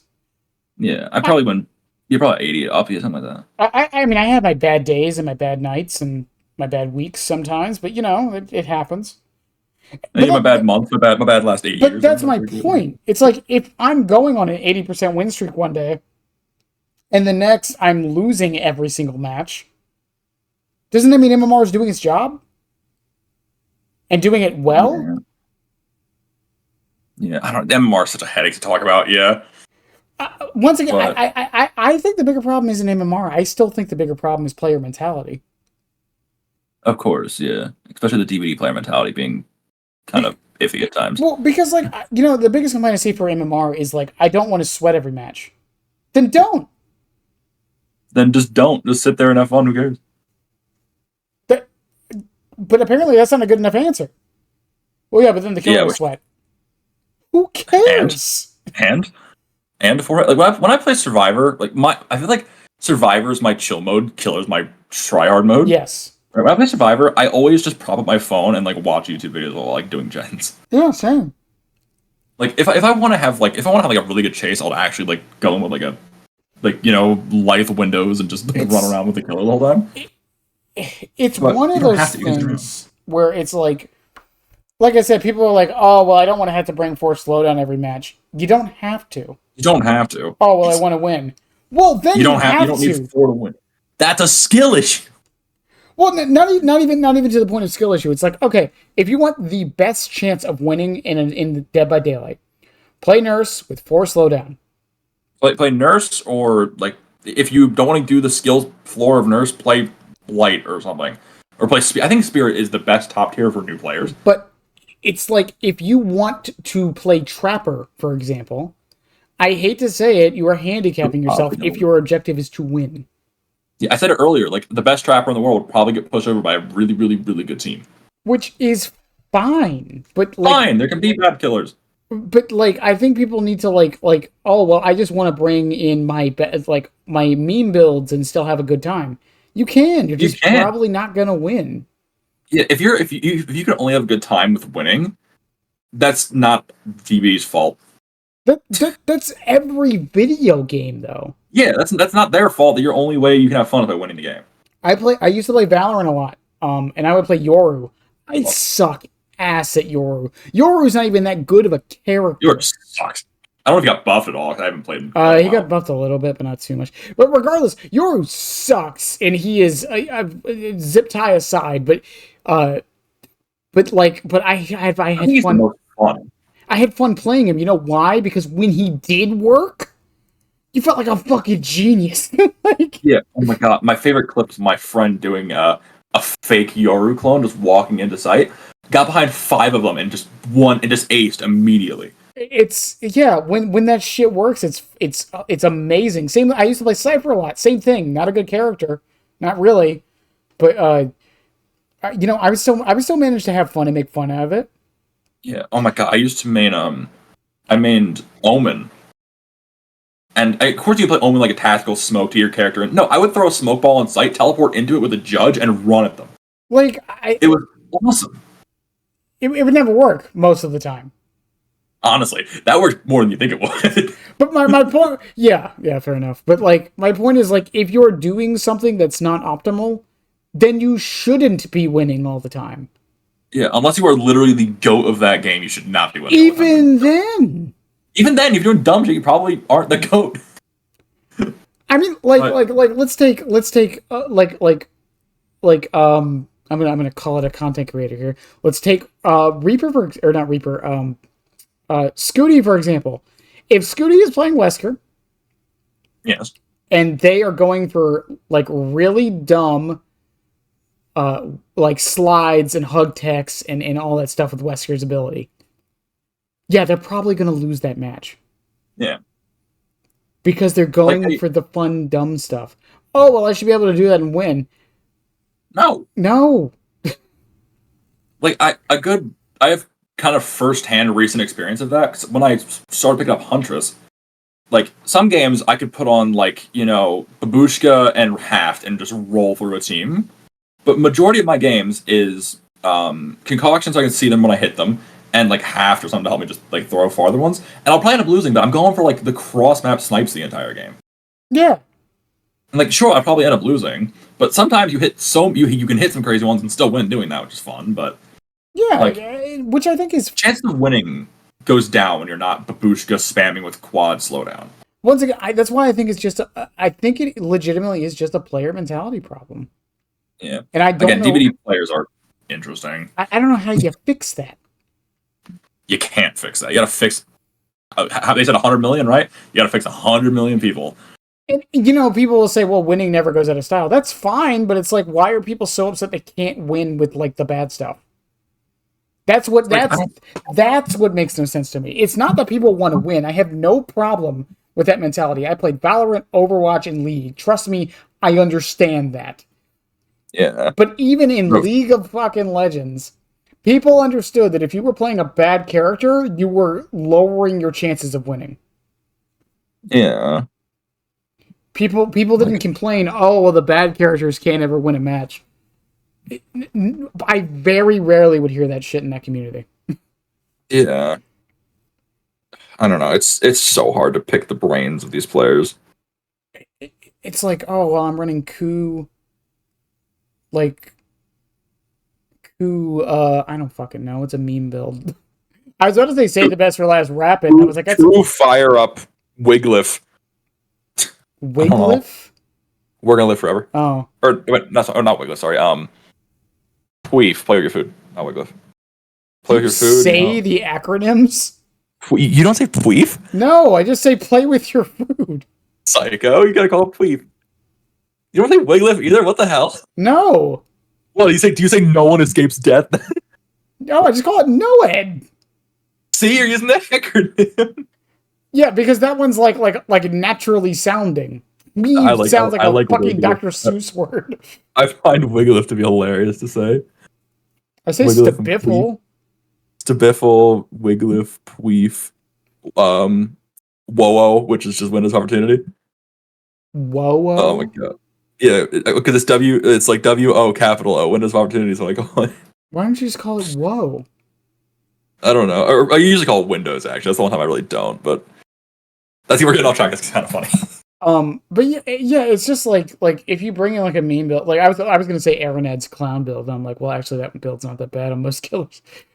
Yeah, Say the best for last. Coup rapid. Play with your food. that's pretty solid, honestly. Yeah, it's real. Clown and doctor make that build insane. Yeah. That's the other thing. Like, I really do wish people would, and we were talking about it earlier a little bit with like, I wish more perks synergize with killers more. And it's like that's an example of someone who plays a character and found a build that synergizes the best with them, and it really doesn't work on that many other characters. Yeah. Like, and I wish we kind of saw that more, and we really don't. Yeah. Like, I think the most recent example is just Dark Arrogance with Chucky and Xenomorph, right? And Singularity. Dark Arrogant Singularity is pretty crazy. Oh yeah, he doesn't technically get stunned when. Or, I mean, with window vaults. You talk about window vault, you're overthinking an instant. Well, yeah, I just meant like even the downside. He doesn't technically get stunned when he gets hit with a pallet. Yeah. Yeah, because Spirit Fury doesn't work on him either for that. Oh yeah, it doesn't. Yeah, it still counts as him breaking the pallet, but it doesn't count as him getting stunned. But yeah, it's like I really do wish we had more synergistic perks, and we really just don't. Yeah, I hope. I mean, of course, we've got so many more killers to come. How many? We'll have to see. I mean, again, they're not slowing down on losing killers. So we got so many coming. We got a lot more chances. They're never going to slow down on killers. They'll slow down when people stop playing, which at this point probably never. they listen. As much as I would love for them to slow down and do an Operation Health or whatever, they're not going to, because that's not, and it's not even just a greedy thing. It's a we need to keep our employees in business thing. It's a weird oxymoronic thing with the gaming community sometimes, where it's like, oh, we want all this stuff for free, and like they should treat their employees better, but we also don't want to pay for things, and we also want them to not like rush out content all the time. Yeah, it's just always weird to me. It's like people were mad at behavior for the layoffs, but the reason the layoffs happened, from what we understand, is they hired a bunch of people because they wanted to step up production faster and get things done. And COVID. Yeah. That's why, yeah, am I sad that it happened? 100%. I am. I feel for those people. But as someone who also went through that shit, not at behavior, but in other companies, it was inevitable. Yeah. Like, I mean, look at other companies. Look at like Amazon. They let off so many people because of the or was it Amazon? Who was it? It was someone. They let off a bunch of people because of the COVID workers. They hired so many people. Yeah, and it's just like it's just how business works. Yeah. Like it's not personal. Yeah. Like I don't know. It's just. And once again, like I said this before too, and kind of the opposite happens with behavior too, where people are like, "We want you guys to work on this game very quickly. So you want us to crunch? No, we don't want that. Well, okay, so it's going to take some time to fix this thing. Yeah, but we want it done now. You gotta pick one. You can't have it all. And I don't know. I feel like people forget that sometimes. Yeah. Same with like the whole, like I said, with the money thing. It's like, don't get me wrong. I do think behavior does some greedy shit sometimes, but they are a business. They do need to make money, or else DBD would not have them. And behavior is kind of in a special circumstance where, because of how the licenses work, they probably have to make more money than some other companies would if they were in the same position. Yeah. Because once again, because I'm going to bring this up more in my monetization podcast, but it's like, how do we? Because the pay to win thing, right? Where do we draw that line? Of what, from DBD, you mean? Yes. What do you mean, like, pay to win? Exactly. Like, paying to get other killers? Because some of them are, like, behind actual paywalls, like, licensed ones? Yeah. Well, people, I've heard an argument as well, like, Nurse is the best killer in the game. You don't even need to do anything. You can play her your first game. Right. But again, like if they, yeah, that's DBD and pay to win's a difficult question. But you could say that about any game. Honestly, yeah. Made in the last 5 some games years. are easier, than others to say pay to win. Like I play a game called Clash Royale, and that game is very pay to win. You can just pay to have your characters better immediately. Well, I mean, like once again, it's like I don't know where the line is drawn these days. Like technically speaking, isn't every fighting game pay to win now? Pretty much, yeah. You could actually, I have a very good experience. I played Smash Bros at a very like decent competitive level. I even played for like my high school for like states and like tournaments stuff like that. Mm-hmm. Smash Bros had a thing where the best character was Joker from Persona 5, right? He was like hands down best character. He was the first DLC. He was behind a paywall. Exactly. Is that pay to win? Yes. But here's the other question. And this is the thing when people bring up character strength. What if the character you're best with isn't behind a paywall? I don't know, man. Because that's the other thing. It's like, how do we objectively state, like, okay, I guess Nurse is a little different. But even then, how do we objectively make a statement that Nurse is the best character in the game? Objectively. I've got no idea. Like that's you can't. That's my problem with it. It's like, where do we draw the line? And then perks are a whole other topic. But yeah, pain res is like the best, in my opinion, the best perk in the game, right? Right. But you can technically not pay for pain res, but you can get it a whole lot earlier if you just pay $5. So is it? But the other thing is with the pay to win thing. I think my bigger point with it. Let's say one of the licensed killers is the best killer in the game. Yeah, let's say when they release Castlevania, he is just crazy, right? Dracula's nuts. They are legally not allowed to give him away for in-game currency. Yeah. So what or they can't do a whole lot of changes to him either because he's licensed. What are they supposed to do? I don't know. They gotta really test these. Maybe that's why some licensed characters suck. I don't know. Maybe that's why Myers sucks.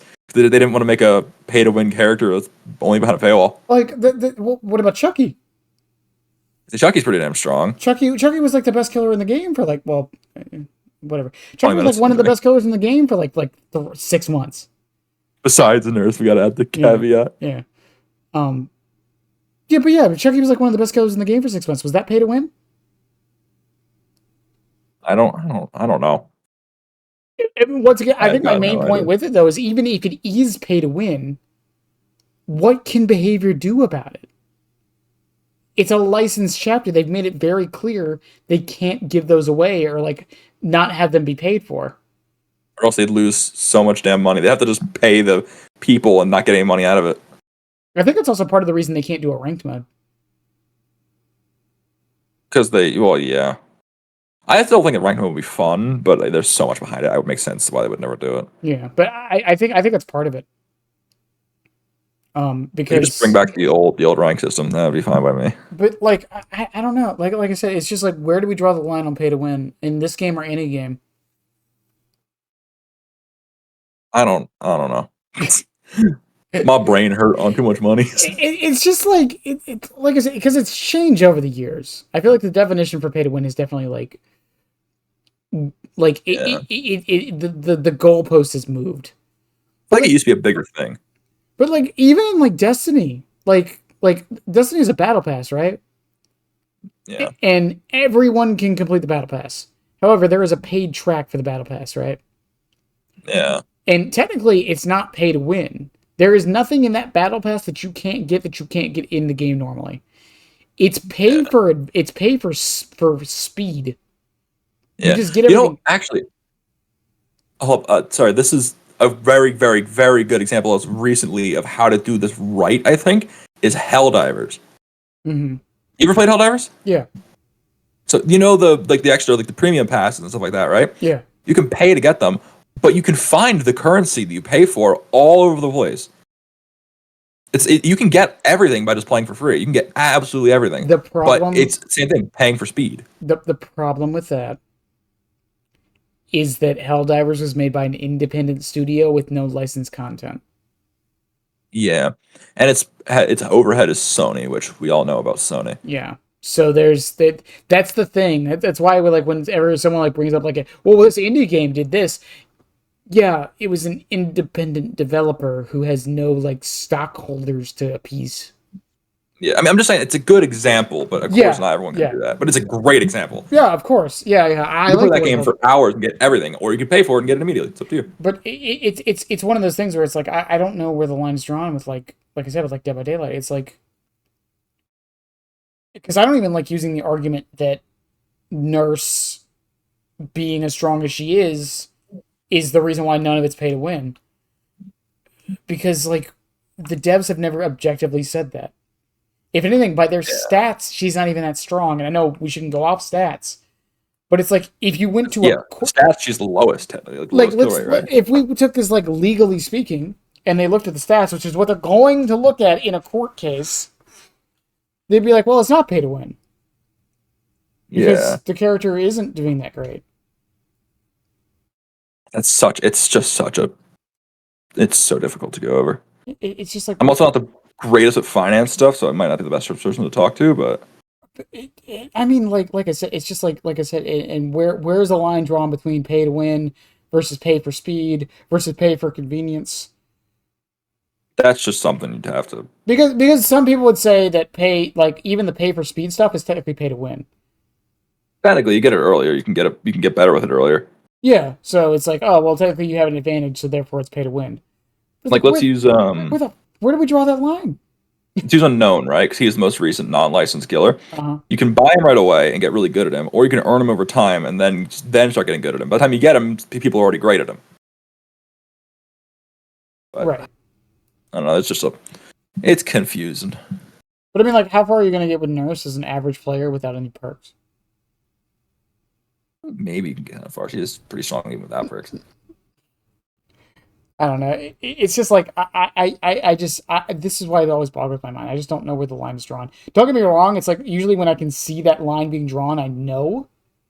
But like, I don't think Dead by Daylight is nearly there, and I think I mostly don't give them as much crap as I would other games because I understand the licensing stuff. Yeah. Because it's like people talk about like the perks from like the licensed killers. It's like you had to pay $5 to get the perks. Yeah, what else are they supposed to do? They need to make money off of it. Yeah, it's like, oh, well, they can give them away, but they can't. Well, they technically give you the licensed perks in the shrine. Technically, Well, the shrine needs a full on fucking rework, anyways. the shrine is like the old agent tech, so it doesn't even exist. I use the shrine to get blood points whenever they resets. It should reset every day, at the very least. Yeah, yes, it should. I don't like. It should reset every single day. I think the only negative with that, or I guess the only thing the behavior would see would be a negative because they don't like getting a lot of blood points sometimes, is if you have like a lot of people have like 100k plus Eerie shards, they'd get 400,000 free BP a day. I mean, give us stuff to spend it on. Yeah, but say because Eerie shards can buy what? Some cosmetics, some characters, and perks in the shrine. And anyone who's played a looter shooter like for years will tell you anytime like a dev sees that like a currency isn't being or is being over like stocked, that's the solution. It's not like avoid the things that the solution is give them stuff to spend the money on. Yeah. Like it's not like devalue it or anything. It's no. Give them something to spend the money on, and it will actually be a useful thing. Yeah. I don't know. It's Uh, all right. Well, my brain's not about that. My brain just knows nurse. speaking of Nurse, this one's gonna be a little bit of a rough one. But do you have tips for playing Nurse as a new player? I've actually wrote them down. Oh, hooray! What do you have? I wrote some down for today. I spitballed last time, and that was a bad idea because I didn't have any great ideas. Okay, good tips for nurse. The first thing I want to say is I said it earlier with the skill floor. She does have a very high skill floor, so you will not be good at her right away. If you play nurse 3 times and you're not good at her, you'll get better. Don't give up right away. Like I'm currently watching a YouTuber who is picking up nurse after being a very big Bubba main, and they are kind of struggling, but after about a few weeks, they're starting to get better. You got to really take your time with nurse. You cannot just pick her up and be a god alt right away. You hear she's like an overpowered killer, so you assume If I pick her up, it'll be really easy to start winning. You won't right away. So you definitely got to take your time with that. I hate that. That's just basically saying practice, Lamau, but that's the best way I can word that. It's what most people tell everybody. Yeah, just don't give up, Lamau. When it comes to blinking, when you get a bit better, don't overcommit to your blinks all the time. If you don't see a survivor like right in front of you and around a corner, don't assume they went super far right and overcommit to the very far right. You want to blink to the last place you saw them so that you can get like a good. How do I explain this to like newer players? You want to blink to the last place you saw survivors. You never want to assume they kept running when they get behind a wall, because if they didn't and they just hugged the corner of the wall, you'll blink really far and they'll just run back to where you just were. Mm-hmm. You don't want to overcommit. You really want to play it safe with your blinks. You can, if you want to overcommit, of course, it's a video game, you can do what you want, but if you want to get more consistent, keep blinking to where you last saw the survivor, don't guess where they went. It's probably like my biggest advice for them. Also, try to steer clear of the edge of the map. It's harder to run around there as Nurse. And to play against Nurse, which I would assume just do the opposite of everything I just said. The opposite of everything I just said. Well, run to the edge map. The edge map's a very good place to run against Nurse because the outer wall, of course, can't be blinked through, so that's a whole side that the Nurse can't attack you from. Usually, the edge of the map is covered in rocks and little walls and Z walls, stuff like that. It's really easy to lose line of sight with Nurse because losing line of sight, she has to guess where you're going, which is the best way to avoid Nurse. When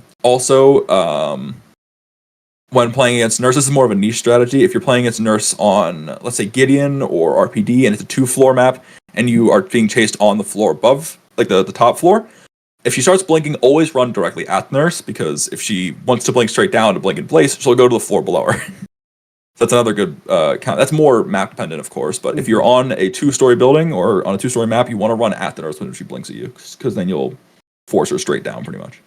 Right. Anything else? But I don't know, because with Nurse, again, we said it before, she's so overpowered, it's kind of hard to go into stuff. I know. I hate that they got rid of light burnings. I would say get really good at aiming with your flashlight. I mean, that was so rare, but I feel like I was gonna say, I think we talked about this last time. I think light burn was so rare. I really don't care that they got rid of it. Yeah, it never happened to me on Nurse. That's the thing. So why do we care? I don't know. I thought it was fun. I think it was fun if it never happened? It should have stayed on Wraith. No, it shouldn't. I don't think it should have. What happened? It shouldn't have. You know, I don't. Was Alan Wake out last time we did this? Last time we talked, it was the start of May. When did Alan come out? Okay, it was way before that then. Then yes. Yeah, I think I said the same thing. If Wraith, gone. If Wraith could still be light burned, Champion of Light would be the most miserable fucking thing in the game if Wraith went up against even one person with it. Yeah, I think they got rid of it because they I feel like when they got the rights to Alan Wake and they started writing up ideas, that's when they got rid of it. They knew they had to do that someday. That's exactly why they. I'm almost convinced. I'm 100% convinced that's the reason why. Same with like Hag. Could you imagine a Hag going up against a Champion of Light squad? God, yeah. If you could still get rid of the traps with the flashlight. Yeah, I do hate that they got rid of. They made flashlights a little bit more niche, but it definitely makes the game a whole lot healthier now with the Champion of Light existing. Like, once again, I like the Lightborn thing. Like, the Lightborn thing on like some killers. Like, I understand why people are upset about it. It's like, I think what behavior is trying to do is make the game more consistent, make it make more sense. Because then the question will become, why does this work on Wraith and not any other killer? Yeah. They had Lightborn to everybody. If you burn them enough, they just all scream and get stunned. Also, fun fact about Lightborn. Did you know that you can still blind the killer? Say that again, sorry? Lightborn doesn't make you fully immune to being blinded. It just takes a really long time. Yeah. I learned this one day because a clown was chasing me down and I had Champion of Light.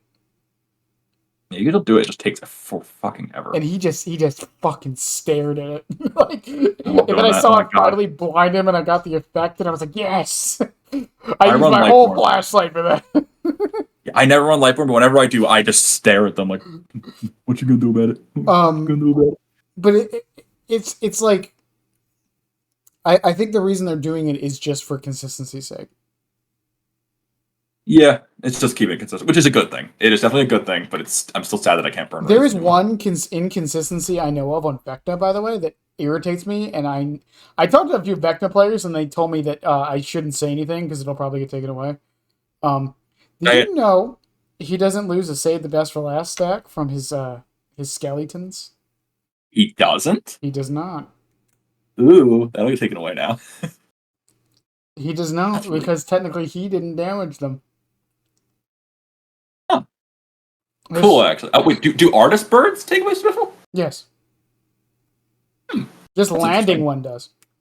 That's really interesting, because they get compared so often. The birds are an extension of her. Skeletons aren't him at all. Yeah. Oh. That's quite interesting. Yeah. I wonder if they meant to do that. I would assume the code meant to do it, but I don't know if they did. It doesn't really matter. You're not getting that many hits with the skeletons anyways. Yeah. The skeletons are really cool, though, when you can use them on, like, going upstairs, and they're so low to the floor you can't dodge them. Yeah, I mean, we brought it up earlier. I feel like Vecna's, like, entire kit is around none of his abilities are supposed to damage anything. Yeah. Like, the hand is for loops. The ball is for getting rid of items and information. The fly is for map mobility and catch up, and then the Flight of the Damned is for zoning. Yeah. Like, I will say, he is one of the coolest goddamn killers. Oh, yeah, for sure. He is sick. Did you see his new intro thing? His new what? He has a new thing when you select him in the menu. Oh, yeah, I did see that. I saw that on the PTG thing. Yeah, Vecna's one of the cool, and I also love that. I'm curious with Vecna, because you know how Ghostface is like half licensed. Yeah, it's only the mask is licensed. Is Vecna half licensed? What do you mean? Well, because like, it's not the character one for one. I think it's full license, but they were given more liberty to kind of do what they wanted in a way. Yeah, because like, don't forget, it's Dungeons and Dragons. That's a game where you can do whatever you want. That's what I'm saying. Like, I don't know. Again, I'm not a person to ask for that, but I don't think so. I'm kind of curious about that. Also, I know some people complain that Vecna is a bit too add-on reliant. I am gonna say something about that I don't think people will like. Kind of first on this podcast today. Wonder how that's. I think that's on purpose. Ah! Well, how dare you? Here's the thing. He's a Dungeons and Dragons character. He's supposed to have a bunch of stuff. Well, my point is, the whole point is he's customizable. Because he's a Dungeons and Dragons character. So they made it so you choose which one of his spells is more powerful. Pretty good take. As a result, they made it so the base spells are not as good. Makes sense. So every person playing Vecna is playing a different version of Vecna.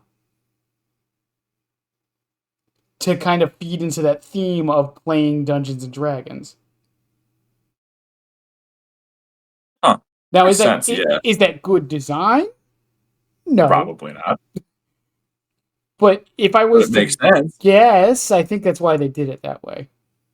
Yeah. Because we've had killers that have been add-on reliant in the past, but most of them are like, here's one or two add-ons. But with Vecna, it's like, if he's add-on reliant in the sense of if you want this spell to be useful, you bring this add-on. It's not the character as a whole. It's a weird thing. He's like the only killer kind of like that. But once again, I think that was on purpose. Yeah, probably. It's just like with Unknown. It's like people complain about the line of sight mechanic, and I say this all the time. I don't care if it works or not. From a thematic perspective, it's perfect. From like a gameplay to theme / lore perspective, it works really well. Looking at him to get rid of the weakness makes perfect 100% sense. I wish it worked better in game, but it doesn't, unfortunately. But I wouldn't want to change it. Mm-hmm. Yeah, I wouldn't want to change it to anything else. Yeah, if only the detection was just a little bit better. Speaking of the lore a little bit, nurse's lore. Oh boy. You're, I'm not as educated as I probably should be being a nurse main, but I mean, do you know the general beats? yeah, she worked at a hospital. She was killed by one of her patients, and she went nuts, right? Pretty much. Oh, that was it, right? That is the synopsis. Yes. Her name is Sally. No, Sally that's it. Svensson. Yep.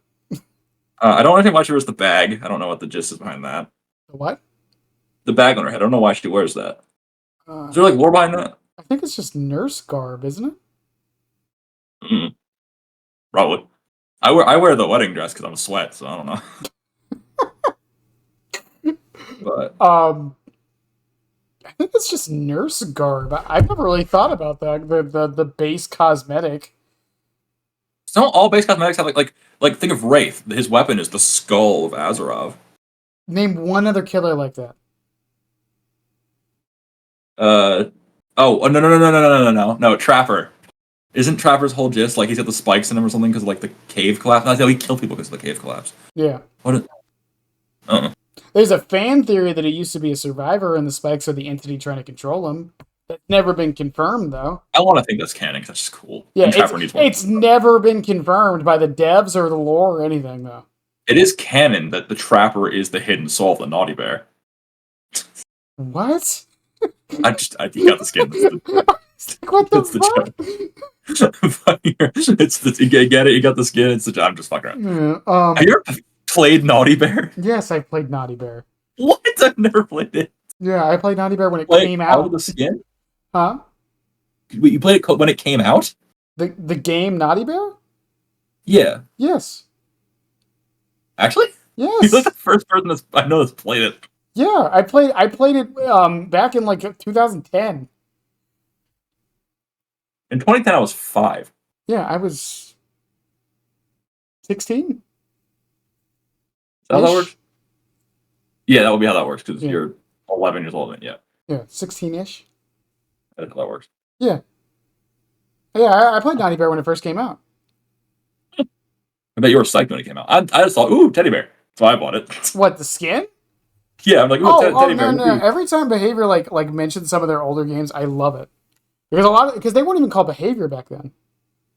What were they called then? I forget what what was their name? I think go on to Google. Behavior Interactive original name. They were called Megatune. That does not sound right. Apparently, the company was founded in 1992 in Quebec City as Megatune, Megatoon. Look up maker of Naughty Bear. Who made Naughty Bear? Naughty Bear. See if it comes up with Behavior or if it comes up with their old name. Behavior Interactive. Oh, right, because it's an LLC, so it would switch. Go to the wiki. Got me dragging around here. Naughty Bear. Artificial Mind? That's it. That was their original name. What is this Megatoon Studio? Maybe they did that before that. I have no idea what that is because, yeah. Artificial Mind, yeah, that's who it was. I was like, what the first one you said didn't sound familiar in the slightest. It says here they were in behavior history count. They found 1992 in Quebec as Megatoon City. Or Megatoon. I guess I changed their name like 2 or 3 times. I guess they changed a couple times. Identity Crisis. It's not unheard of. Companies change their names all the time. Yeah. I think Behavior is just, like, not even being biased, it's a really cool company name. BHVR. It's a really good idea. It's great. But yeah, Naughty Bear, I played it when that game came out. Yeah, I'd never even heard of it before this game came out. Janky as fuck. It is definitely a Behavior game. Oh, perfect. But yeah, I mean, even playing that game, Naughty Bear had bear traps. That was like one of his main things. Like it made perfect sense. Also, you're kind of half right with the whole skin thing because the legendary skins are canon. I was right.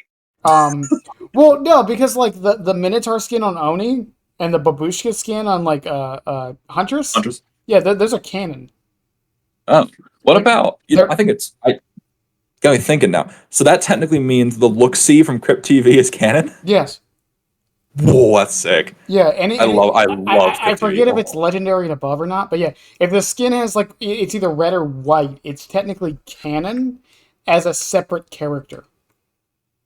So that's why like Carlos is considered a separate character from Yeah, who's it, Jake? yeah. It's Tiffany and Chucky. They're separate characters.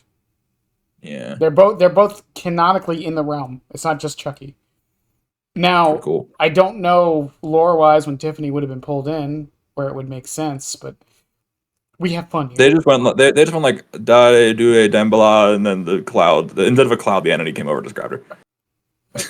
I don't know. Well, no, because Chucky would have had to have been there for that to happen. And Chucky gets Don't question the art.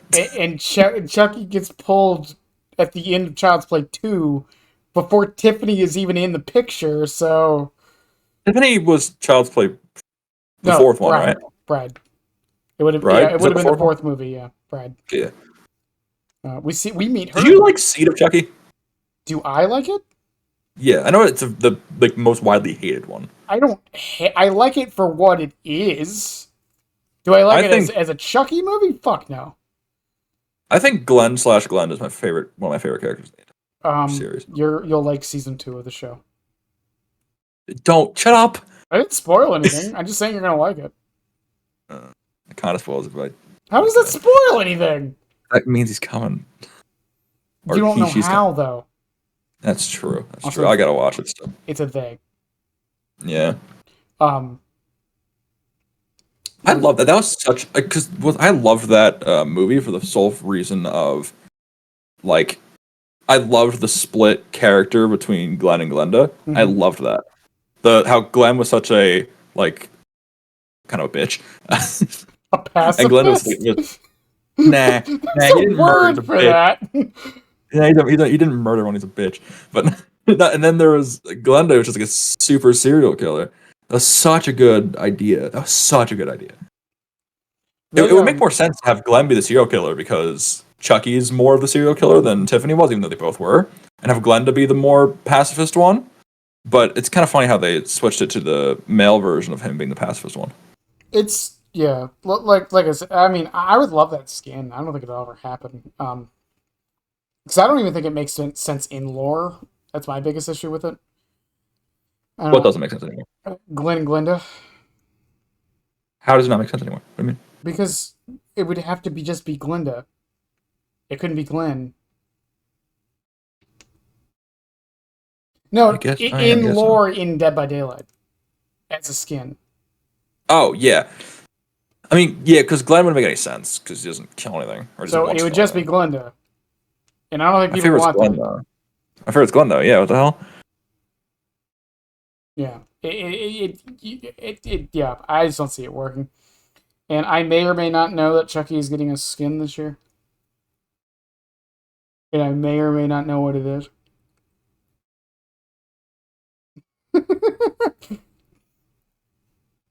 And I'm definitely not allowed to talk about it, and I'm not going to. Speaking of skins, actually, we didn't really talk about Nurse's lore. What do you think of Nurse's lore? That's what I didn't hear. After Glenn got, I didn't hear that. With Nurse's lore, I don't know. I don't know enough about it. That's the issue. I mean, it's a pretty like I know someone's gonna get mad at me for this. It's a pretty generic. Uh, I think it's pretty generic. Yeah, it's just she worked at a mental hospital. She got killed, and then she like wanted vengeance. Right? That's like the whole gist of it. Pretty much. Like, there's more to it. It's just I don't know. I'm not the biggest fan. Yeah, I'd love to look it up, but I just again my internet went out, so now I can't. Um, as far as like her skins go, though, I think we talked. This is probably the thing we talked about the most about Nurse herself. But uh, did you say you wear the wedding dress because it's the try hard one? You wear the black wedding dress because it's the tryhard one. Yeah. Is that Oh your my god. favorite skin, or is you just do it to feed into I the like it. stereo? I liked it before I knew how nerdy it was, but I mean, I don't know. I love the look of it. I think I like the white one more, but I don't know. The black one's just, it's so, I love the whole gothic theme of Nurse in general. Like I love her theme. I think the like gas mask one is still my favorite. Yeah, that one. But I like the Rift one from last year, the red and white one for Valentine's Day. Mm-hmm. I love that one. Did of all the skins, is there any you hate? Like absolutely. Well, there's if you ask any nurse player, the one where she's in like the all blue and she's the scorpions crawling all over, that one sucks. I don't know, but that one's just it sucks. The weapon's like a reversed hook. It looks stupid. I don't like it. No one should like it. It sucks. No So I one don't. should like it. No one should like it. That's my opinion. No, that's a fact. No one should like it.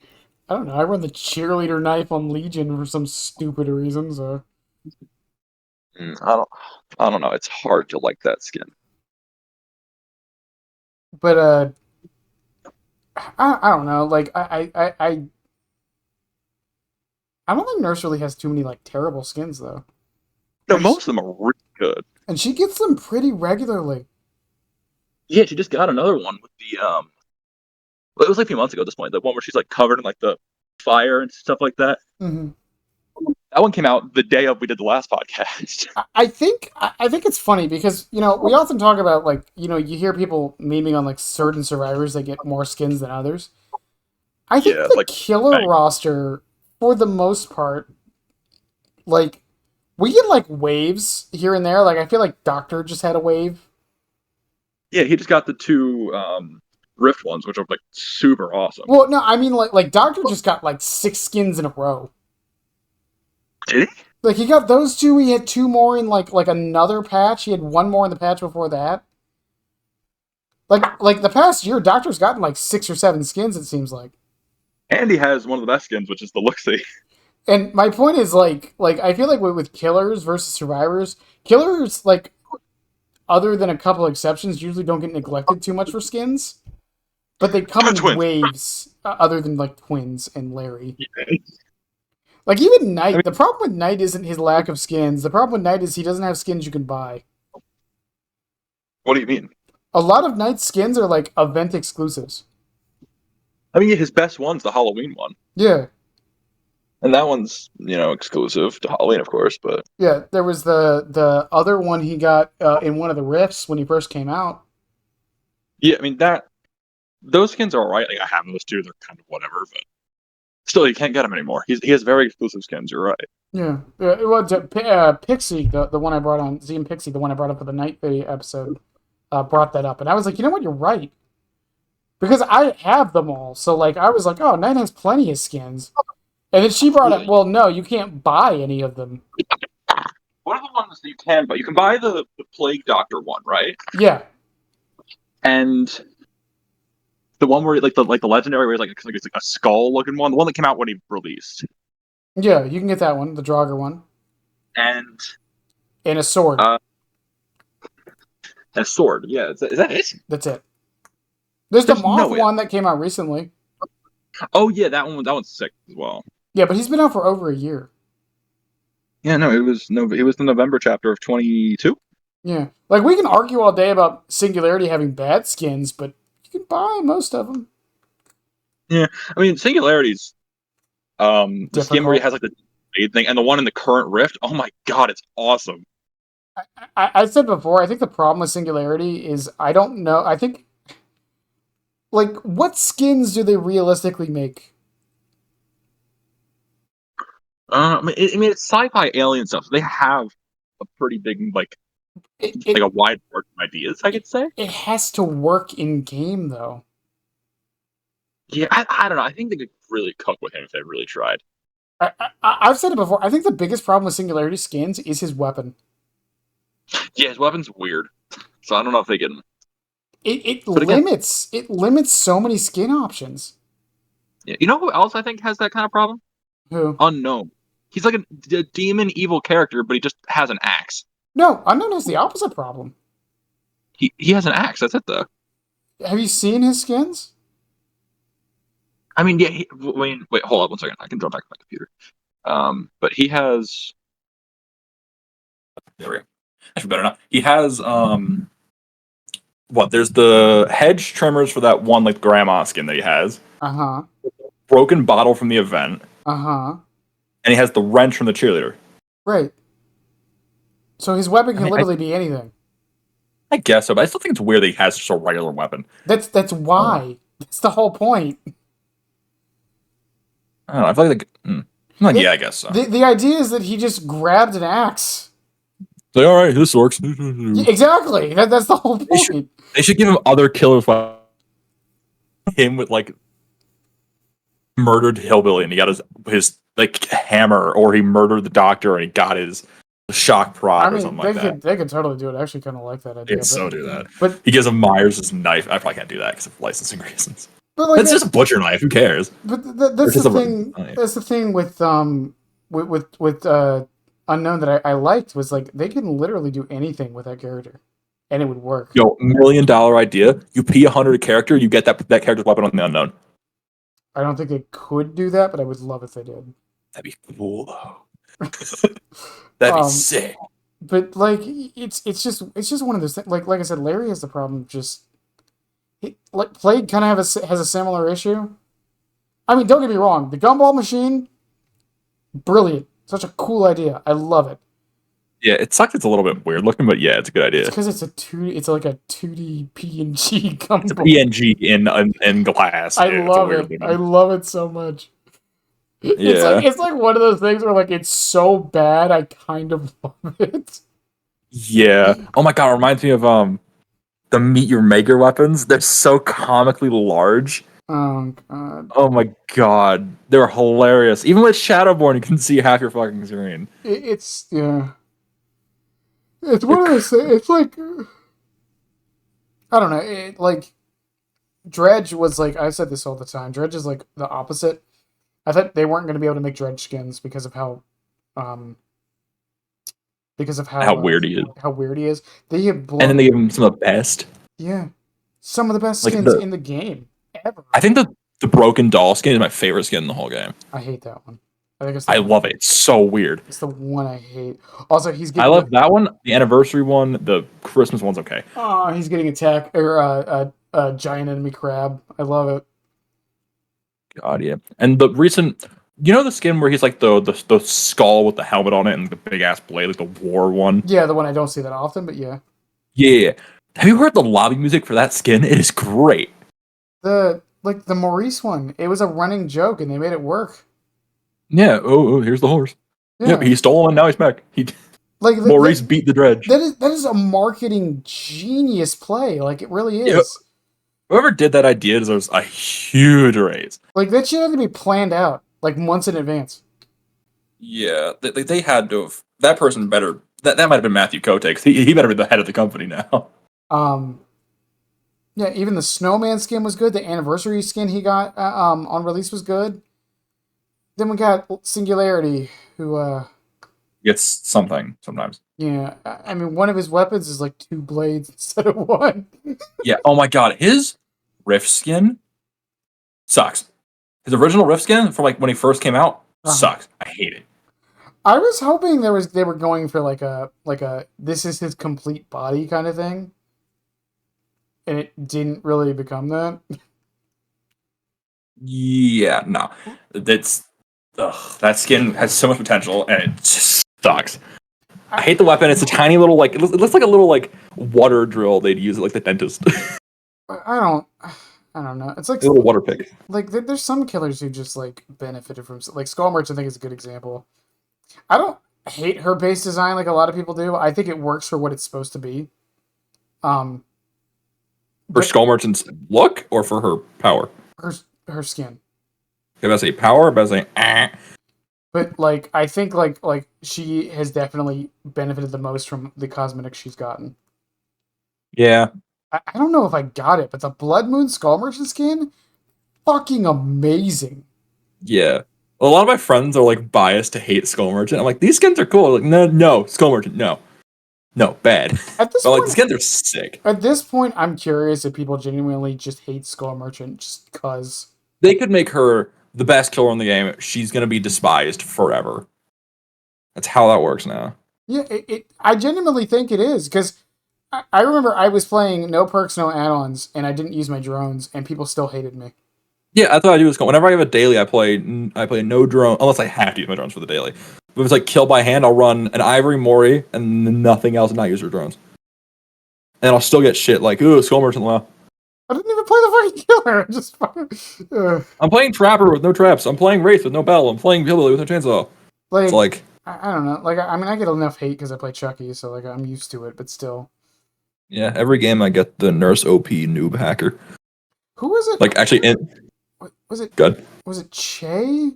I think it was Che who was asking what like someone said that something about playing nurse, doing that nurse grind where like they were where Che was just trying to look better than they were because they were playing nurse.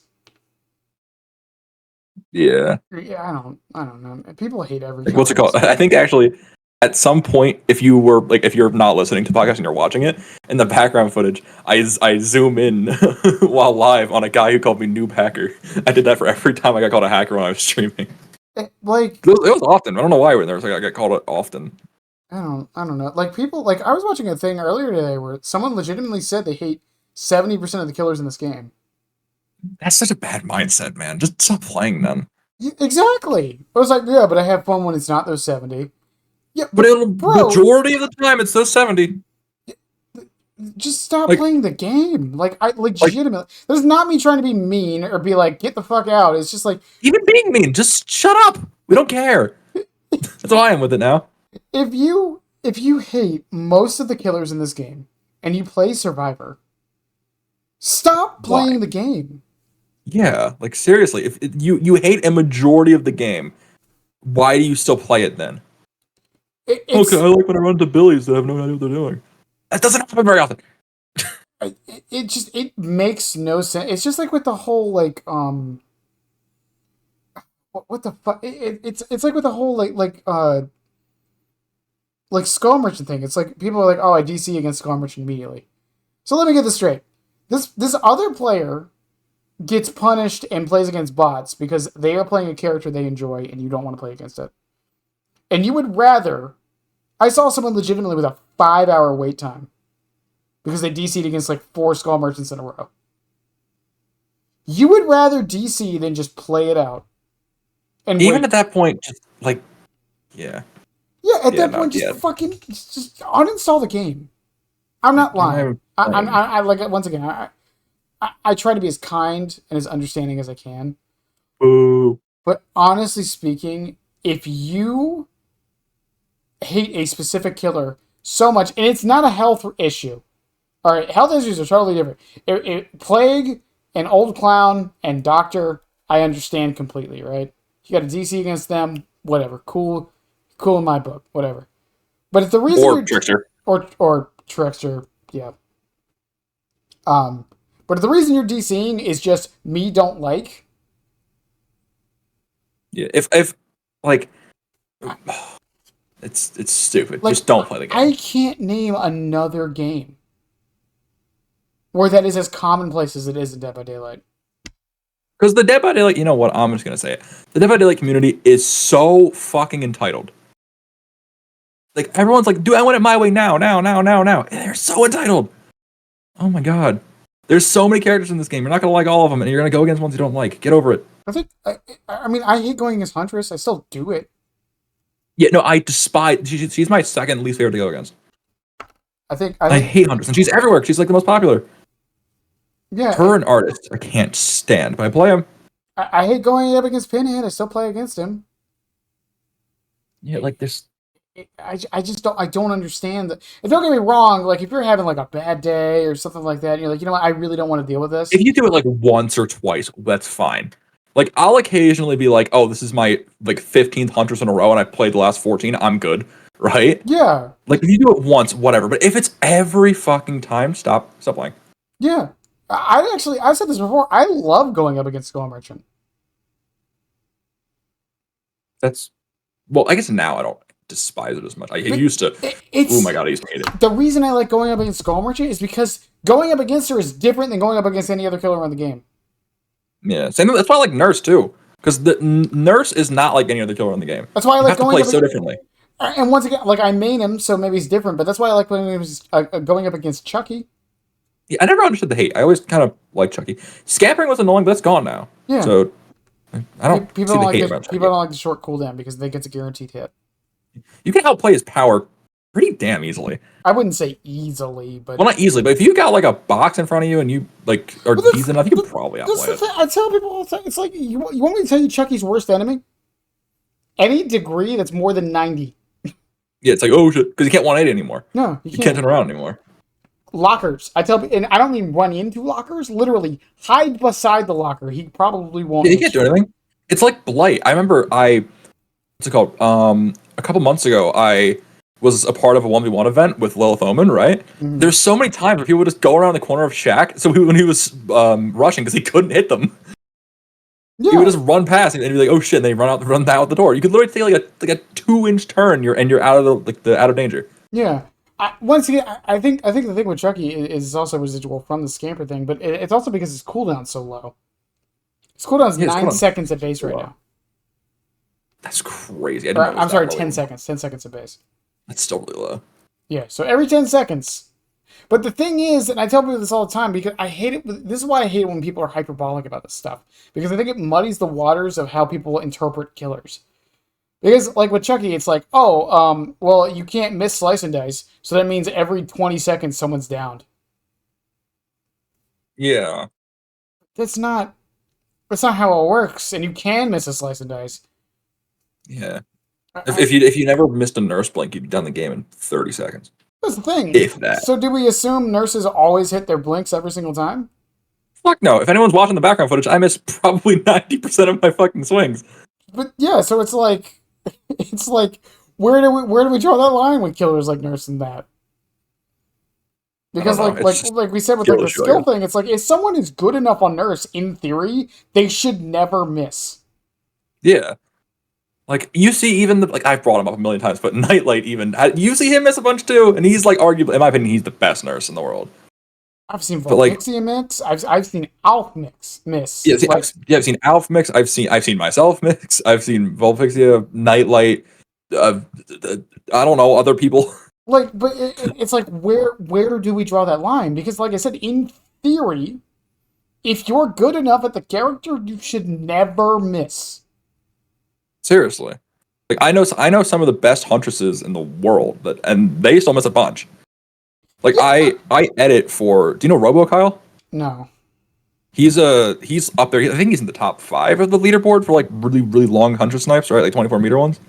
These other like Ralph and Coco and all that. I edit YouTube videos for him whenever he posts, and there's a lot of footage where he's missing. I mean, Like he's considered one of the best. yeah. Well, that's the thing. Like I can sit here and I'm not gonna toot my own horn, but a lot of people call me one of the better Chucky players. Bro, go watch a Chucky's the VOD best. for 20 minutes. You will see me miss slice and dices all the fucking time. Yeah. And Side note, who do you think is the best Chucky? I don't actually know that. the best, it's kind of, well, there's like 4 or 5 of us left. Notable ones. Wasn't Code really good with him? Who? Code, you know Code? I think he's the guy that made the Scancel. No, that was Smithsonian and Gore. I thought Code did that. Am I tripping? I'm tripping. No. Code is I thought Code was above a main. Or Yeah, Blood. he's Bubba or West. I don't know. He's a part of the Flickland guys. I know that much. Yeah, I thought Code was Bubba. It was Wesker. I could be tripping. You're probably right. I don't know. But But the best. That's the thing with Chucky because it's hard to know. Because yeah. it's a hard thing with a lot of killers because it's like, okay, what determines the best? Is it the person who's winning the most? The person who uses the power the best? Or is flashy as hell. Or is it the person who like knows the most? Like, if we're going off of just knowledge of the game, that means I think Otz is the best at every killer in the game. But obviously he's not, right? Like, we've seen him play games. He's not the best at every killer in the game. But that's the thing though. It's like if it was just slice and dice based, I would say probably Ashlow. She's probably the best Chucky out there. Like, some characters are easier to tell than others. Like, let's use twins. There's an obvious answer on who's the best twins because there's about 3 of them. Well, it's more like 1 now. More like 1 now, but It's supposed like to just Lixie on her little island. Yeah, like she's obviously the best because, well, I'm not saying she's like bad, and it's not, but there's no other But like but once again, people, with the Chucky players though, like I said, there's like 3 of us. It's which like is crazy. I run into a lot of them, which is crazy. it's well, I mean, I don't mean this in a bad way, but like 3 notable ones. It's like me, Ghost Anonymous, Ashlow, I can only name you. To be honest with you. Smithsonian, and like Gore technically.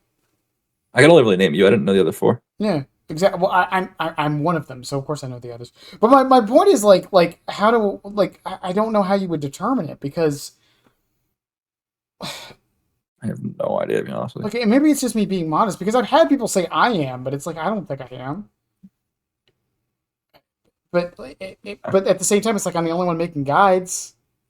I'm the only one like working out the logic of like how his fucking laugh works.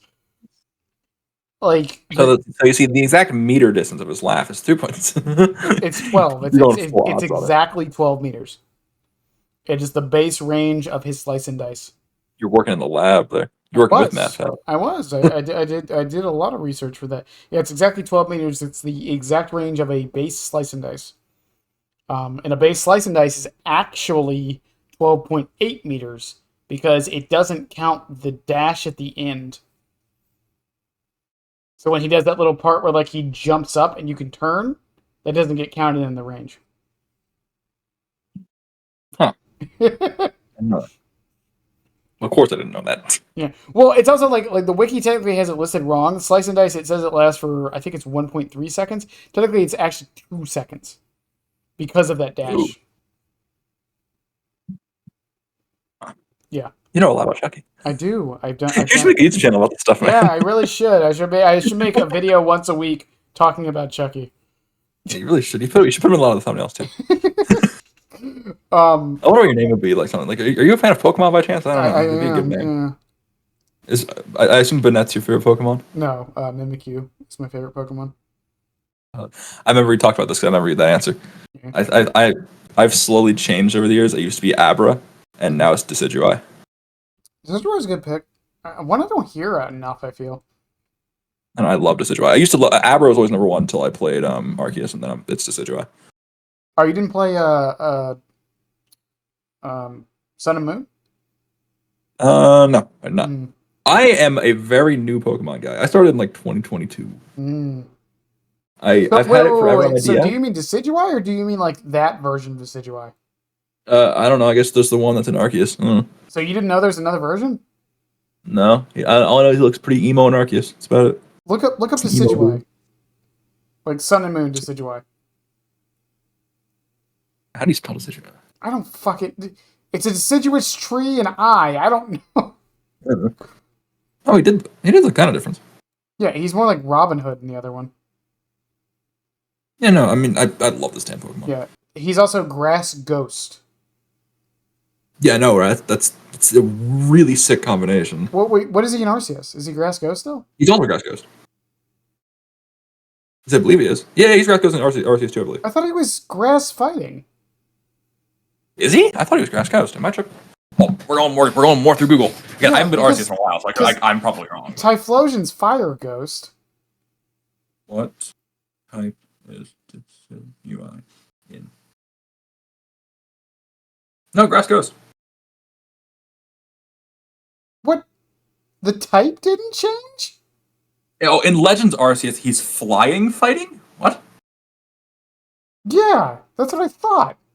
He's flying fighting. Yeah. Oh. Yeah. Okay, I was right. I was confused as hell. But like his type changes because Typhlosion's type changes too. He's flying grass, and then he evolves to Grass Ghost, and then in the new game he's flying fighting. That's a lot of words. Yeah, because he has the 2 different forms, yeah. Yeah, he's still cool as hell, though. Yeah. His name, by the way, do you know what a deciduous tree is? No. It's basically a tree that like is only active during the winter, so it's like it's dead. Oh. That's pretty emo. Yeah.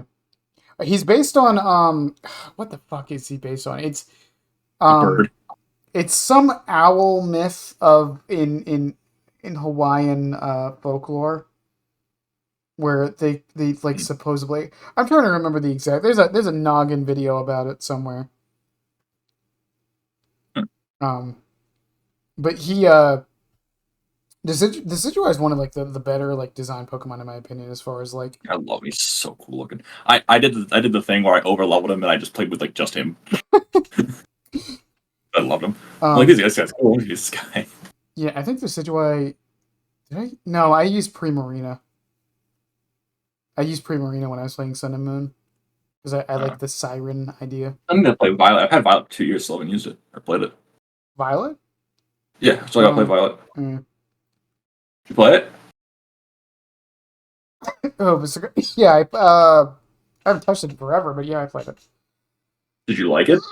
I thought it was one of the best Pokemon games they made in a long time. That's good to know. Apart from Arceus. I've heard it's a kind of whatever game. Like it had them like really big bugs. Yeah, but it's fine. Like for what it is, I don't expect much out of my Pokemon games. I see some. No, I mean, I gotta play it soon. So I see some cool new designs. I fucking fight some gym leaders, and I'm good. now that I'm done, now I gotta play a new game. So I guess that'll be up there. Yeah, I heard the DLC is actually pretty good too. But no, like, because I played Pokemon when it came out. I was there. When it came out, I was in the trenches. Yeah, when it came out in 1996, I was only fucking 2 years old. Damn. Yeah, no, I shouldn't have said damn. damn, you're old, man. The fuck? One of my first video games ever was Gold and Silver. I think my first video game that I can remember was Wario Land on the Game Boy. I loved that game. Yeah, I used to play Pokemon Stadium all the time when I was a kid on my N64. Yeah. You ever played that Pokemon like fighting game, like the web browser game? The web browser one? Yeah, it's like Pokemon Duels or something. No, I mean I played what was the one they released for Switch? Like the Tekken Pokken or whatever it is. Yeah, I would recommend that one. Pokken's actually pretty fun. It's like it's what it is. It's Tekken for Pokemon. Sounds interesting. Yeah, fucking Chandelure is in there. Why? Because Chandelure, I don't know. Because I don't know. He was a really big fan of Sia. He just liked chandeliers. So is mayonnaise in I guess back to Nurse. Yeah, back to Nurse. What else do we have? Maps. I already kind of said that. They're all pretty much fine. Larry's is pretty abysmal, but the rest of them are kind of whatever. Is Midwich because I know you talked about it earlier with like going up and down, and like if you're on like the second floor, like run into them. Is Midwich good for Nurse? Yes, it is her best map, undeniably. Hey, look at the background footage. I just realized. Yeah, but like, yeah, it's her best map, undeniably. Even with that so exploit, small. Even what exploit? Looking down? Well, no. Let me rephrase that. With that counterplay of like making it so she can't like readjust. Yes, I mean that's still a good counter. But first of all, I don't know why, but when I get Midwich, no one does that to me. But that map is so small. Like, there's been plenty of times where I'll be chasing someone, right? If they do run at me with the trick, I'll blink down and I'll just find someone else. It's so small. If you run any like decent, like I did one time, I put on the Darkness Revealed. Is that the dredge perk? Yeah, the blockers. From that and lethal, and I would finish the game in about 45 seconds. Because you just open a locker, you see everybody, and you just blink to them like crazy. It's so small. It's such good line of sights because it's just four. That's why it's also a good hunter's map because it's just four huge line of sights, and you can just go straight to them. If you don't see them, like or at the end of the hallway, you can just blink down the hallway, and you'll eventually hear somebody. If they're below you, you can just go straight down. It's kind of it's a good killer map in general, but it's better for her because if you hear them below you, you don't got to walk around to the stairs. You can just go straight to them. Honestly, I think some people are starting to realize that Midwich is not that great of a killer map. Yeah, I'm starting to realize that a bit more, but it is still definitely, I want to say, killer sided. I think it's. I think for most killers it is, but I think for some, it's definitely not as killer sided as some people think it is. You know who thrives on the map besides Nurse? Dredge. Nope, Trapper. Trapper thrives like hell on that map. Oh yeah. When it's great. That and RPD, he's really good on RPD.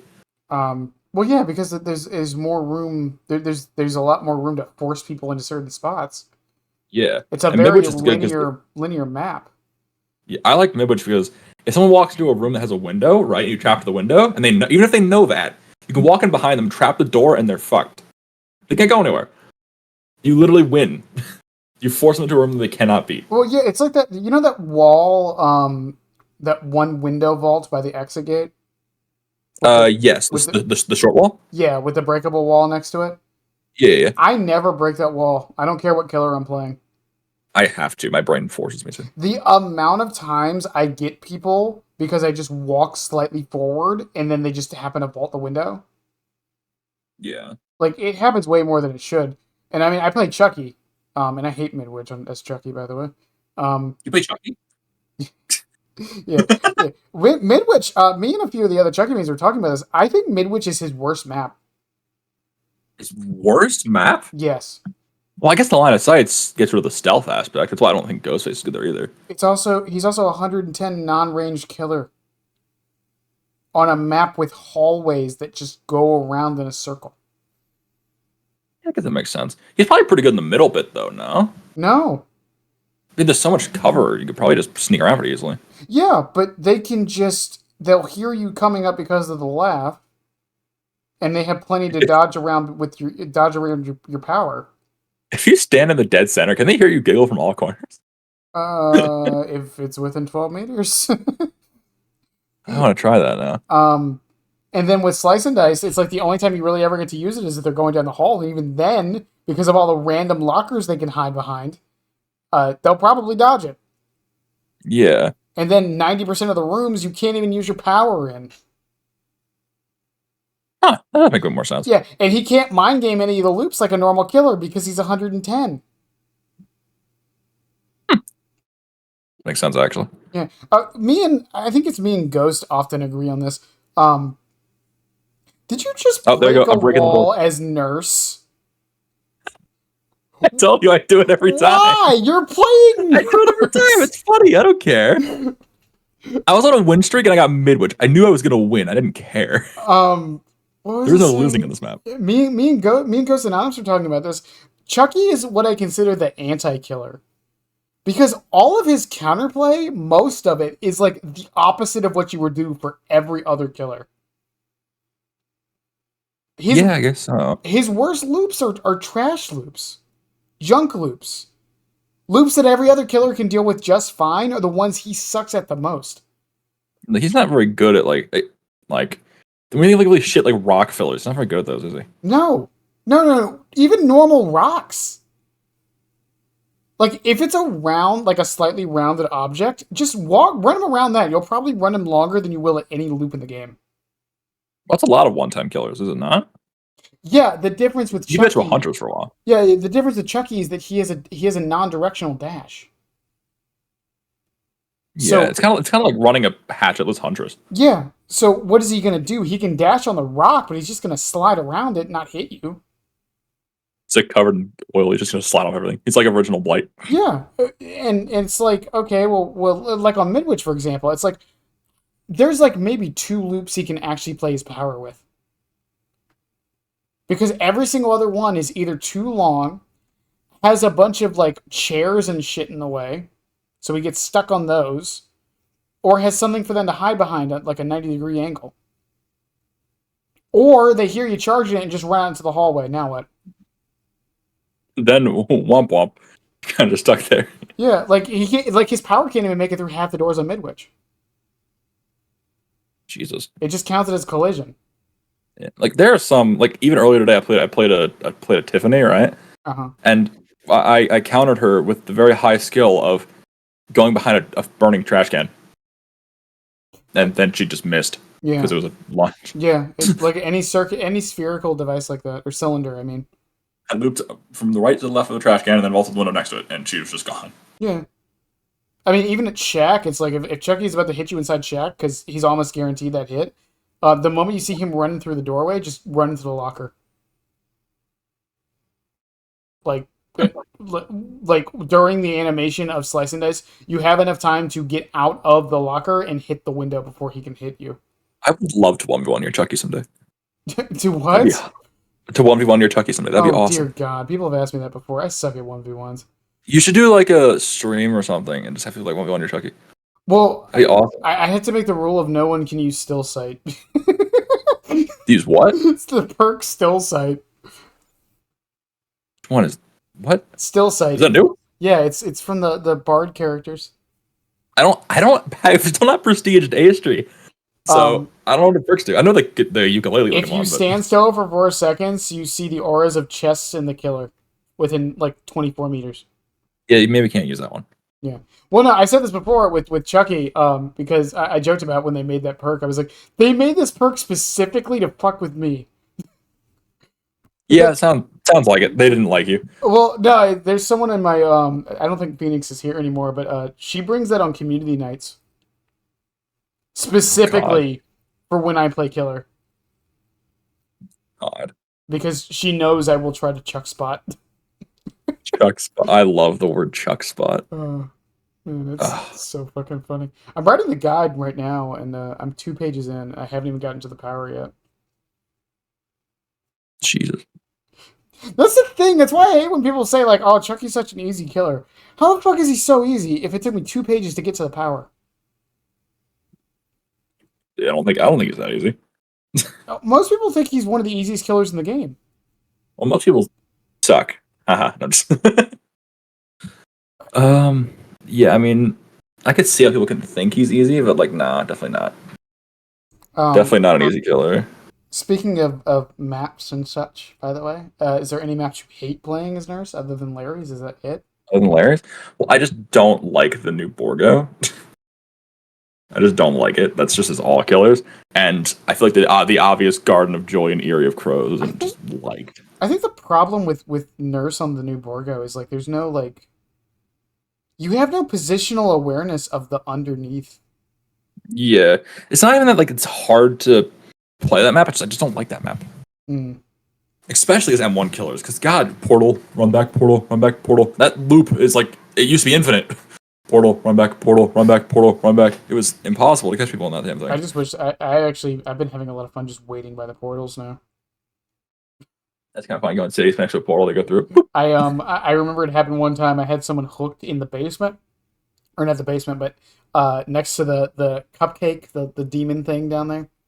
Oh yeah. I had someone hooked there, and I went out the portal, and I didn't camp. Camp the hook because you can't go back through the portal. And I just waited there because because the gen was done.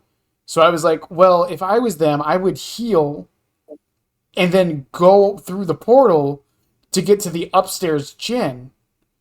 Lo and behold, I wonder where they went to. they healed and went right up through the portal. I scared the shit out of them. There's some potential with that map for content that I think people aren't noticing yet. Could you imagine being a tier 3 Myers with Insidious and just waiting beside a portal? I mean, a Tombstone Myers with Insidious. They go saying. through yoink. Like you could just set that shit up so well. Like I don't know. Really good. Are you doing that? Can I steal that video? Yeah, go ahead. It's a really good idea. That's a really fucking... Insidious Myers by the portal, fucking door. I'm gonna use this clip of the podcast in the intro of my video, and then I'm gonna cut straight to me grabbing someone out of a portal. Yeah, call it car salesman Myers or something. I don't know. You walk through the door. Oh my god, that is such a good fucking idea. Yeah, you realize it's gonna take you. I'm telling you, man, we got all the ideas. We're giving all the ideas away. Damn it. You know how many fucking games it's gonna take you to get footage of? I bet you I could get at least one kill my first game doing it. I mean, you would have to have something to let you know they're about to go through it. My brain, I don't know. They finished a gen next to it. I assume they're gonna go through. I don't know. I mean, maybe like, is there a locker by the portal downstairs? I think so. I mean, darkness revealed. Maybe, you could just pray and wait. You can just sit there. Yeah, I mean, I'm sure someone will go through it. I mean, in theory, let's say you never go downstairs. No. Right? Or no, I'm sorry. You only go downstairs. They will have to eventually do one of those gens. Yeah, because there's 3 downstairs. One of them has to get finished. Yeah, so they would have to eventually do one of those. So if you just patrol downstairs and like try to get like to your 3 as fast as you could, just patrol the bottom until it's 1 gen left, and then sit by the exit portal with Insidious. The chances of them coming up there through that portal after they do one of those gens is extremely high. Oh yeah. You could also run Bitter Murmur, Yeah. and then you know. Bitter Murmur would work too. That sounds so funny. I got you right now. I kind of want to try it now too. That's your next stream, just sitting next to the portal. I mean, I've done fishing streams. I'm sure I can do that. Hell, like real life fishing streams? No. I play Xenomorph with Dragon's Grip, and I just sit in the tunnel and wait. Oh, I thought you were like that's a No. switch from DBD to fishing. I have a propensity to turn every video game ever to having a fishing mini game, even if it doesn't. Have you ever played? I'm gonna blow your mind. You ever heard of Fishing Simulator? Yes, it's fucking weird with this, right? I hate fishing if it's part of the game. You have to make it up yourself. It has to be something that's like not the main focus of the game. Like I love fishing in Animal Crossing. Yeah. I love fishing in like Destiny when they added it. But like if There's fishing in Destiny? They added it it was there last year. Oh. Yeah. That's cool. It wasn't very good. Oh, it's not cool then, never mind. Yeah. It was just bait, press button, cast lure, reel in. It would take. Sounds like every game that has fishing in. Yeah, but like I don't know, like there was no like different kinds of bait or anything like that. There was literally no mechanics. It was just bait, throw, get. I like it when the fishing games have like a little bit of depth. Like, here's some different kinds of baits. Here's some different fishing spots. Minecraft is just click and then click again. Is that really all it is? That's it. Wow. You click the rod into the water, and then when you see the bubbles, you click again, and that's it. Oh, Destiny doesn't even do the bubbles. It just gives you a sound and tells you to press a button. My God, there's a game called God, what's it called? Give me a moment. It has a fishing mechanic in it that is the most in-depth thing I've ever seen in my entire life. Hold up. Was it Ocarina of Time? No. It's a really small game. I can't remember the name. Cruelty Squad. It's a really weird game. It's like, it looks like a fever dream, right? But it's about like, I'm not gonna spoil it because it is a really good game that people should play. But you're playing as basically some guy, and he uses like it's a fever dream. If Doom was a fever dream, pretty much is what it is. And for some reason, there's a fishing mechanic in the game, and there are so many different fishes. It would take you longer to fish every type of fish in the game than just beat it on the hardest difficulty. It's hilarious. You can sit there for hours just throwing fishing rods in the water. Sounds like my perfect game. You'll love it, man. I don't know. Like I don't know what it is about fishing in games that just like when I played Warframe, it's probably where most of my hours were was fishing. Is there like, I know like some MMO games they have like fishing. It's like a different trait you can do. Yeah, I tried when I played Final Fantasy 14. I'm sorry, the critically acclaimed MMO. Give it the full name. Yeah, the critically acclaimed MMORPG Final Fantasy 14. I don't know what's free right now anymore, or how long you can play it for. But before when I wanted to try that game, I told my friend, I was like, hey, I want to be like an NPC fisher. And like it blew his mind. He's like, what do you mean? It's like all I want to do is just like fish, and like just sell my fish. It's like my whole goal. And I found out that I wouldn't be able to do that for 14 hours, so I didn't do that. Reasonable.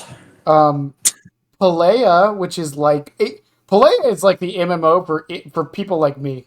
It is literally like NPC the MMO.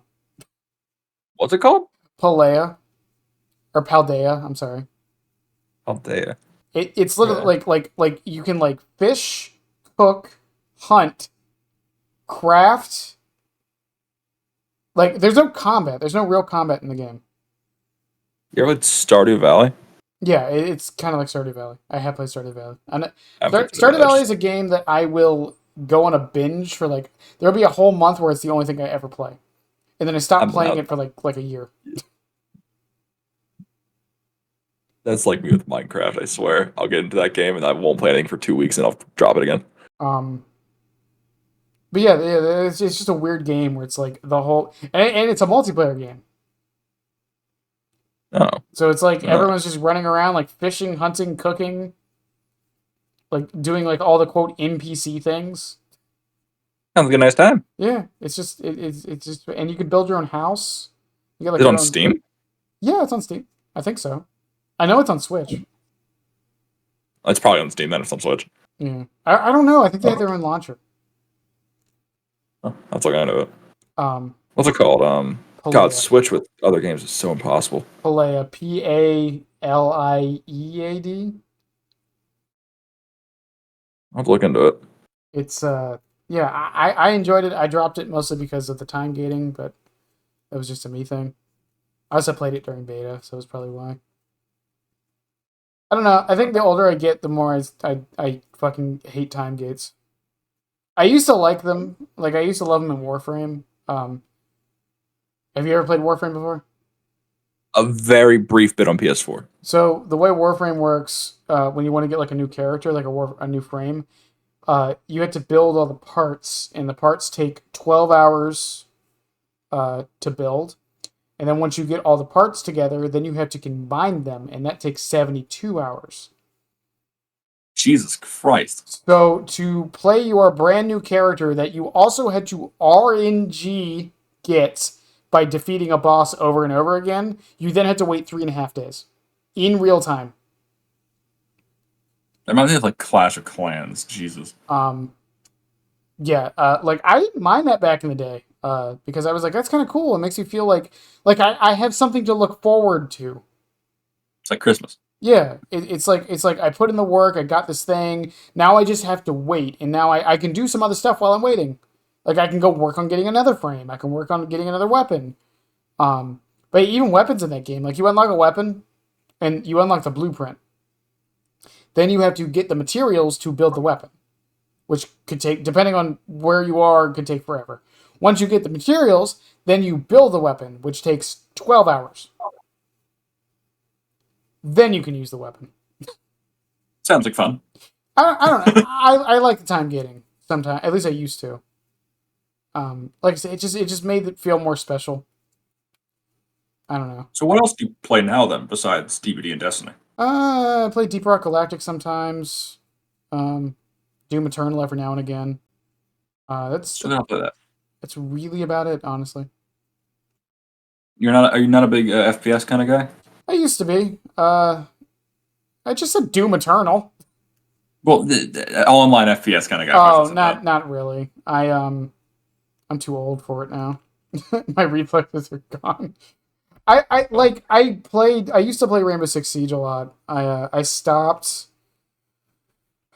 I forgot why I stopped, but I stopped for a little bit there, and then like I tried to get back into it, and I think it's one of those games that I feel is harder to get back into than actually being a new player. Yeah, definitely. 'Cause you think you know what you're doing, but you don't. Yeah. And that cucks you over a lot. And then like I played Valorant for a little bit and gave up on that because I suck at Valorant. You gotta just use shotguns, man. After like 6 months of being hard stuck gold to bronze, right? I dropped every character I was playing, picked up Omen, and one tricked the judge, and I went to diamond in 3 weeks.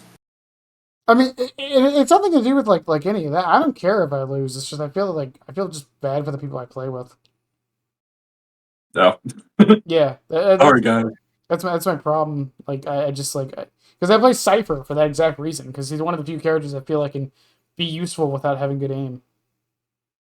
Well, Sage exists, but I would disagree. I think Sage is one of the most necessary characters to be good at aiming. yeah, because you can't die. If you die early, you're cooked. Actually, Yeah, whole point of view is not to and die she can't early. sit in the back. Yeah. Um, Well, I don't know any of the new characters. Like, I stopped playing when the newest character was that Aquaman looking dude. Harbor. Yeah, I that's like what I thought. I liked Harbor. He looked cool. He was bad with shotguns though, so I didn't like him. But no, yeah, because it's just like with like the other thing with Sage was her ultimate had a really high cost, so you were supposed to be getting kills. Yeah, you had to, or you could run around getting the all orbs, or You whatever they're called in could. that game. You could, or you could give those to your teammates. That's true. That's one thing I liked about Cypher, because his ultimate didn't cost that much. Yeah. It's all really strong, too. Yeah, they buffed the shit out of it recently. Did they? They I remember just being the map-wide scan. No, yeah, so it was a map-wide scan. They changed it so it does it twice now. Wow, actually, that's crazy. Yeah, it was already good before. Yeah, it pings. So it does it the first time, and then I think it's like a 4-second delay, then it does it again. That's crazy. What? Yeah, they buffed his tripwires, too. Well, that's good. Those were always kind of shit. Well, so the way they buffed them was they increased the range, which massively changed a lot of his setups. But they also made it so if they're not destroyed, they can reactivate. Huh. So if the person doesn't... So let's say someone runs into one and doesn't shoot them. They there's like a 2-second buffer and they reactivate again. Huh. Pretty cool. Yeah. But who doesn't shoot them, seriously? Well, they did it. The idea was, one, to make it so you're more wary of if it's a kill trip. Because if it's a kill trip, he's just going to run out and shoot you. Oh, yeah. And now the wire's still there, so like you can't just push him again. Yeah, that makes more sense. They also said they did it to stop because there's a lot of things that like Yoru clone, Sage dog, Fade's little Sage dog? Yeah, it's Sage. She had a dog. Is that her name, Sage? Isn't that the Australian girl that has the dog? Yeah, that's what I'm saying. It's her name, right? Sage is the ice wall healer girl. Yeah, whatever the Aussie girl's name is, I forget. I'll look it up. I don't know, but yeah. Yeah, but her dog could get rid of it. The point was, there was a lot of things that could get rid of the wires, so they tried to make it so you can kind of have a defense against it a little bit. Okay. It is... Sky, that's it. Sky, okay, starts with a that's C. That's it, Sky. Sky with the E. Or an S, I meant, let's see. I haven't really game. I want to get back into Valorant, but I feel like I'm just so late again. I don't know. The problem most I want a new shooter to come out. I mean, I haven't played Halo, what's it called in forever? Infinite? Yeah. I played that for a little bit, but I'm not a Halo person. So. There's just I grew up in COD. I don't know. I'm at this weird place with video games right now. It's just like nothing has come along that's really gotten my attention apart from Dead by Daylight, honestly. Have you tried Texas or Killer Clowns at all? I tried Texas. I wasn't a fan. And you don't like Clowns then? Huh? You don't like Clowns then, because Clowns is very similar. Yeah, I wasn't a fan. Clowns is actually... Did you play Friday? I did not play Friday. Maybe you will like... Because those two are very similar. I don't know. Friday was incredible. It seems... How do I explain what TCM... The way I explain TCM to people, and the reason why I didn't like it, it felt floaty. Well, I could see that. Does that make sense when I say that? Yes, it does. Like nothing I did on either side felt impactful in an instant way. Yeah, I could see that. Like especially on the family side or killer side, it's like it felt like I would just be wailing on somebody and they would just never die. Yeah, they've made that there's different things on that now. Like Johnny is just he just runs and clicks and you die. And then on the maybe it's because I liked playing Sunny. That's probably what it was. I felt like I died in one hit all the time. Yeah. Play Leland if you don't want to die one hit. Play Leland or Ana. But then I felt like I was restricted. And then I was like, okay, well... You always change your builds around, you always just, up your builds to have more, health or more... Well, that was the other problem with TCM. It felt too grindy. Yeah, they apparently made that better. I haven't played in quite a while, but apparently they made that better, so... No, I might give it another try one day. I don't know. Killer Clowns, I'm not... I love the IP. I'm just not too interested in the game, honestly. Yeah, and that's like it's very Texas. It's literally Texas. I mean, more power to them. It's just Perfect. like I don't know. Yeah. I mean, it's Friday, not Texas. It's literally just Friday the 13th. I really want, and I know it'll never happen. I really want Evolve to somehow make a comeback. It what? Evolve. Set. It's the original ASIM. I never heard of it. It's like where all the ASIMs like were born from was Evolve. I probably heard of it, but I don't know of it. I mean, you can look up a trailer or whatever. Basically, in Evolve, there's one monster and 4 hunters. Whoa. The point of it, huh? Well, it's actually it's funny how it's actually kind of the opposite of Dead by Daylight. The monster's in third person. Oh. Yeah, the hunters are in first person. It's like instead of a 1v4, a 4v1. Yeah. So the way it works is there's a monster who starts off at level 1, and a bunch of 4 hunters, all of one of each class. Assault for damage, medic to heal, support who has a shield that stops all damage, and then the trapper who can set up a dome that stops the monster from escaping. And then they all have like every healer has like a heal ability. Every support has like some form of like massive damaging strike ability. Every trapper has like something that like CCs or slows down the monster in some way, and every assault has like a massive burst damage thing. And the way it works is the monster starts off the match as level 1 and has to go around killing smaller little monsters and slowly level up from that. And the entire point of the hunters is to find the monster as fast as they can. Once they do, they can trap it in the dome and start doing damage to the monster. Now, the monster's not instantly dead, but that's when they're the weakest. And once the monster reaches level 3, they're fully evolved. Once they're fully evolved, the objective for the monster changes to going for the generator in the center of the map. Generator? Dead by Daylight? Once they go for the generator in the center of the map, then the hunters have to stop that. That's the whole point. So it's kind of like this cat and mouse game of like going back and forth, especially since the monster is technically the weakest at the beginning of the game. But towards the end of the match, the monster now has to find the hunters. That reminds me of a game called Dead by Daylight. It was like the first ASIM, like the first like genuinely successful one, anyways. I've probably seen footage of it. I just didn't know what I was looking at. But. Yeah, it's very interesting. The monster designs were very cool. I like them. There's one who could turn into a ball. A ball. Yeah, like Wrecking Ball from Overwatch. I just realized that fucking game did that before Overwatch did. They stole the hamster. Fucking hello from. There's like a spider monster in it too who can like lay eggs. Ew. There was a lot of like cool ideas in that game, and it was like I said, it was like the first real ASIM game. But it died because of monetization reasons. But I kind of wish it would get brought back somehow. I bet if enough people start playing it, like big streamers might come back. They can't. The servers are down. Oh, never mind. Yeah, it's literally a dead game. Like, it is the definition of a dead game. Well, never mind. I guess that's not coming back anytime soon. It's not like, oh, well, I'm sure if enough people play. No, you literally can't play it.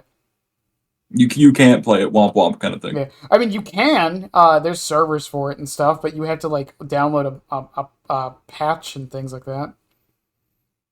That's just a lot of work that most people won't go through. Like if you have enough effort or will or want to play it, you can. You can still play bot games. Oh hell yeah! I love playing as bots. Yeah. Is it a free game or how much is it? It's free now. Evolve Stage 2. I might try out some bot games. I don't know. Like I said, it's decently fun. I mean, if you get a chance to watch some videos of it, it's a cool idea, and it's kind of funny to think about how it's like kind of like the reverse of Dead by Daylight a little bit. That's a really good. I really hope there's another game like that someday. Maybe they just remake Evolve. I don't know. Evolve remastered. I mean, the problem that game had, like, it was pacing. That was the biggest issue the game had. But at the same time, it was kind of part of how the game worked. Because the issue was like once the monster ran away, like the hunters are basically just like doing nothing. They're just looking for the monster the whole Just time. look around, yeah. Yeah, that was the biggest problem with it. That's the thing with ASIMs, and I think Evolve was kind of a teaching moment for that. You can't have the majority team be the ones looking for things. Yeah, they'll end up getting bored quickly. Yeah, like the one doing it, I think is fine um because a lot of times there's a lot less for them to be looking for, in a sense. Like you're not coordinating while you're looking either. You're just kind of looking to find. I don't know. It's hard to explain. Back to Dead by Daylight though, as we're to stop talking about other ASIMs. Yeah. Do you have any stats at all? Not really. Besides her kill rate being acceptably kind of low, but that's kind of we were talking about that. Like, Well, no. Do you have any stats? what do you mean about like my gameplay, or what do you mean? Yeah. I don't think so. Do you How play long on did it take me Steam? to on Steam? Yeah. Like my actual like hour counter? What do you mean? Do you play on Steam? Yes, I play on Steam. So go to DBD Tracker and type in. Oh wait, yeah. What am I talking about? I'm goofy. I can show you my stats. It's honestly quite low, to be honest. What when I hit you, I was going to ask, what's her track stat? wait, sorry, say that again. What is her tracked stat? It's just blink hits, I think. That's it? I believe it's just blink attacks. Yes, It's that simple. I think so. I want to say so. Why don't I have that saved? But I know it's kind of low because when I finished with Nurse, I took I'm the person where I don't like putting points into someone that I've already like finished. It feels kind of useless. I can get more items, of course, but like I want to get level. I want to see a level rise, right? Mm-hmm. I want to see a number rise. So when I stopped playing her, I focused all my time into Vittorio because at that point I wanted to proceed to Hunter Vittorio. And when I did that, I kind of just played whoever for a few months. Right now, I'm working on Hunter. I started at the beginning of the event. I was at Prestige 7, and I ended the event at Prestige 54. Mm-hmm. I think, something like that. So I'm working on P100 her next. Also, the website's taking a while to load. That's why I'm rambling now. But yeah, this website takes forever to load your stats. I know. I say I know, but like I can't even look at my stats, so I don't know. It's a public account. My Steam's it doesn't need to find anything. It's already on here. It's just it likes taking its sweet old time to find your statistics when you type your name in. But so what's it called? I also wanted to ask, what's your thoughts on Laura Croft and her perks? Do you like them? I'm fine with all of them. And they're all really. I mean, especially finesse. Finesse is hilarious. The amount of times I've just barely missed getting hit because of finesse is. I have to make a montage out of it already. I think we all freaked out about Specialist too much. Oh yeah, that perk didn't seem as good as the people were saying it was gonna be. I have been playing for like 2 weeks and I have not had a match where I was like, damn, shit, Specialist fucking gen rushed me. Like, honestly. Yeah, darn it, I got hard gen rush. What am I gonna do? Well, once again, like, don't get me wrong. Like, I understand people's problem with it. It's just like I haven't, and I still don't understand why they buffed it. But like, I have not seen it really used at all. Yeah, I don't know if I've seen it once. And then Hardened, I like the idea, and I think it's more useful than people give it credit for. But it is still way too much prerequisite for basically just a better comm spirit. Yeah. Oh, the stats have loaded. But yeah, I think I like her. Yeah, and then as far as like Laura Croft herself goes, I mean, she's a fucking gaming icon. Yeah. Oh, everyone's like, oh, she's not poor. Who cares? Neither was Nick Cage. She's not. Nick Cage is a real dude. She's not a horror character. What is that? I don't even know what that means anymore. Yeah. Technically, neither is Vecna. Get over yourselves. But I have 11,500 blink attacks, which is pretty middle of the road, to be honest with you. What's your ranking? All right. I don't think it says an exact number. It Usually, doesn't say an exact number. it doesn't? So, at least I'm not seeing it. Should be to the left of it. That's it. No, it's just the blink attack number. Oh, weird. If I scroll to the top, it goes to 11,900, and I know this person is not the most in the world, so I guess it scrolls more, but it doesn't show you. But, oh yeah, I'm on page 1,200 out of 80,000. Oh, yeah, that's probably why it's not giving you a number. So yeah, I guess I'm definitely above. I'm well above the half of the average nurse player, I guess, when it comes to blink attacks. But around 11,500 is where I'm sitting at right now. Who's number one? Because now I'm curious. Number one, I want to. Number one. And yes, it is just blink attacks. It's not range blink attacks. It's just blink attacks. Knott's Bloody Nurse at 254,000. Well, Pixie is at 100,000. That number is surprisingly low. I know, right? But I guess you don't get as many as you think you do. I don't know. What do you mean? It's literally just getting hits with Nurse. I know, but I think you do. I thought I did more in a game, but I don't. I don't know. There's someone named Michael Myers who just has 190,000. Just Michael Myers. How many blood points do I have earned? I'm interested to see all this stuff. I haven't looked at this page in a very long time. In case you're curious how that works, by the way, it's the achievements. Yeah, it goes on everything. Your track stats are just the achievement, whatever the achievements count. Yeah, because it tracks past the completion. Yeah, I've just passed 600 million blood points earned. So that's pretty cool. I don't know. I don't care. I don't care about stats because Chucky's stats sucks. Yeah, Chucky gets kind of. What is his stat? Hold up. Hits 3 seconds after scamper. After performing a scamper. Well, you can't do that anymore. Well, you can. Just against bad but from Windows only. The fuck is that? That's stupid. What do you mean? No, you can't. You can't even do it from Windows. Isn't that not a scamper when you vault a window when you're in stealth mode? No. Oh, so you literally can't do that anymore. Well, no. If you slice and dice a pallet and scamper under it and hit somebody... Oh my god, that is the scamper now? Yeah, that's a scamper hit. That's so stupid. Who got the most? You better be. Oh, you can't be on Slice. I'm not. I'm on Windows. How many do I have? I have 50. Are you proud of me? I'm gonna. It's either. Is it Ghost? There's no way. Is it Ghost Anonymous at number one? Let me refresh and tell you. For games. All right. You say Ghost Anonymous. Do you think we're number one? Yeah. It is. I'm Chloe S2. I have no idea who the fuck that is. 12,000. Ghost Anonymous. He has 1,004. He is number. Is 15? 11. Number 11. Is Ashlow in there at all? What's the name? Ashlow. Ashlow. I don't see it anywhere. Now remember, here's the thing with this too. It counts the before Chucky got changed. Because it was the same. There's something like.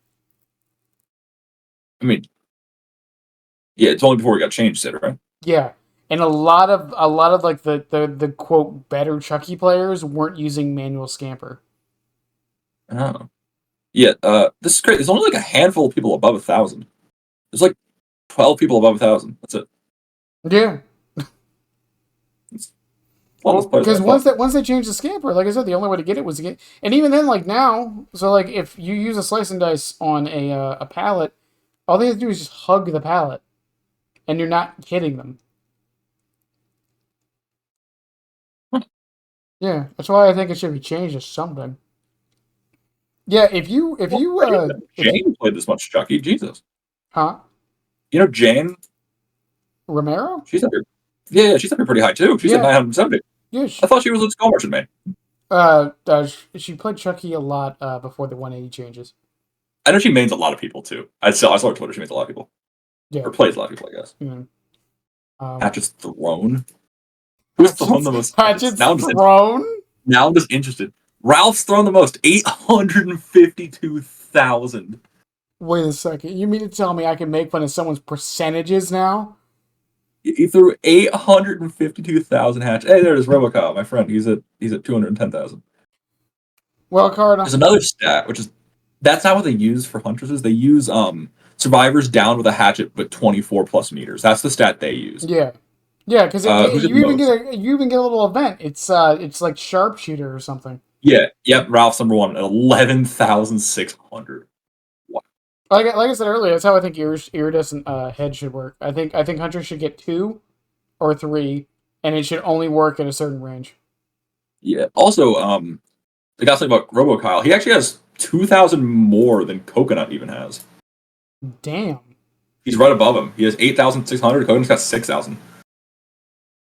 Yeah, he's number 5. Damn. He's a lot higher than that. He hasn't played this game in months. I'm surprised no one's gotten even close to him at this point. Well, besides the guys above him. But it's actually really close to beating another guy, too. But yeah, Ralph, of course, is number 1. There's no one else you can think of when you think of like the number 1 Huntress. I feel like he's just obviously the best. Cardinal. You falling asleep on me? A little bit. We've been going for about 6 hours. We almost did it. Jesus, it's 3:30 in the morning. Yeah, it's 3:30. You want to break the record? I got 2 more hours if you need. Wait, who was the longest one you said? Crow. Bro, which killer is that? Unknown. Give me a second. I think it was 7 hours and 50 minutes.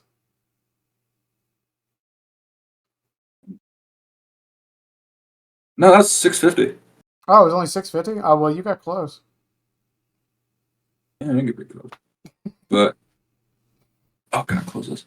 But yeah, I guess any final do you have any nurse questions, I guess? I really, really don't, if I'm perfectly honest with you. I know no one's really said anything for a while, but does anyone in chat have nurse questions?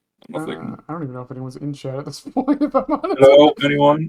Hello? Yelling into the void. There's a couple people here. Anyone got questions for Cardinal? If you got questions, any important nurse questions? No, I don't know what her feet look like, I promise.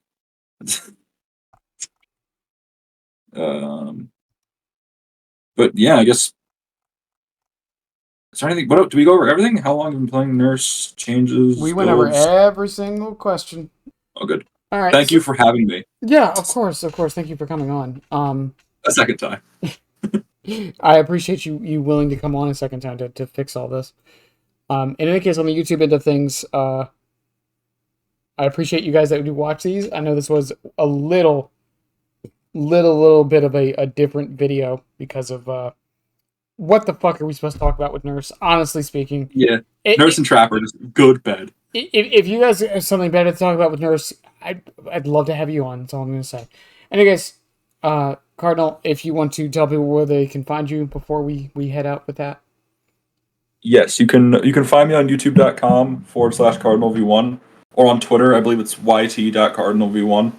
And that's about it. Maybe you can find me on Twitch too. It's just CardinalV1, even though I don't stream there very much. I might do that in the future. But yeah, that's kind of it. Alright, well, I'll link all that below. In any case, have a good one, everyone. And yeah, bye. Bye-bye.